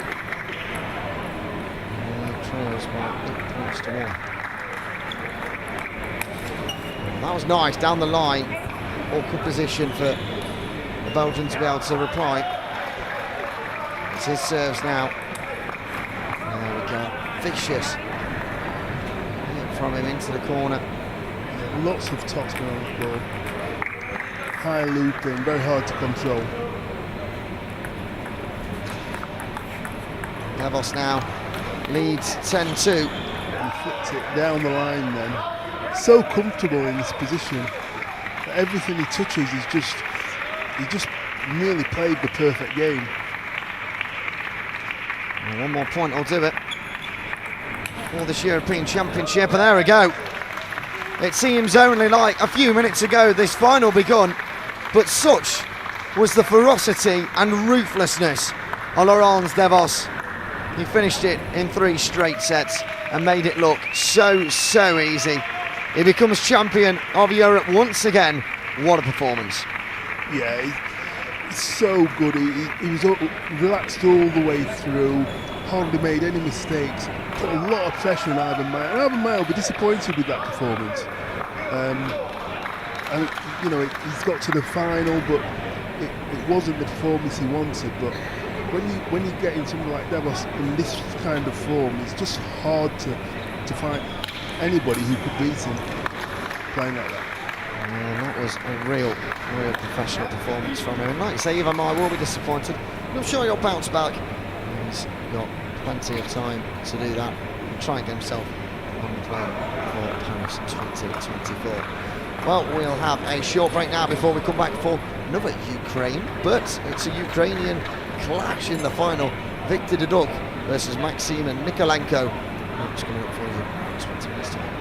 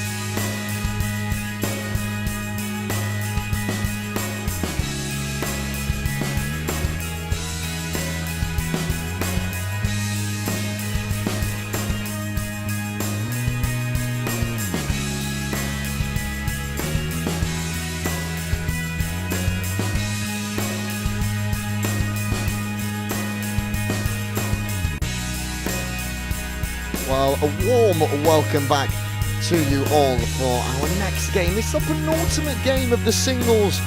It has absolutely flown by. And now we're on day 4 and we're nearing the end before we move on to the doubles tomorrow and on Saturday. Well, we have an all-Ukrainian clash for you in the Class 8. It's the world number 1 versus the world number 6. Victor Diduk versus Maxim Nikolenko. And alongside me, as always, I am at performer self-repulsive world champion and 3-time GB champion, Farrell Anthony. Now, I just asked you a few moments ago, when you've won your GB, etc., have you ever played in an all-GB final? Of course, with yourself being from GB. I have, yes.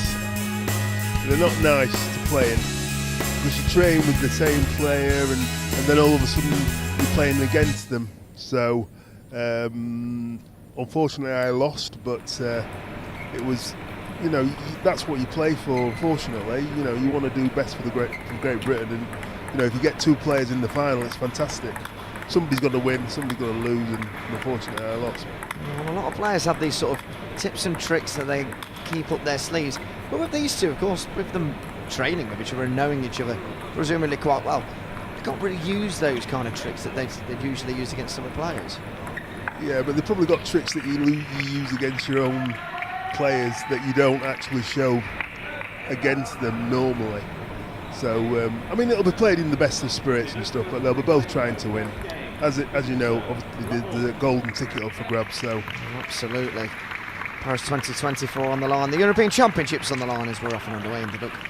Winning the first point within around about 2 seconds. Fantastic start there.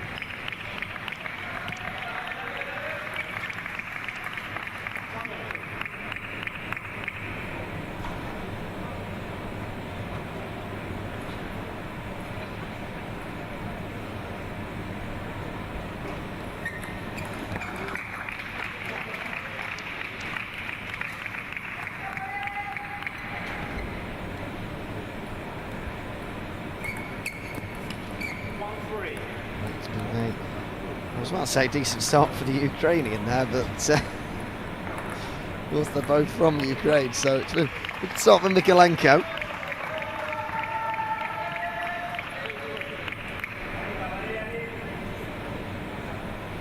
He needs 3-2.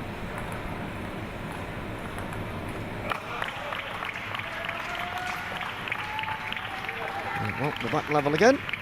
The 6-point mark, so it's a fairly even start to the game for them both, and both just slowly starting to get into it.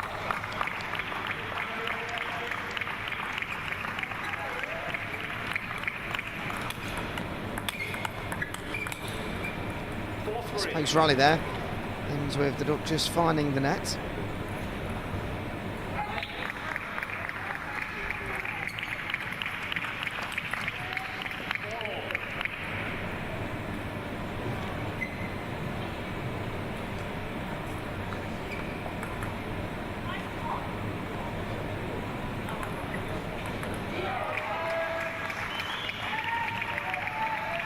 The serve gets off and underway, and now it is Zuki finds himself trailing. This is a very close encounter, as we kind of expected between these two. Yeah, I think rankings go out of the window when you're playing your countrymen, because they know your game so well. It sometimes neutralises itself.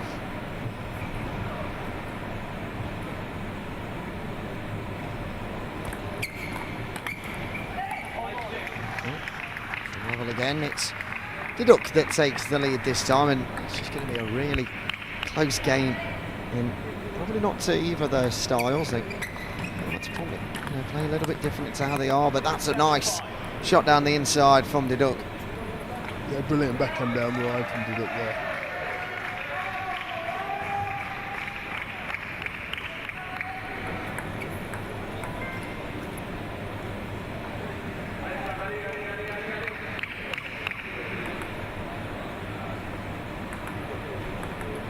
To get us back off and underway in this first set. It leads by 7 points to 5, and that was a nice shot, angled it to a really awkward position for Nikolenko.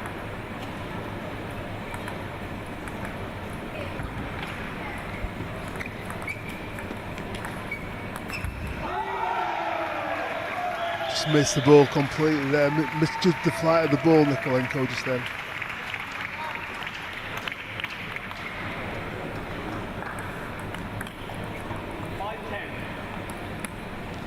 Fast response from Dugat there, back into the Nikolenko backhand.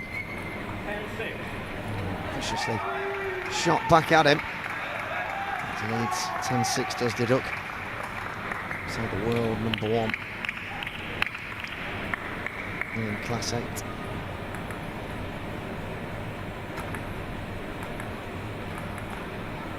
Poised.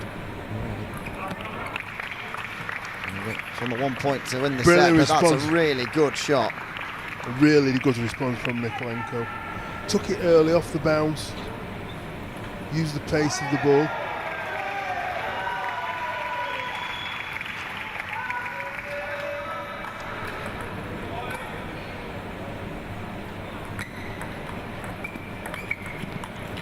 Oh, and just missing the edge of the table there was Didoki. Arrowed it nicely, but no, the score reads 10-8, and Mikolenko slow to come back into it.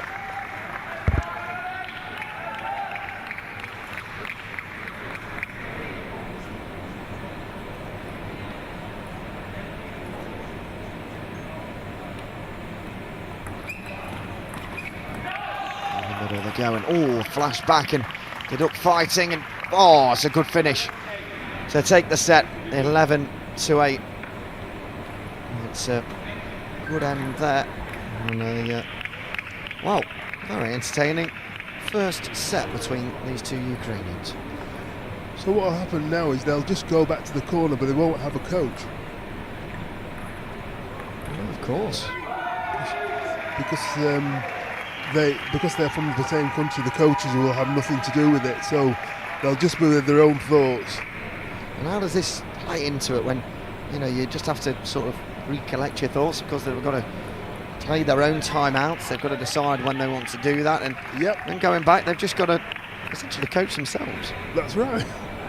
Now, how difficult is that? You know, you're at the height of the European game, you're in a final, and then you're having to coach yourself. How difficult can that be?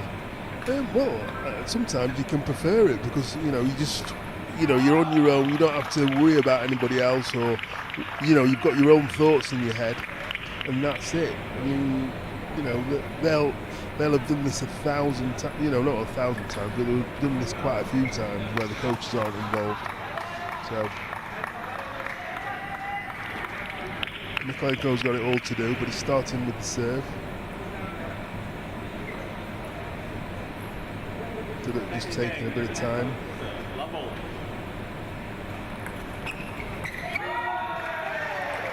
Oh, flashed back, but just missed. I think just missed the table. For confirmation, what goes at such a speed? You've still got to keep an eye on it on the table.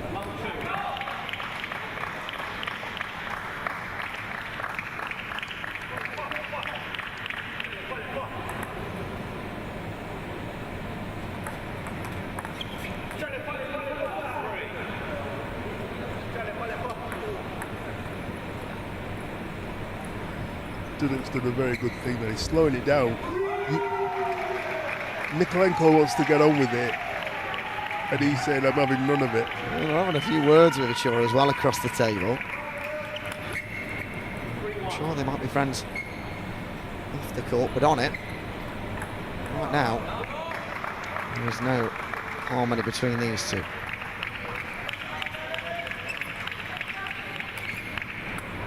And that there from Nikolenko. Yeah, just overstretching to get that point.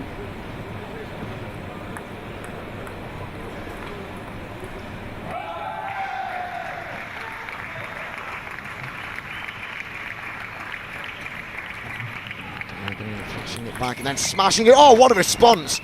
Somehow Duduk stays in it. He doesn't quite win the point, but what a return that was. It was, and Nikolenko kept the pressure on, and obviously Duduk just broke down. Nice battle between these two. Really enjoyable. And that was a nice shot. It was down the middle, and he had to reply from, and he just managed to arch back and send it to Nikolenko's right.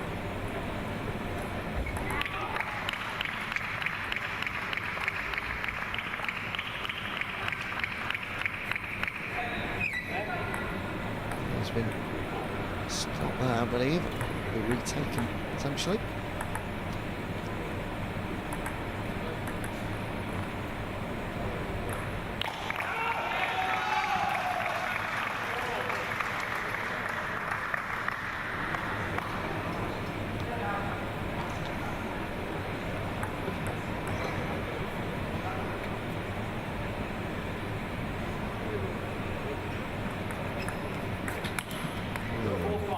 Smashing it into the net there. Yeah, he just overarched his back there. The intention was clear though.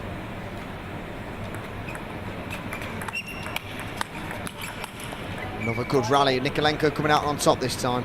Yeah, that's Oh, right. piece. He got his angle of his back right that time to win the point. Against another close set between these two. Nothing to separate them at the moment.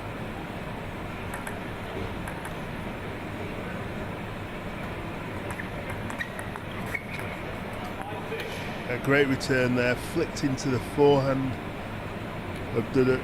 Nikolenko wins the point.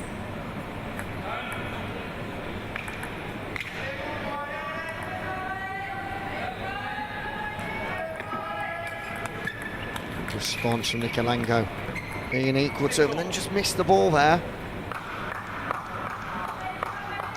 It was a good little rally between the two, but it'd be disappointing not to have been able to get that one back over the net. After showing some good signs again. Yeah, it was a great opportunity and he just missed the ball.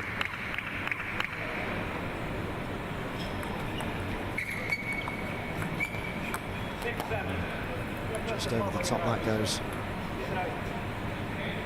7-6. The Duck leads.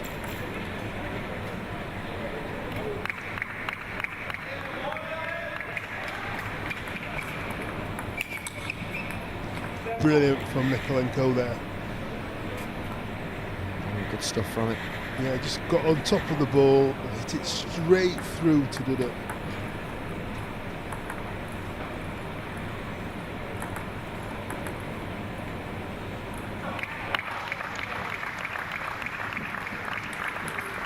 Oh, nicely done. Nikolenko, fantastic response. Down that left side on the diagonal. Gets himself in front. Yeah, and then the sweat monitor has been called for. That's right.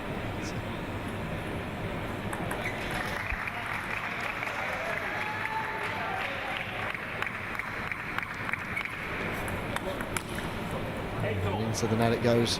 Yeah. And Nikolenko this time, when we're back level to 8-all.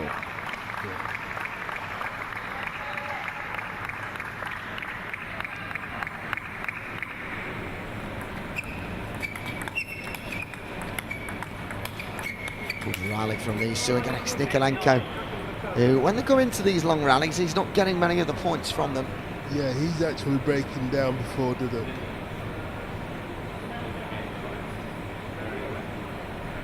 Yeah, it's quite warm down there. There'll be a lot of moisture on the table, maybe moisture on the bat as well. And obviously that affects the ball if it hits the ball or the bat.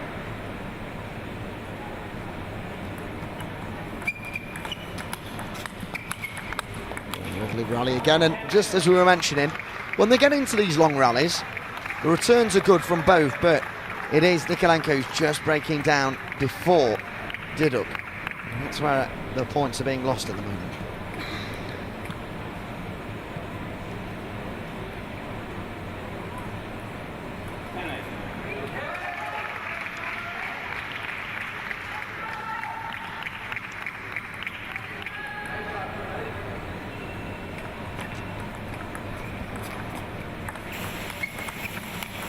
Good rally. Oh, good shot there. One off the inside line. Yep, brilliant.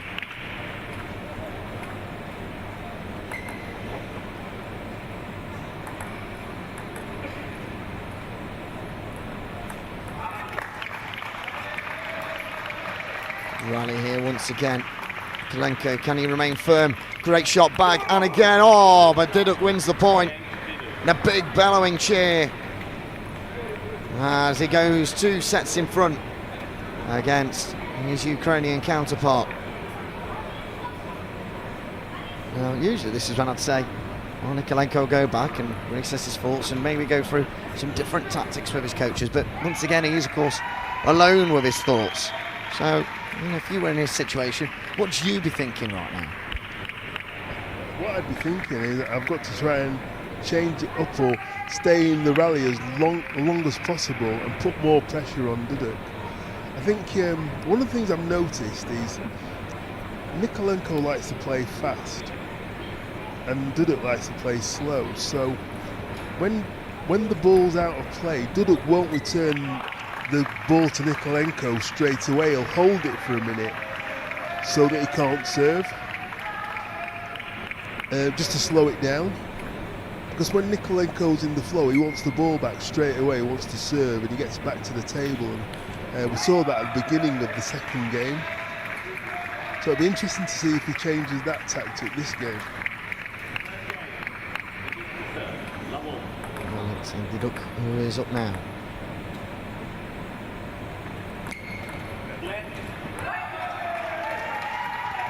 The serve will be retaken.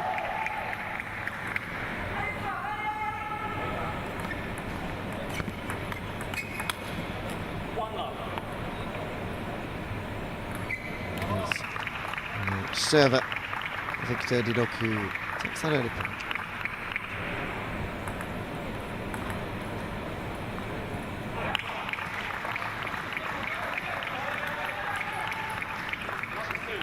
Again, it's the long rallies. Duduk's winning, coming out on top.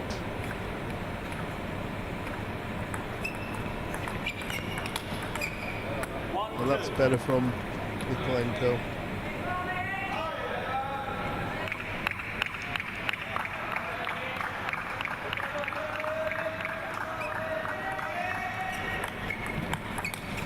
Good rally again, and Didok just used that line so well, didn't he? He did. He shaped to go across court, but then just went down the line at the last minute. Very deceptive.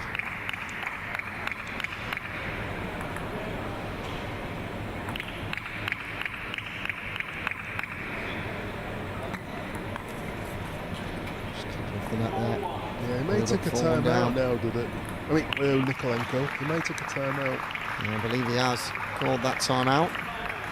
And again, this is just a bit of an odd situation for Didok to be. And like you say, they would have gone over these kind of preparations, but what exactly do you do in this timeout? Is it just so he can stop the flow of the Duck, essentially? Absolutely, that's all it is. It's about just stopping the stem of, trying to stop the stem of losing the points. Just doing something different. And he's hasn't had much of a timeout. Yeah, only 20 seconds. That's right. And the player who calls the timeout controls the timeout. So if he only takes 10 seconds, his opponent can only take 10 seconds. Oh, we're back to the plate once more in this Class 8 final between two Ukrainians, Viktor Diduk and Maxim Nikolenko.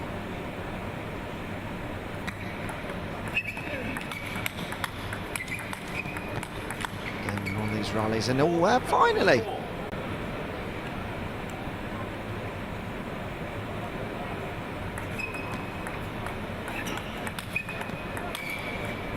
To the net it goes this time, so 3-point advantage back in the favour of Diduk. He's looking to be a 5-time European winner. That's frustrated figures. I think he's actually just having a quick word with coach in the stand then.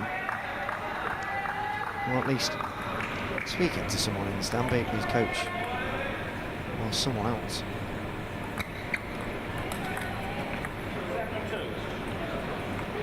Very quick response from Duduk there into the backhand of Nikolenko.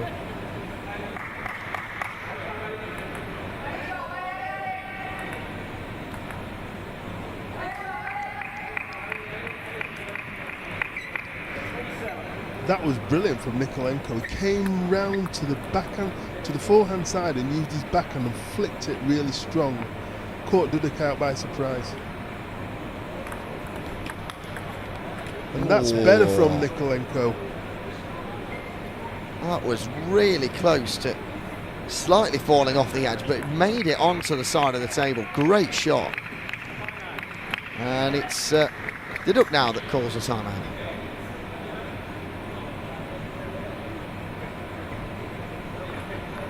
Well, again, he's just doing this, isn't it? Just to stem the flow of points from Nikolenko.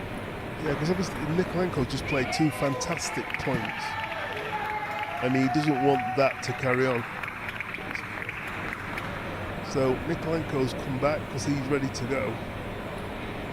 Duduk's still walking around, and he'll make him wait.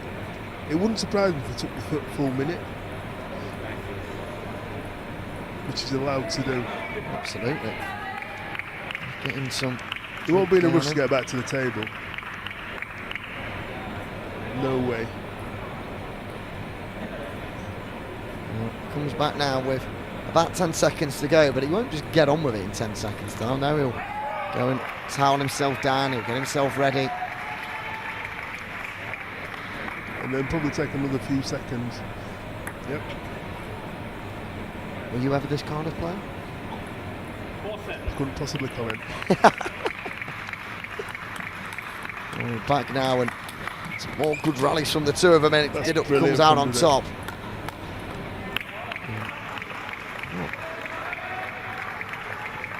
Lenko is clapping that.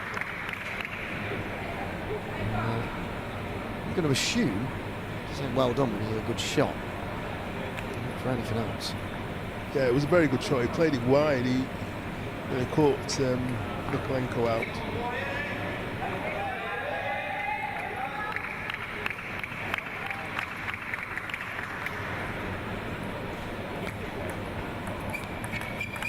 A few short ones down the rally and then clipping off the net. And out of play. It's a 9-4 to the world number one. Just made too many errors, Nikolenko, at this moment in time. It's a great winner from Duda. Down the line. And he needs one more point to be a 5-time European champion. And there we go, in this all-Ukrainian final. It's Viktor Duduk who comes out victorious against Maxim Nikolenko to become a 5-time European champion. Yeah, and well deserved. He was nearly, he was just better than Nikolenko today. Nikolenko missed a lot of balls, and Nikolenko will be disappointed. He would have thought he would have had a chance to win. I think you can look at him now. He looks a bit frustrated and everything, but he got to the final. He wasn't seeded to get to the final. So to get to the final of the Europeans and win a silver medal, he's done really well. Oh, absolutely. That's his first major medal in the singles, as a silver, should I say, since the last European Championships back in 2019. So big congratulations to him. We'll have a short break now before we head into our next medal ceremony. One more game of these singles championships to go. That'll be Will Bailey versus Jean-Paul Montanis.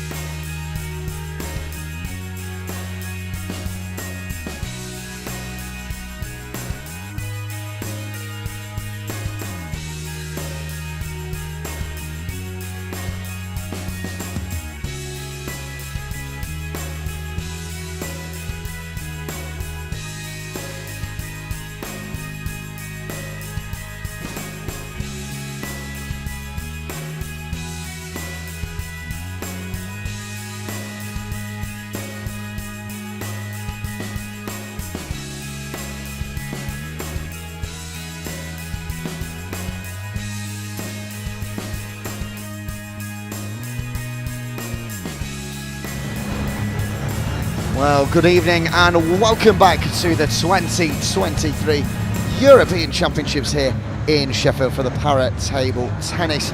We've got our medal presentations about to take place, starting with our classes 1 to 5. I believe we'll have 5, 3 and 2 before we move on to our standing with 11 and 6. Plenty of medals to hand out. It's been some fantastic few days of action, of battling, of fantastic shots, and well, these players absolutely deserve the chance to go up, receive their medals and some Yorkshire tea, and get all the praise and recognition they deserve. Well, we've got a couple more games coming up for you shortly after this. On table 6 we have the men's single class 7 match.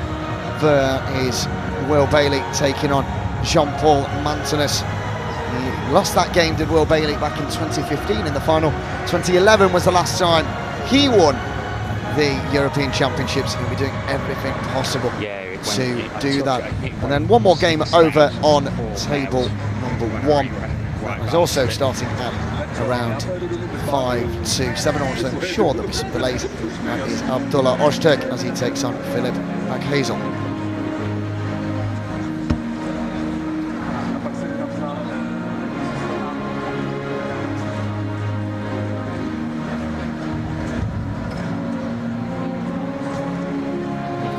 Of representatives ready to come up and hand out those medals. Like I said, Yorkshire tea, the most British thing you could possibly hand out at an award ceremony. I suppose it might be nice for some of the foreign athletes, but for the likes of Martin Perry to get some Yorkshire tea, I think he'll be using that in a hurry. We're just waiting at the moment to get a last couple of athletes ready to come up to the board. It really has been a fantastic 4 days. The single championships, but tomorrow and on Saturday we have doubles tournaments coming to Sheffield. They're always good fun, and I do hope you join us for that tomorrow, like I've said, on Saturday.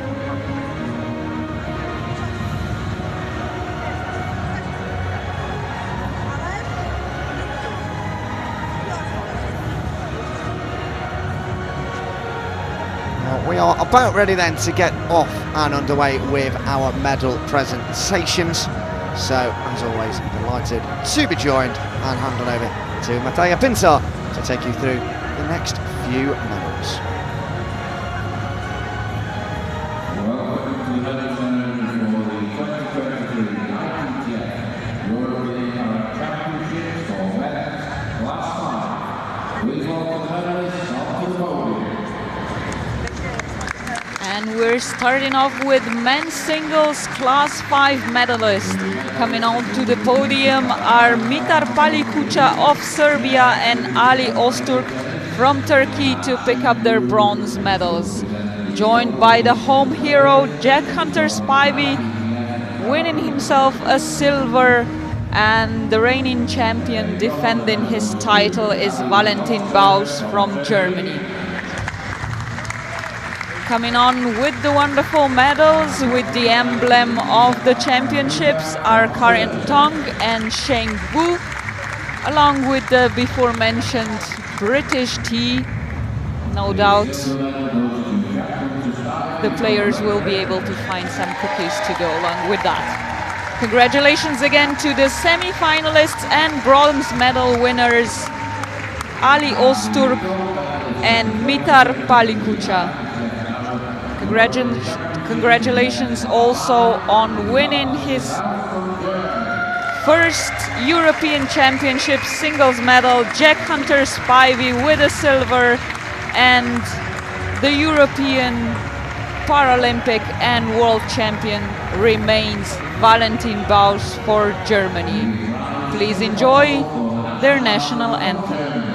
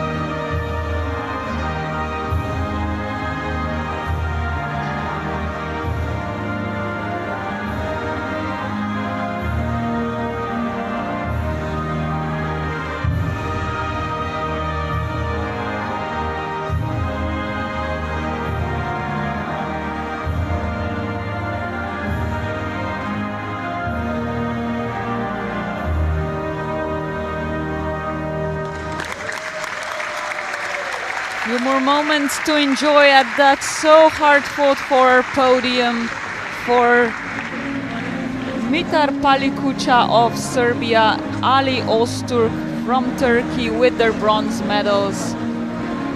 In front of the home crowd with a silver around his neck, Jack Hunter Spivey.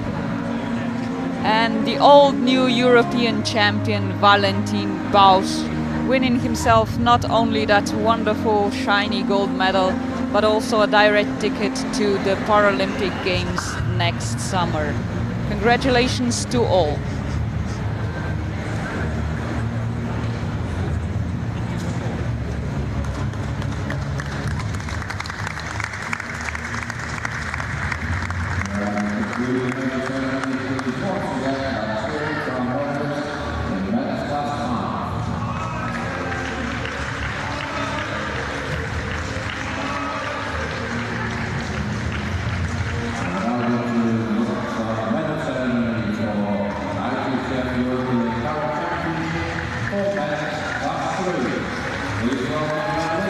We're now welcoming to the podium the best in Europe in men's singles class 3.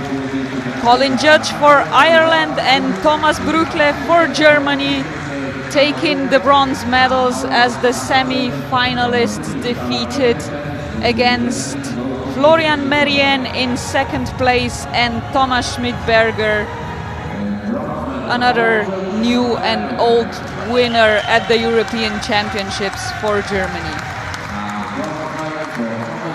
The medals and the Yorkshire tea will be presented by Mohamed El Dawati and Maurice Hammerton.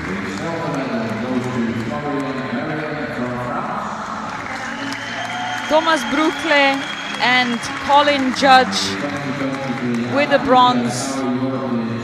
Silver for Florian Merien, and the gold medal, the title of European champion, to Thomas Schmidberger for Germany. If you can, please stand up now for the national anthem.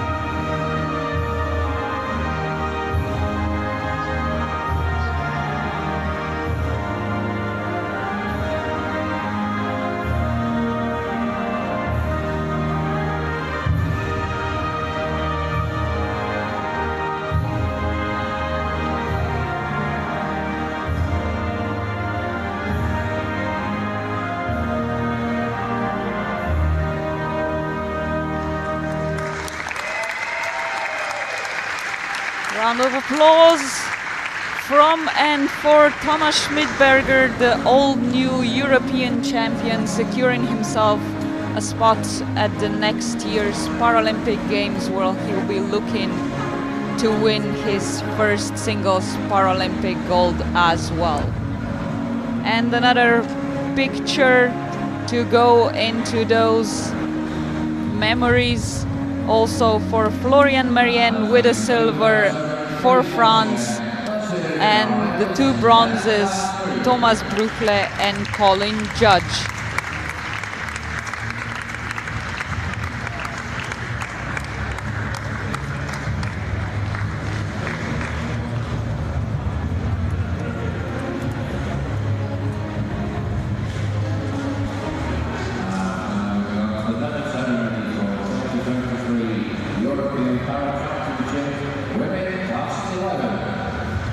On to the women's single class 11 then, and we've got two bronze, a silver and a gold. And up first then in the bronze category from the Czech Republic, Denisa Masurova, and from Ukraine, Natalia Kosminia, winning those bronze medals.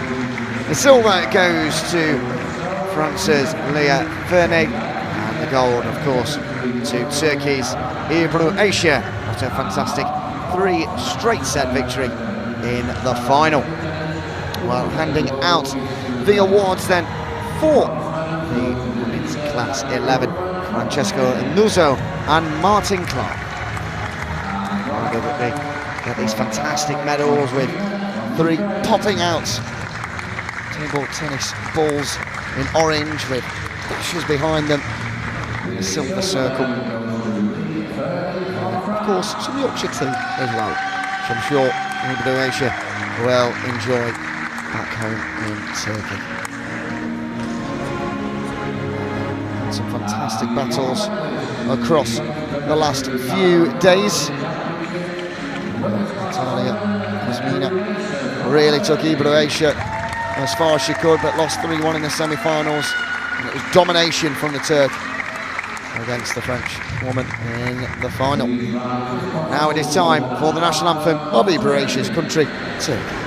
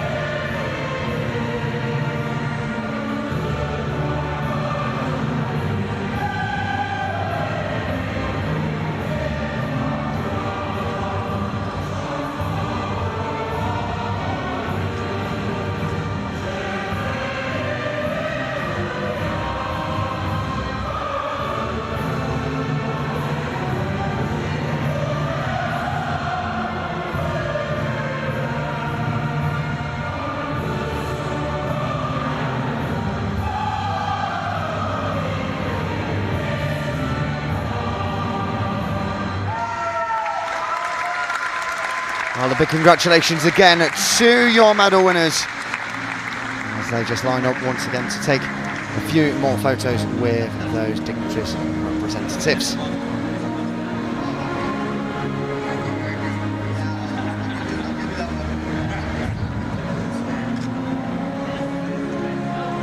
Up next we do have one more in the standing classes with men's singles, class 6. In a few moments' time.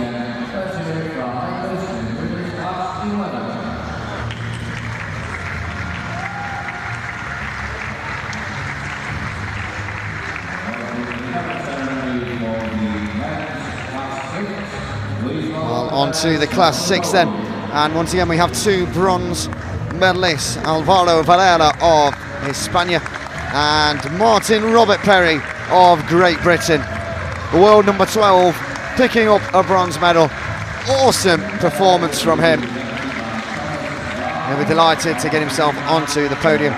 The silver medal goes to Denmark and actually the world number 1, Peter Rosenmeier, who fell up short in the final, got absolutely schooled really by Matteo Palanzani in 3-0 of Italy.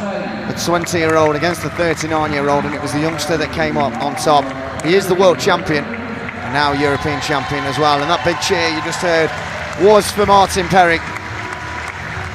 He's got a big grin across his face, and why not? It's his home tournament, the second one since the Olympics in 2012, with the Commonwealth Games taking place last year. But brilliant stuff from Martin Perry, and Peter Rosenmeier will be disappointed to be getting that silver, but still a very good performance from him, and I'm sure he will be there battling at the Olympics in 2024 in Paris. But he will have to get there another way because the automatic qualification goes to the winner, and that is the Italian Matteo Palanzani. The 20-year-old wins his first European Championship title, and what a career he has ahead of him.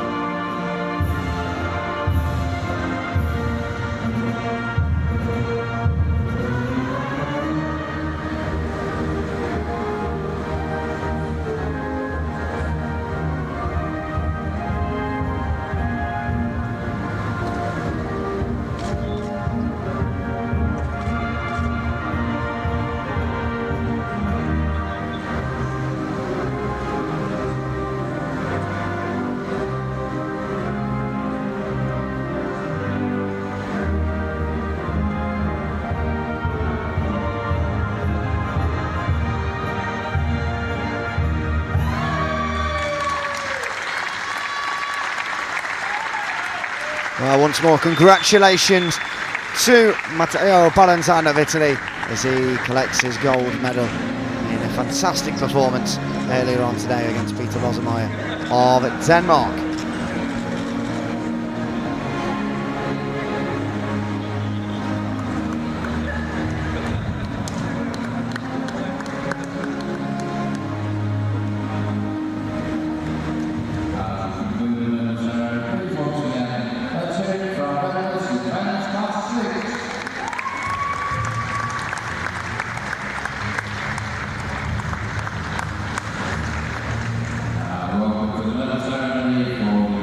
We have one more round of medal presentations to do. It's to men's singles class 2.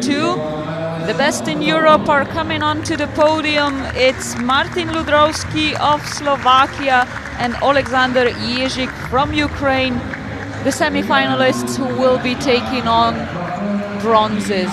Silver medalist Fabien Lamirou, unfamiliar with this position, as he's beaten in the final by Rafał Čupar for his first ever majors gold medal and the title of the European champion. They'll be getting their rewards for the hard work from the hands of Tina Krota and Kim Loos. Some Yorkshire tea to go along with those beautiful medals featuring emblem of the championships. Once again, applause for Martin Ludrowski and Alexander Jezik with their bronzes, Fabien Lamirou for the second place, and the new champion Rafał Čupar from Poland. Enjoy listening to the Polish national anthem with him.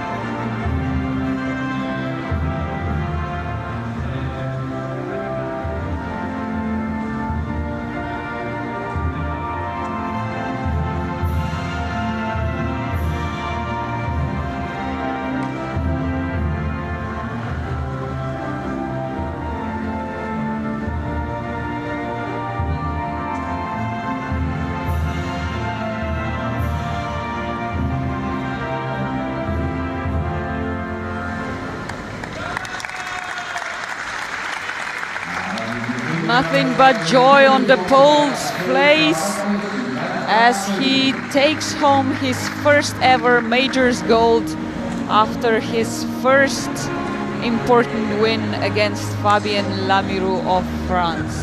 Rafał Čupar is the qualified player for next year's Paralympic Games, where he'll surely be looking to repeat this brilliant performance.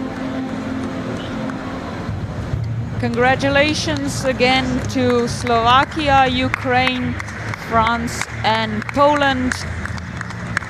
Join us again soon for the next round of the finals. 2 more matches to go to finish off this final day of the single events at the European Para Table Tennis Championships in Sheffield.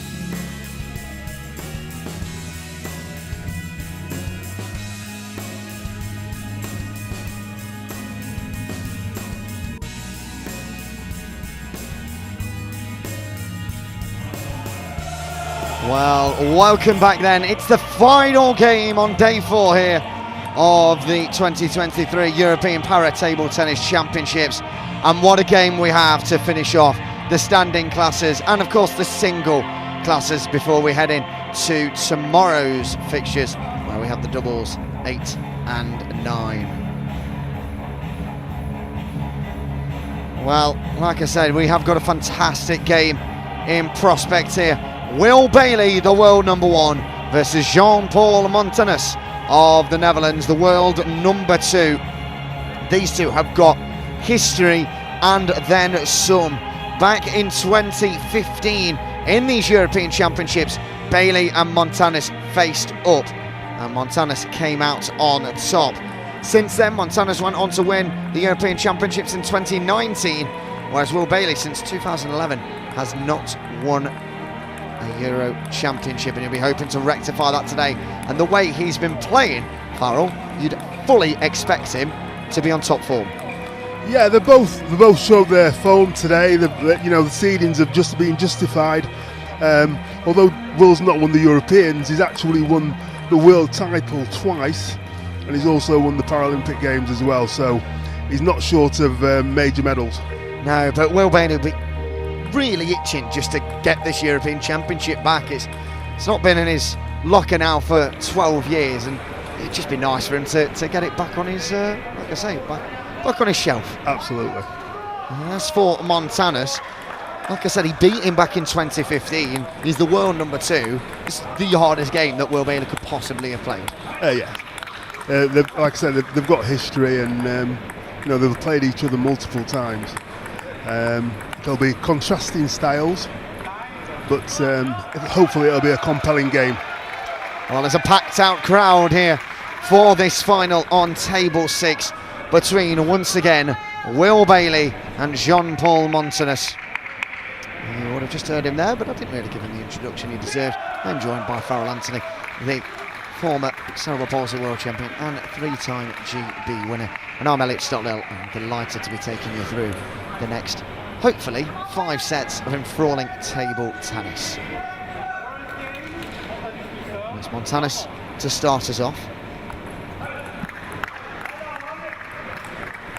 Patient rally before speeding it up, and that's a good first point for the Dutchman, flying into action.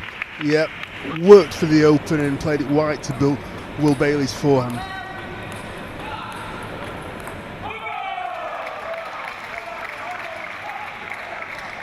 Montanus to serve again. And he misses the table that time, just got over it a little bit too much. And 1-1 the score. Bailey likes to take these long walks around, doesn't he? Just likes to take an extra few seconds whenever he can.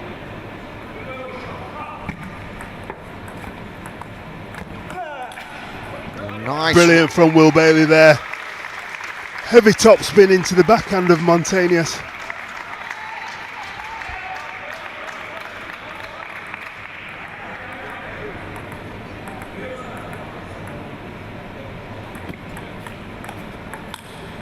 Again, Bailey just forcing the little mistake out of Montanus. He just gets over the ball. Pretty much a carbon copy of the second point that the Brit won.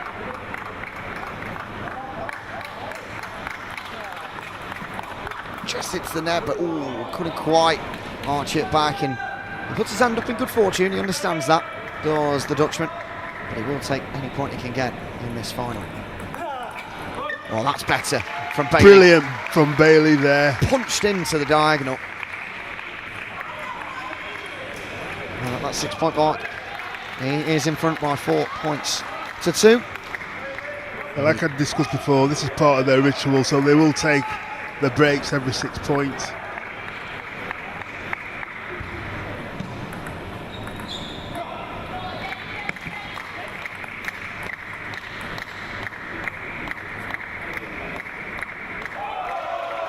We're just having a word with the umpire there.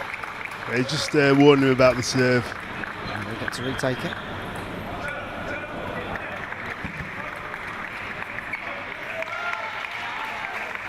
That's the point.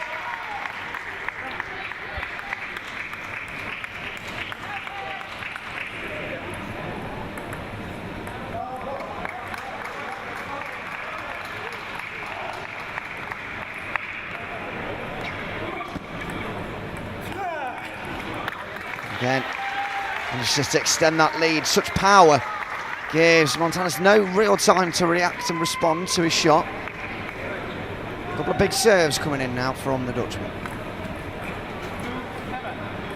Just missed the edge of the table there.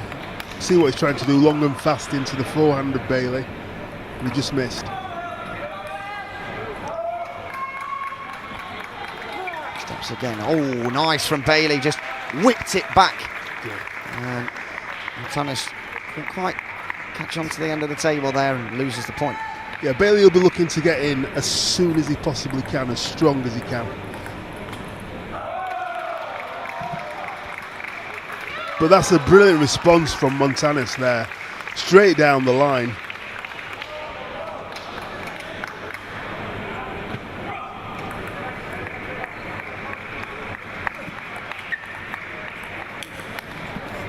Oh, nearly Bailey returning it on the second attempt, but good from Montanus. He's got a bit of something to build off.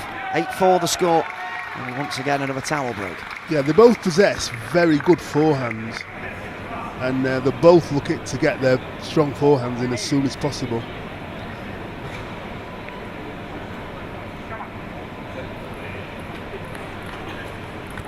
Bouncing around, ready to whip it back. Oh, what a turn from Montanus. Caught Bailey unaware. Wins the point.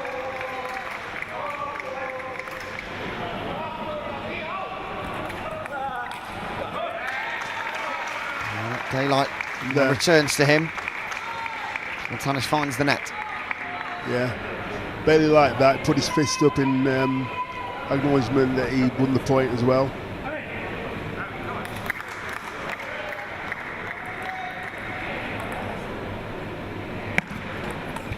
Good serve there, and forcing Montanus to try and scoop it back onto the table. Just got away from him. And now 1 point will do to wrap up this opening set for the Brit.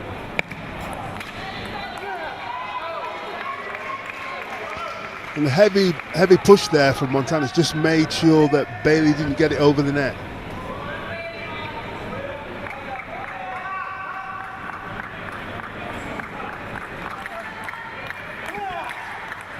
Great little rally here between them, and all Bailey just comes up short. It was a bit of a distance away from the table, which always makes things harder.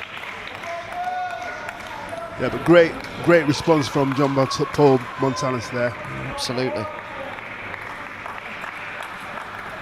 And again, it's a good rally and again, a good point. That's wonderful from the Dutchman. And that's 3 successive points now that Bailey's lost.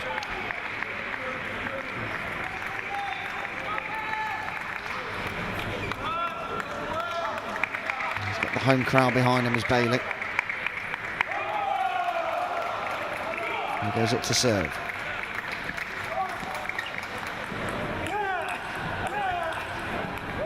Oh, great return, and he's managed to recover himself back to the table. What a rally this is between the two. Who can get this point? Oh! Montanus takes it.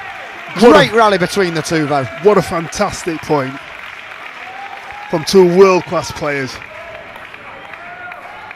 Yeah, more of that, please, lads. That'll make this final even more entertaining. So as it hits the net on the way over, so Bailey will have the opportunity to go again.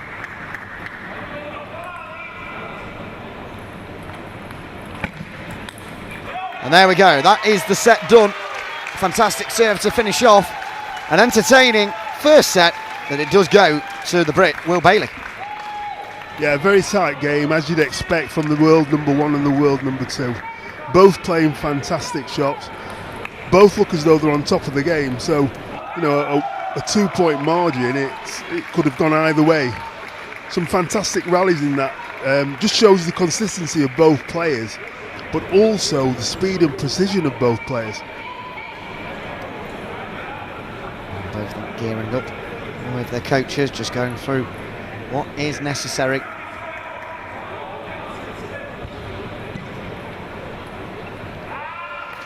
Nice high five there from Will Bailey and his coach. Yeah, I'll be just talking, that's Andrew Ruston, his coach today. and they'll be just going through what the game plan will be for the second game.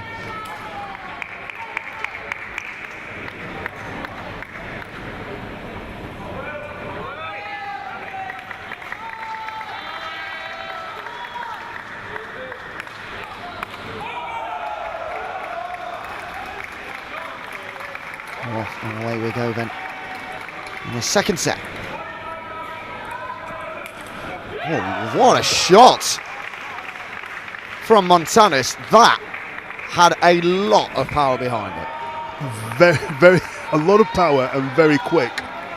He took it really early.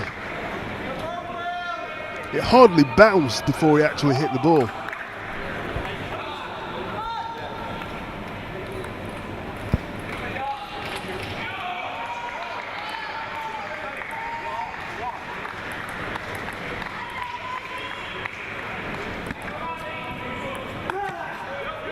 Just that's that all the way over, and he loses another point. 2-0 down.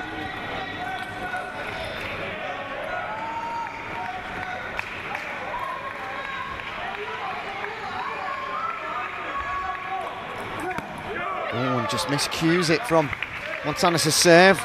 Good ace from the Dutchman. Yeah, a good fast serve into the forehand of Bailey there.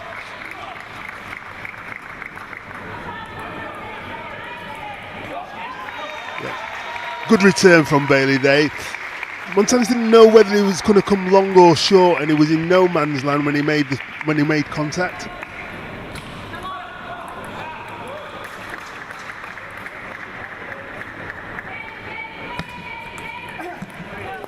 Oh, and he's just clipped the edge. He does get the point, despite the fortune.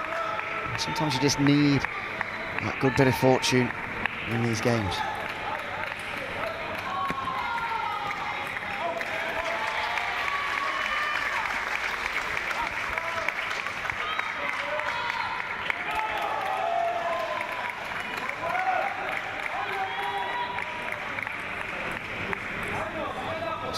Gone. We're using that towel break. It is, as we mentioned on a few of our other games today, very, very warm. Not just in the UK, but of course that makes everywhere indoors even warmer. You'd probably call track temperature in racing down there. It's probably about 35 degrees, I believe. That's the height of the temps earlier on today.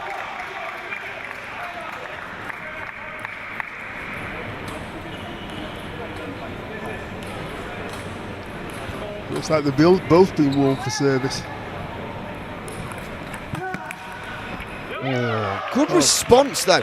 I've got to say, Will Bailey's initial response was fantastic, but Montanus, instant reply, fantastic. Yeah, they've got very quick reactions, both of these players. Well, both of them having a warning about their serves. What happens if they get another one? Well, it can result in a point being deducted, or a point being given to the opponent. And Bailey hits the net and looking over at his coach, and he remains okay, applauding, giving him encouragement.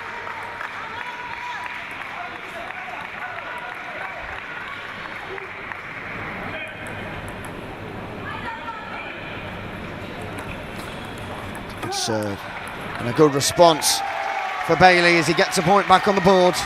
Montanus just a little bit too far on that shot. And obviously these players are going to struggle in this heat with moisture on the table.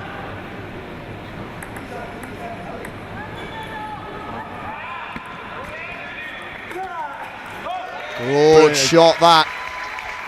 Right into the tight left corner of the table. Montanus couldn't quite arch to reach that and send it in.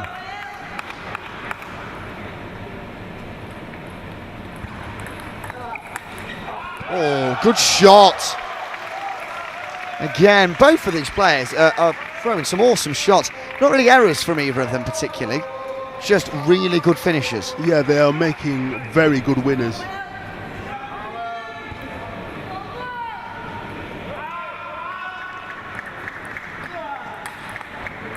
Good response from Bailey, and again, caught on the third time.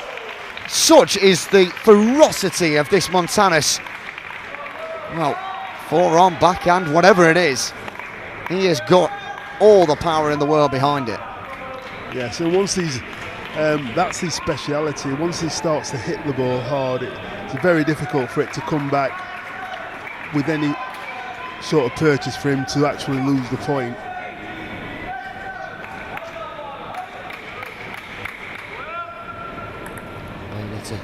Resume.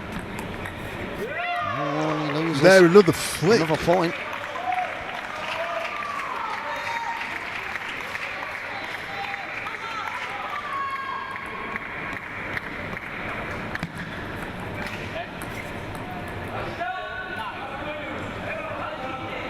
Serve. For Bailey trails. It's a point back. 9-5.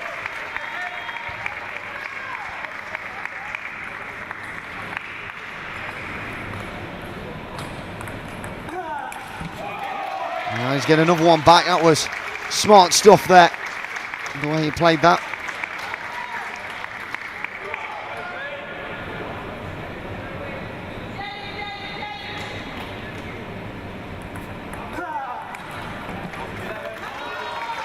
And he trails by 2 now. He's done really well here to come back. Montanus.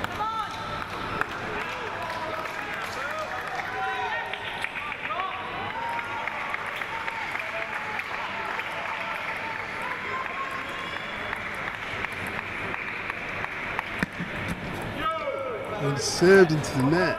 It's a rarity from Will Bailey there, and he can't do that again here. Responds well. Oh, and just misses the table. So, set 2 goes to Jean-Paul Montanus. Yes, and there were some brilliant rallies from both of them in that game, but Montanus came out on top, 11-7. It's a tight game. It's both players like to get in with the heavy forehands, and both of them are very rarely missing it. They're making a lot of winners.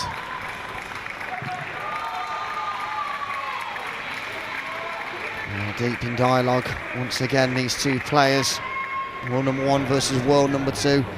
They have got history, like I've said. They played each other 14 times before this encounter. Bailey coming on top in 11 of them, only losing 3, but one of those that he did lose was in 2015. Do you think that might be in the back of his mind, the fact that he's played this final before and lost to this opponent? No, it won't be affecting him at all. He'll know that Montanus is a very good player. He's the world number 2, so he's expecting a tough game, and he knows he has to be on the top of his game if he wants to win it.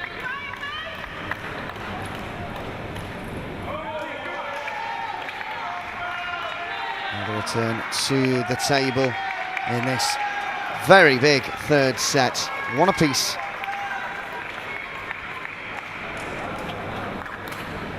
Bailey won the first one 11-9. Montanus 11-7.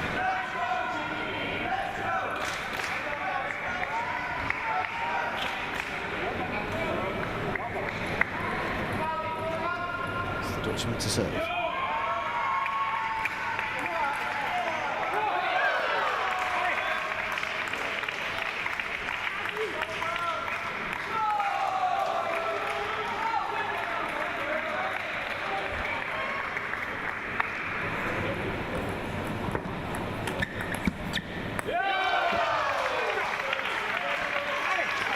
Heavy spin there from Montanus, straight down the line.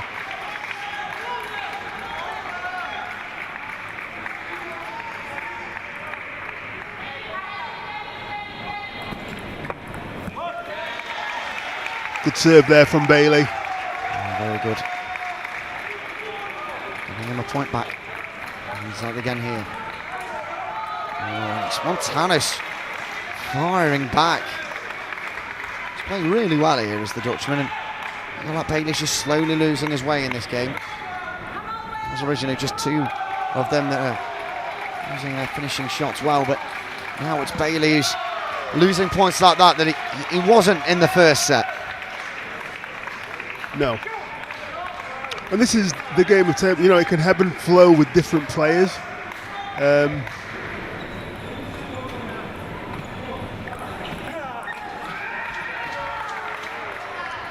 Again, it seems like Montanas can't miss at the moment. He's getting the corners really wide, and he'll be full of confidence. And Bailey's going to have to figure out a way to stem the flow of his shots, of his point scoring.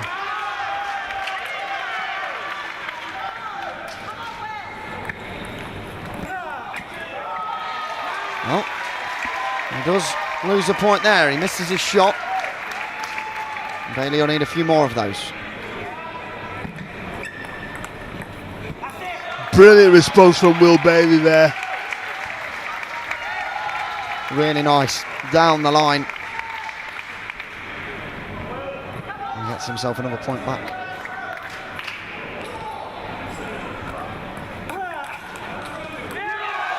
Again, Montanas is so quick at that shot. It's very, very quick block. Point to the Dutchman.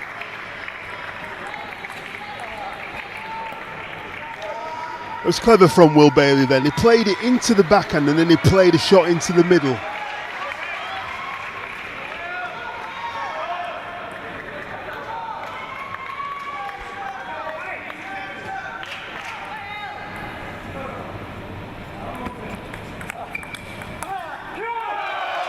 Big cheer there from the Dutchman. He gets that 3-point advantage back.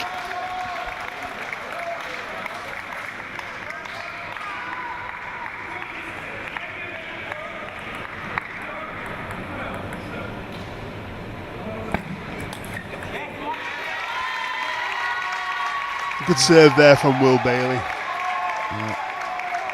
Test how will break this up. Let's hope them both have a couple of extra seconds. Bailey wiping his own table now.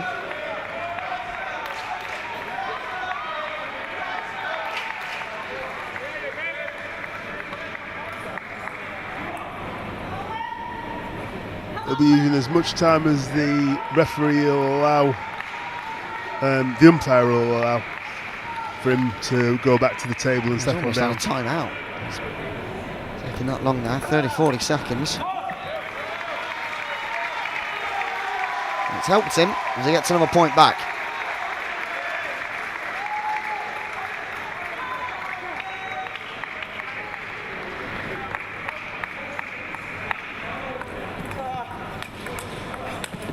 Oh, just catching there. Right on the corner, fantastic effort back from Montanas. I don't think it actually has gone down at this point. Bailey's claimed it. We'll come back to that in a second. Bailey, that's another point there, 8-7.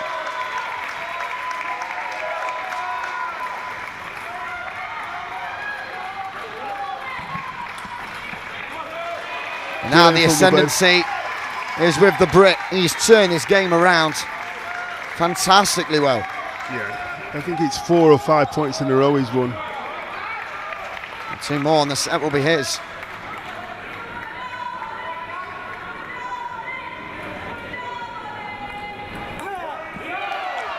Yeah, great serve from Montanas. He actually put lots of backspin on the ball then. Although it was fast, it was lots of backspin as opposed to topspin.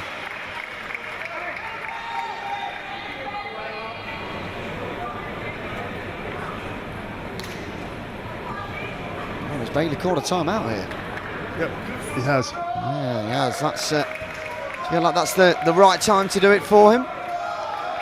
Yes, because this game is really crucial and he won't want to just lose it. And with Montanas winning the last point, he won't want it to get it to 9-all. He'll want to try and get it to 10-8.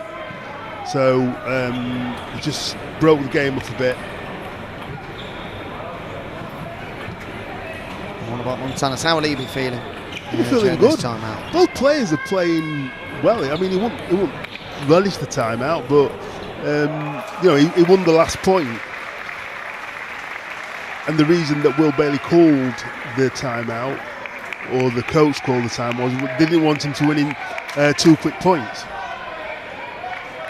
Plenty of support up here on the balcony.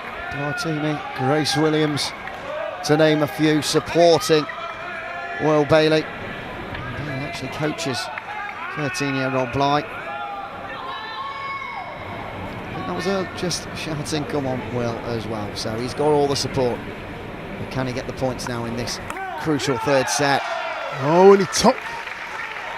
I think Will Bailey thought that might have been backspin, but he actually put topspin on it.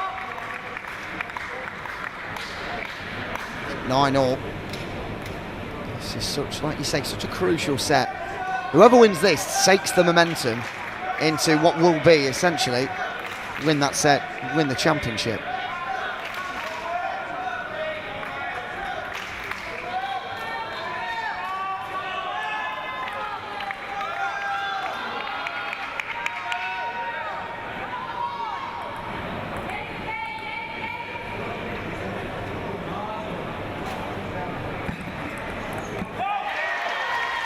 He takes the point to 9.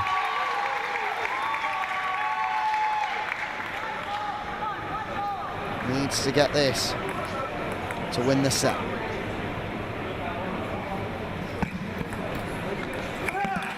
Just for a smash back, good little rally. Oh, not quite. That took an eternity to drop. Didn't land on the table, so we head in to a deuce. Yeah, good response from Montanas there. Keeping the pressure on Bailey down his forehand side and just managed to win the point.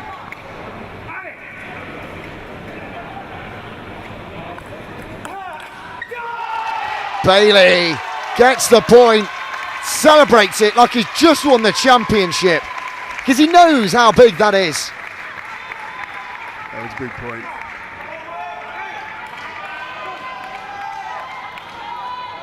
And if he comes back to the table after that long walk, it's his serve.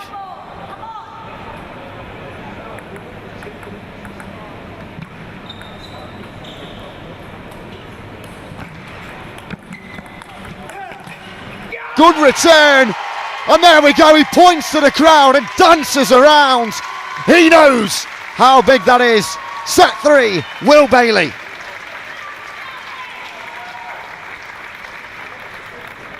Fantastic way to win it there, 12-10 in the deuce. And how will he be feeling now? I mean, we can clearly tell he's excited, he's confident. He knows he's got this. Yeah, well, he's won that game, which was a crucial game. But it's called the best of 5 for a reason. So he's still got a. He's not over the finish line yet. So, whilst he celebrated that win, his coach will be bringing him back down to earth and saying, "Well, the job's not finished." Whereas the Dutch coach will be telling him, "You're in this game. You're not out of it. You're playing well. You're not making that many errors." But both players are playing at the height of their game, really, which is what we want in table tennis. We want two players at the best of their abilities playing the best table tennis they can, and this is what they're doing. How important is it for Montanas to have a good start to this set? Well, it's always crucial, but at the end of the day, that you have to get to 11, and you can have a good start and things can go a bit awry. So, we'll be wanting to get to 11 quicker than Will Bailey.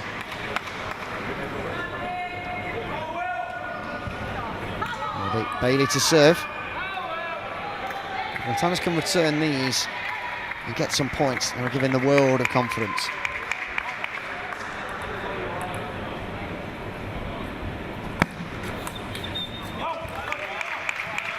Great start there from Bailey. First point goes his way.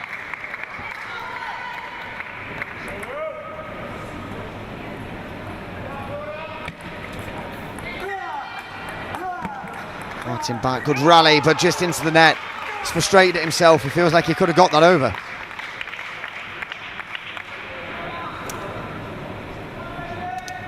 Now over to Montanas to serve. Bailey, of course, has used his timeout. Montanas, not yet.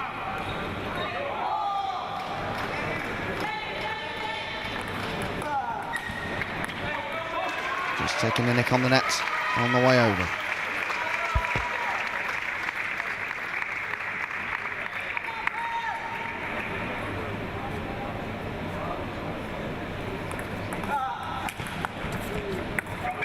Oh, so unlucky. Dives on the table. He couldn't get that point. Of course, now the table will definitely need a one. Absolutely, I can see the sweat from up here covering the table. Dare I say that was a tactic? No. No, he was simply just going for. He was going for the ball. He was giving his all to get the ball. cause.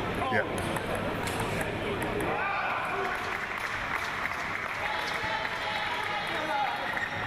So Nick on the net. But gets the point. Any point will do.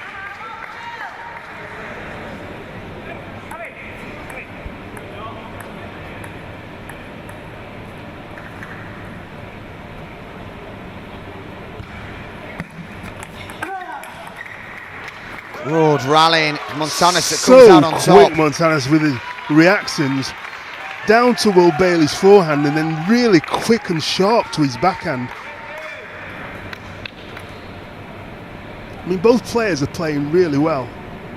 Yeah, they are. It's been a fantastic game so far. Long may it continue.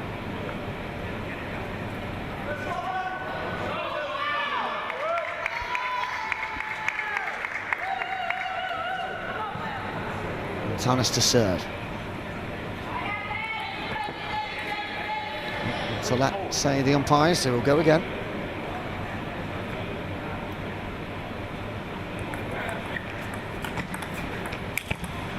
And it's Montanis that takes an extra step forward. 4-3 now. That was superb play from Montanis there. A good open up shot and a great finishing shot. His rally's ongoing and Montanis just caught a bit too much of the ball there. Too much power. Yeah, he's going for the corners though. He's making sure that he uses the full extent of the table.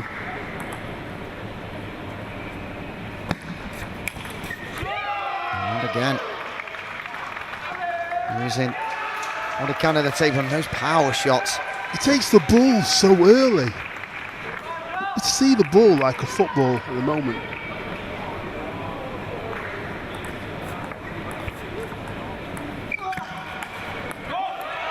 Brilliant spin from Bailey there. It wasn't the fastest, but he gave it a bit more air and a bit more spin.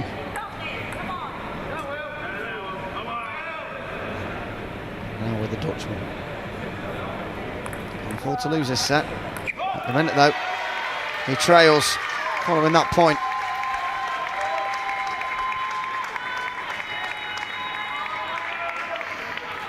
One more point and then we'll have that towel break.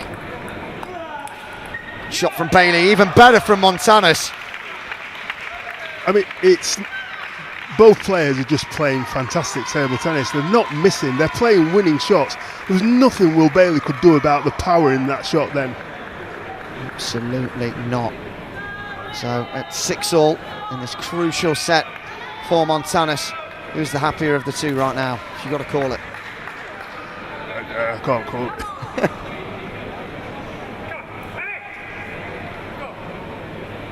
Montanis poised and ready. Oh, And he just hit the edge. And he's acknowledged that as well. But this is what I'm talking about. They're going precisely for the corners. They're not.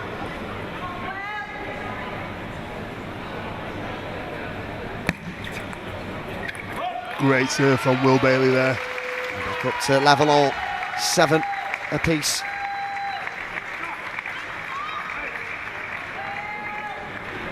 Montanis to serve.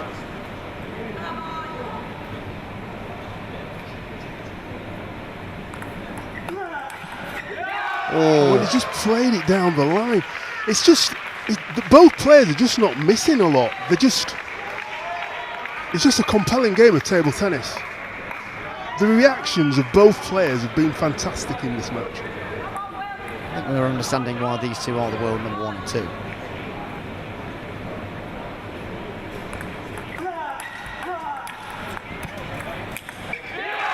Again, it's just relentless power from Montanus there.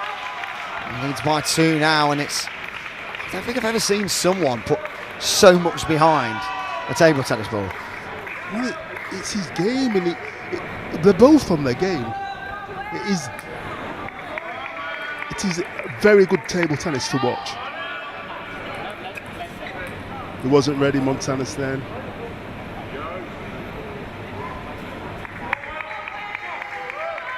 Big moments in the game here for Bailey. Has to win his serves, quite simply put. And he does from the first.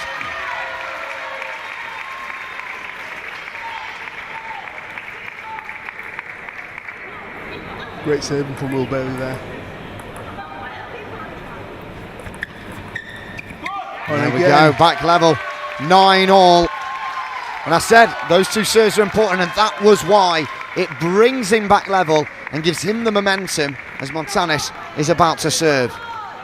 Of course, Montanus can't afford to lose this set. If he does, the European Championship will be back with Will Bailey for the first time in 12 years.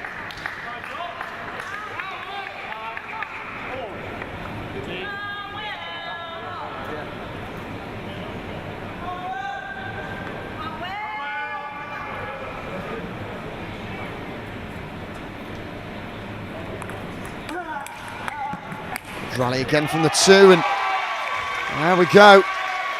Advantage Bailey, 10-9, and the timeout is called from Montanus, as we pretty much would have called it if we knew Bailey was going to get that point.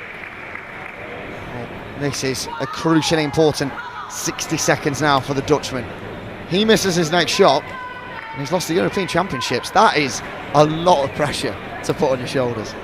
Yeah, but the way he's playing it, you know, Will Bailey's got the advantage right now.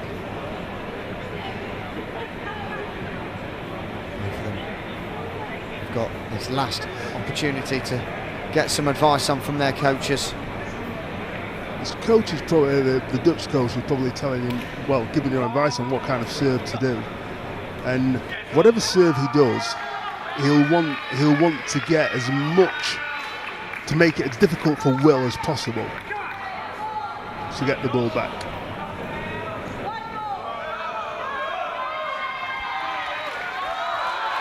Will Bailey getting one last big shout of encouragement from the stands. His family are here, his friends, his colleagues, and fans of his, of course, as well. And there we go! Will Bailey, European champion once again! It's been a long 12-year wait for him, but he has got it, and he will be heading to the Paralympics in Paris in 2024. He ran straight over to celebrate with the stands, and as he walks back, he congratulates the umpire, says thank you, and I'm sure he'll go over to Montanus in a second's time. But Farrell, what a way to win it, and what a celebration to boot. Yes, it's he's had 12 years to wait to retain his title, and you can tell that he's really, you know, pumped up about it, and he's worked hard, and it's been a compelling game. It could have gone either way. I know it's a 3-1 result, but the table tennis that was played and that was on the show was absolutely fantastic. A real joy to commentate on, and I'm sure the crowd were overwhelmed by the play that was going on the table. It was brilliant. Yeah, absolutely. Well, for myself, Elliot Stockdale, I'm sure Farrell Anthony will say the same, although he is back for the next 2 days. It's been an absolute pleasure to commentate on the table tennis over the last few days. We've still got the medal ceremonies to come, but that is it now for the singles championship. Onwards we move to tomorrow's doubles. But make sure not to go anywhere, because I'm sure you'll want to see Will Bailey get that gold medal and celebrate once again with his home nation.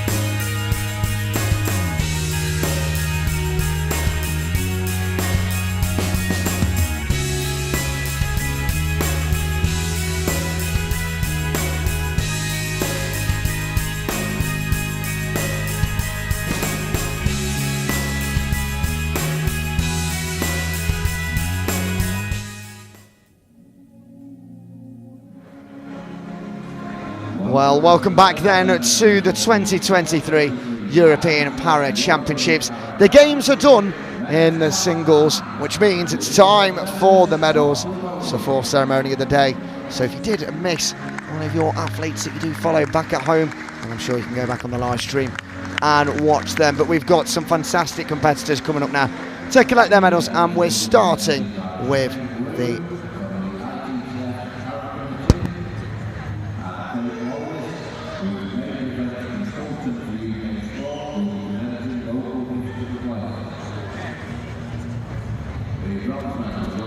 So we are starting off with the, I believe, men's single class 11.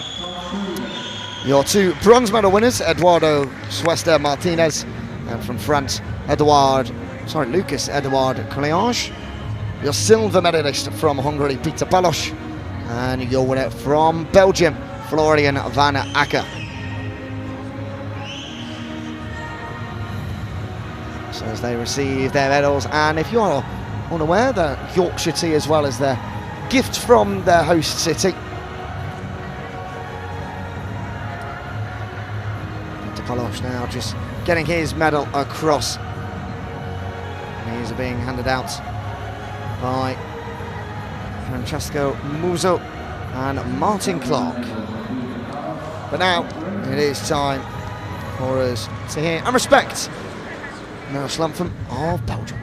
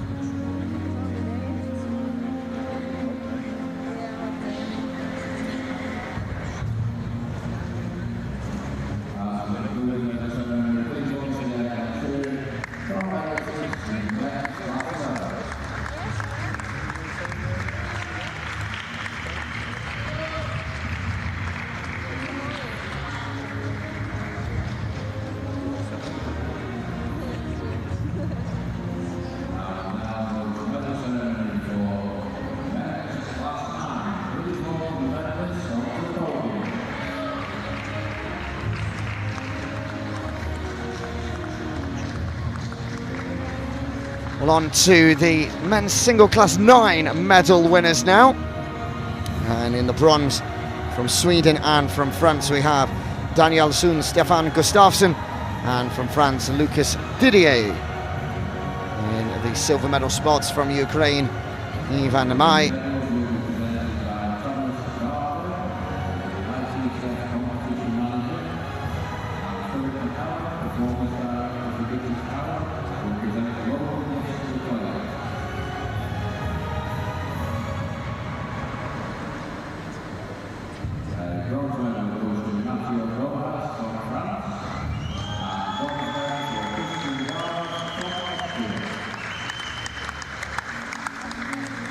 So, apologies, no, we're on the single class 10. There's a little mistake there with the announcer, but we are back on track. The bronze medal winners from France and Austria, Mateo Bohias and Christian Gardos. The silver medalist from Montenegro, Filip Radovic, and from Poland, Bartolik Chonowski. These are being handed out by Thomas Varga and Philip McCallum.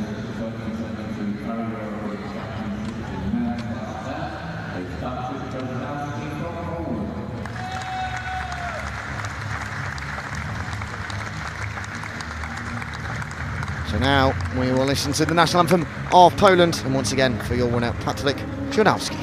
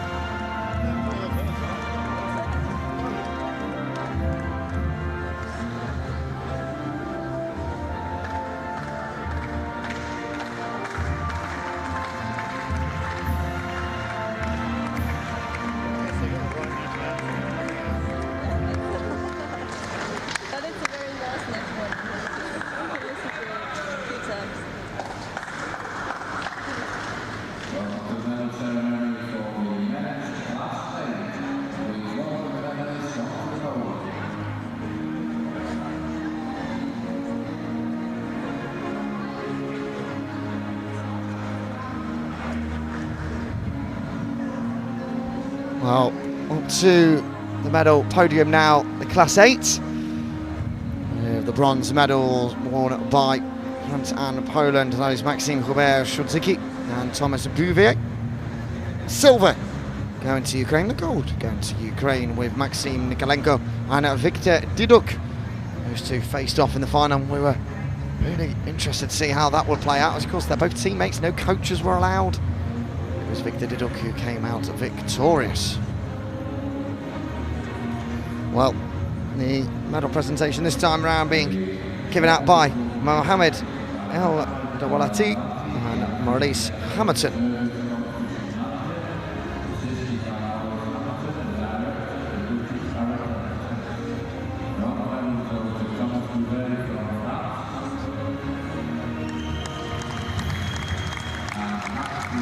Well, a big congratulations to all of our competitors in this men's single class 8.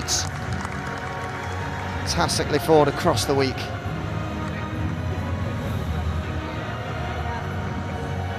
And a double for Ukraine as well with the silver and gold. Victor Diduk though will be on the plane to Paris 2024 to take part in the Paralympic Games. It's a little finger to the sky there to celebrate. And he gets his Yorkshire tea to boot as well. And now we will have the national anthem of Ukraine.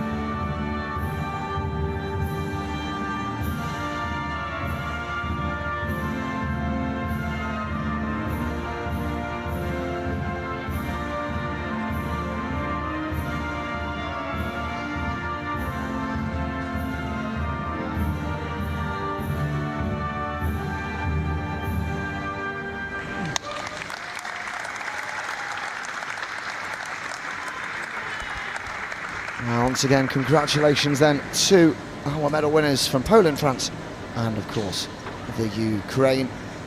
Just the 3 more medal presentations to go through now. That is when I can hand over to the lovely Taya Pinta to go through the men's class 8 for their medals.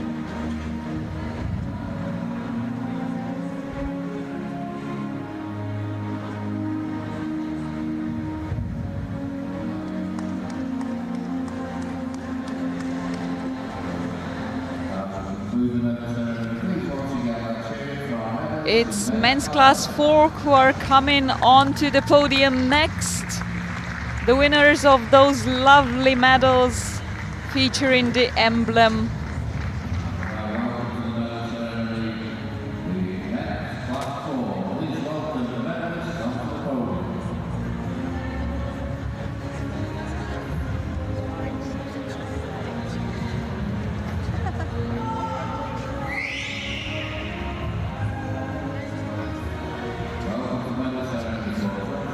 Apologies for a bit of a mix-up. Here they come, the class 4 medal winners. Boris Traunicek for Slovakia, Alexander Delarc for France, to come pick up their bronze medals.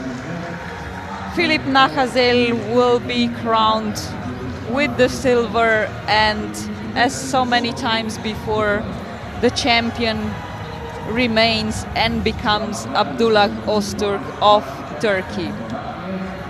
Our presenters Tina Krota and Kate Laws will be giving out those lovely medals along with some Yorkshire tea. The 2 bronzes to the semi-finalists, Boris Traunicek and Alexandre Delarc.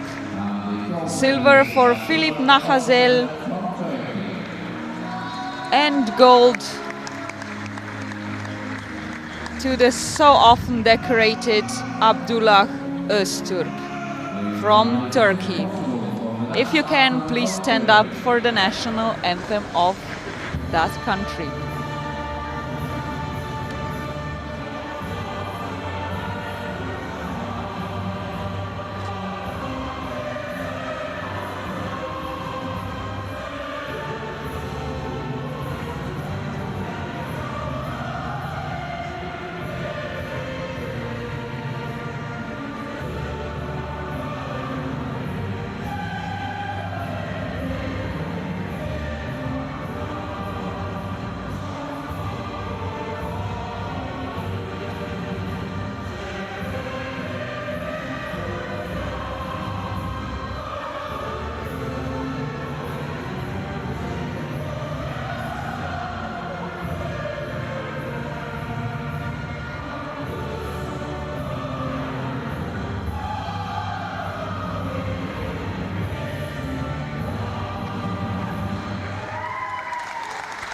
European champion in men's class 4, Abdullah Öztürk, salutes his country, his national anthem, his flag, and we salute him for another gold. He'll be searching for his third consecutive Paralympic gold medal in the summer in Paris next year, joined here on the podium by the silver medalist Filip Nachazel for Czech Republic and the two semi-finalists with their bronzes around their necks, Alexandre Delarc and Boris Traunicek. Congratulations to all.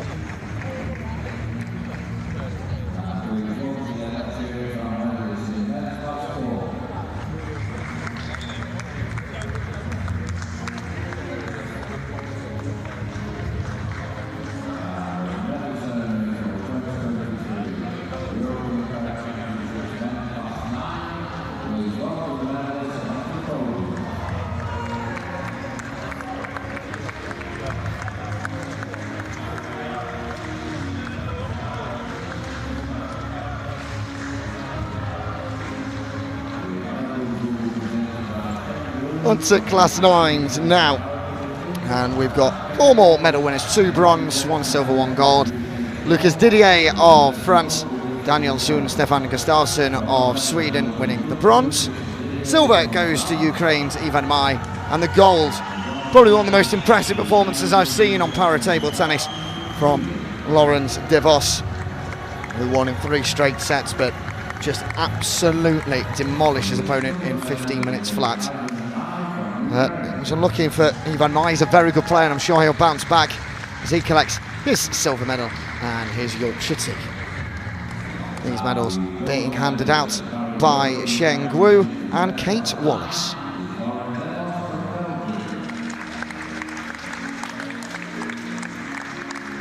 Just to correct myself there, not too sure who's actually handed out those medals. Potentially could have been Francesco Muso and Martin Clark, but there is a bit of confusion here. And now it will be the national anthem of Belgium and of Laurens de Vos.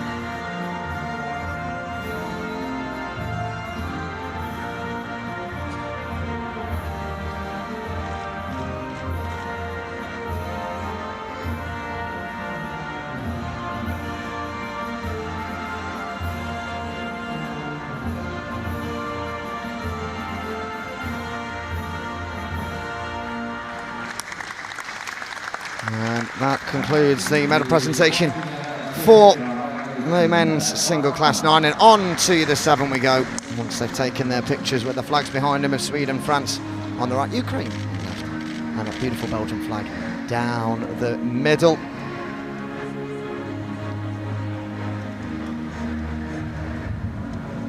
So they just congratulate themselves on a fantastic tournament in the singles. A reminder, we'll be back here tomorrow and we'll be back here Saturday for the doubles competitions. Aaron Anthony will be alongside Brad Hope for the next 2 days, and of course on the other table for the wheelchairs we will have Maciej Pintar on hand for that.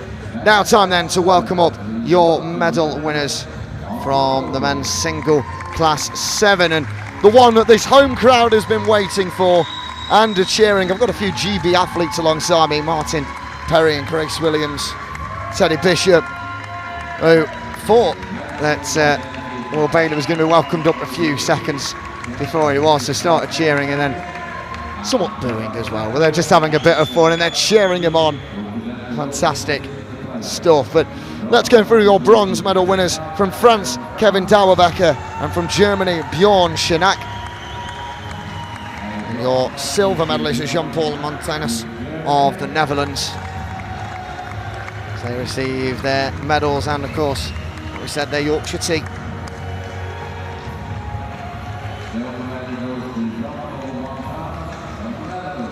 Fantastic performances from all of these throughout the 4 days.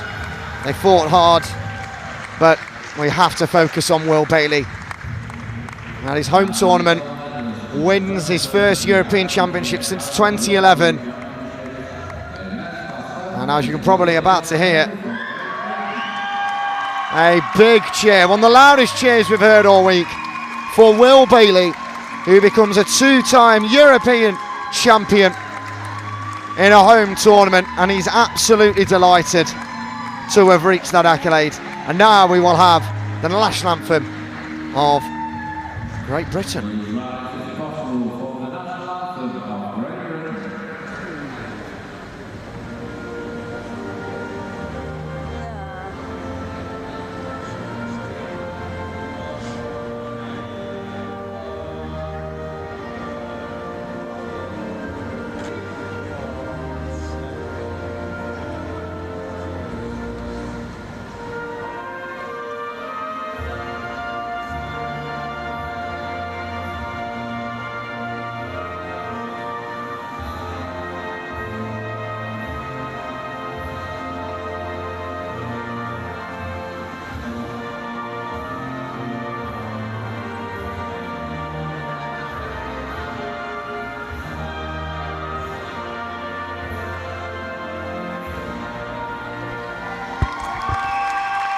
Well, that was the national anthem of England there, not of Great Britain, so we do apologise if we have any Scottish, Welsh or Northern Irish listeners and viewers.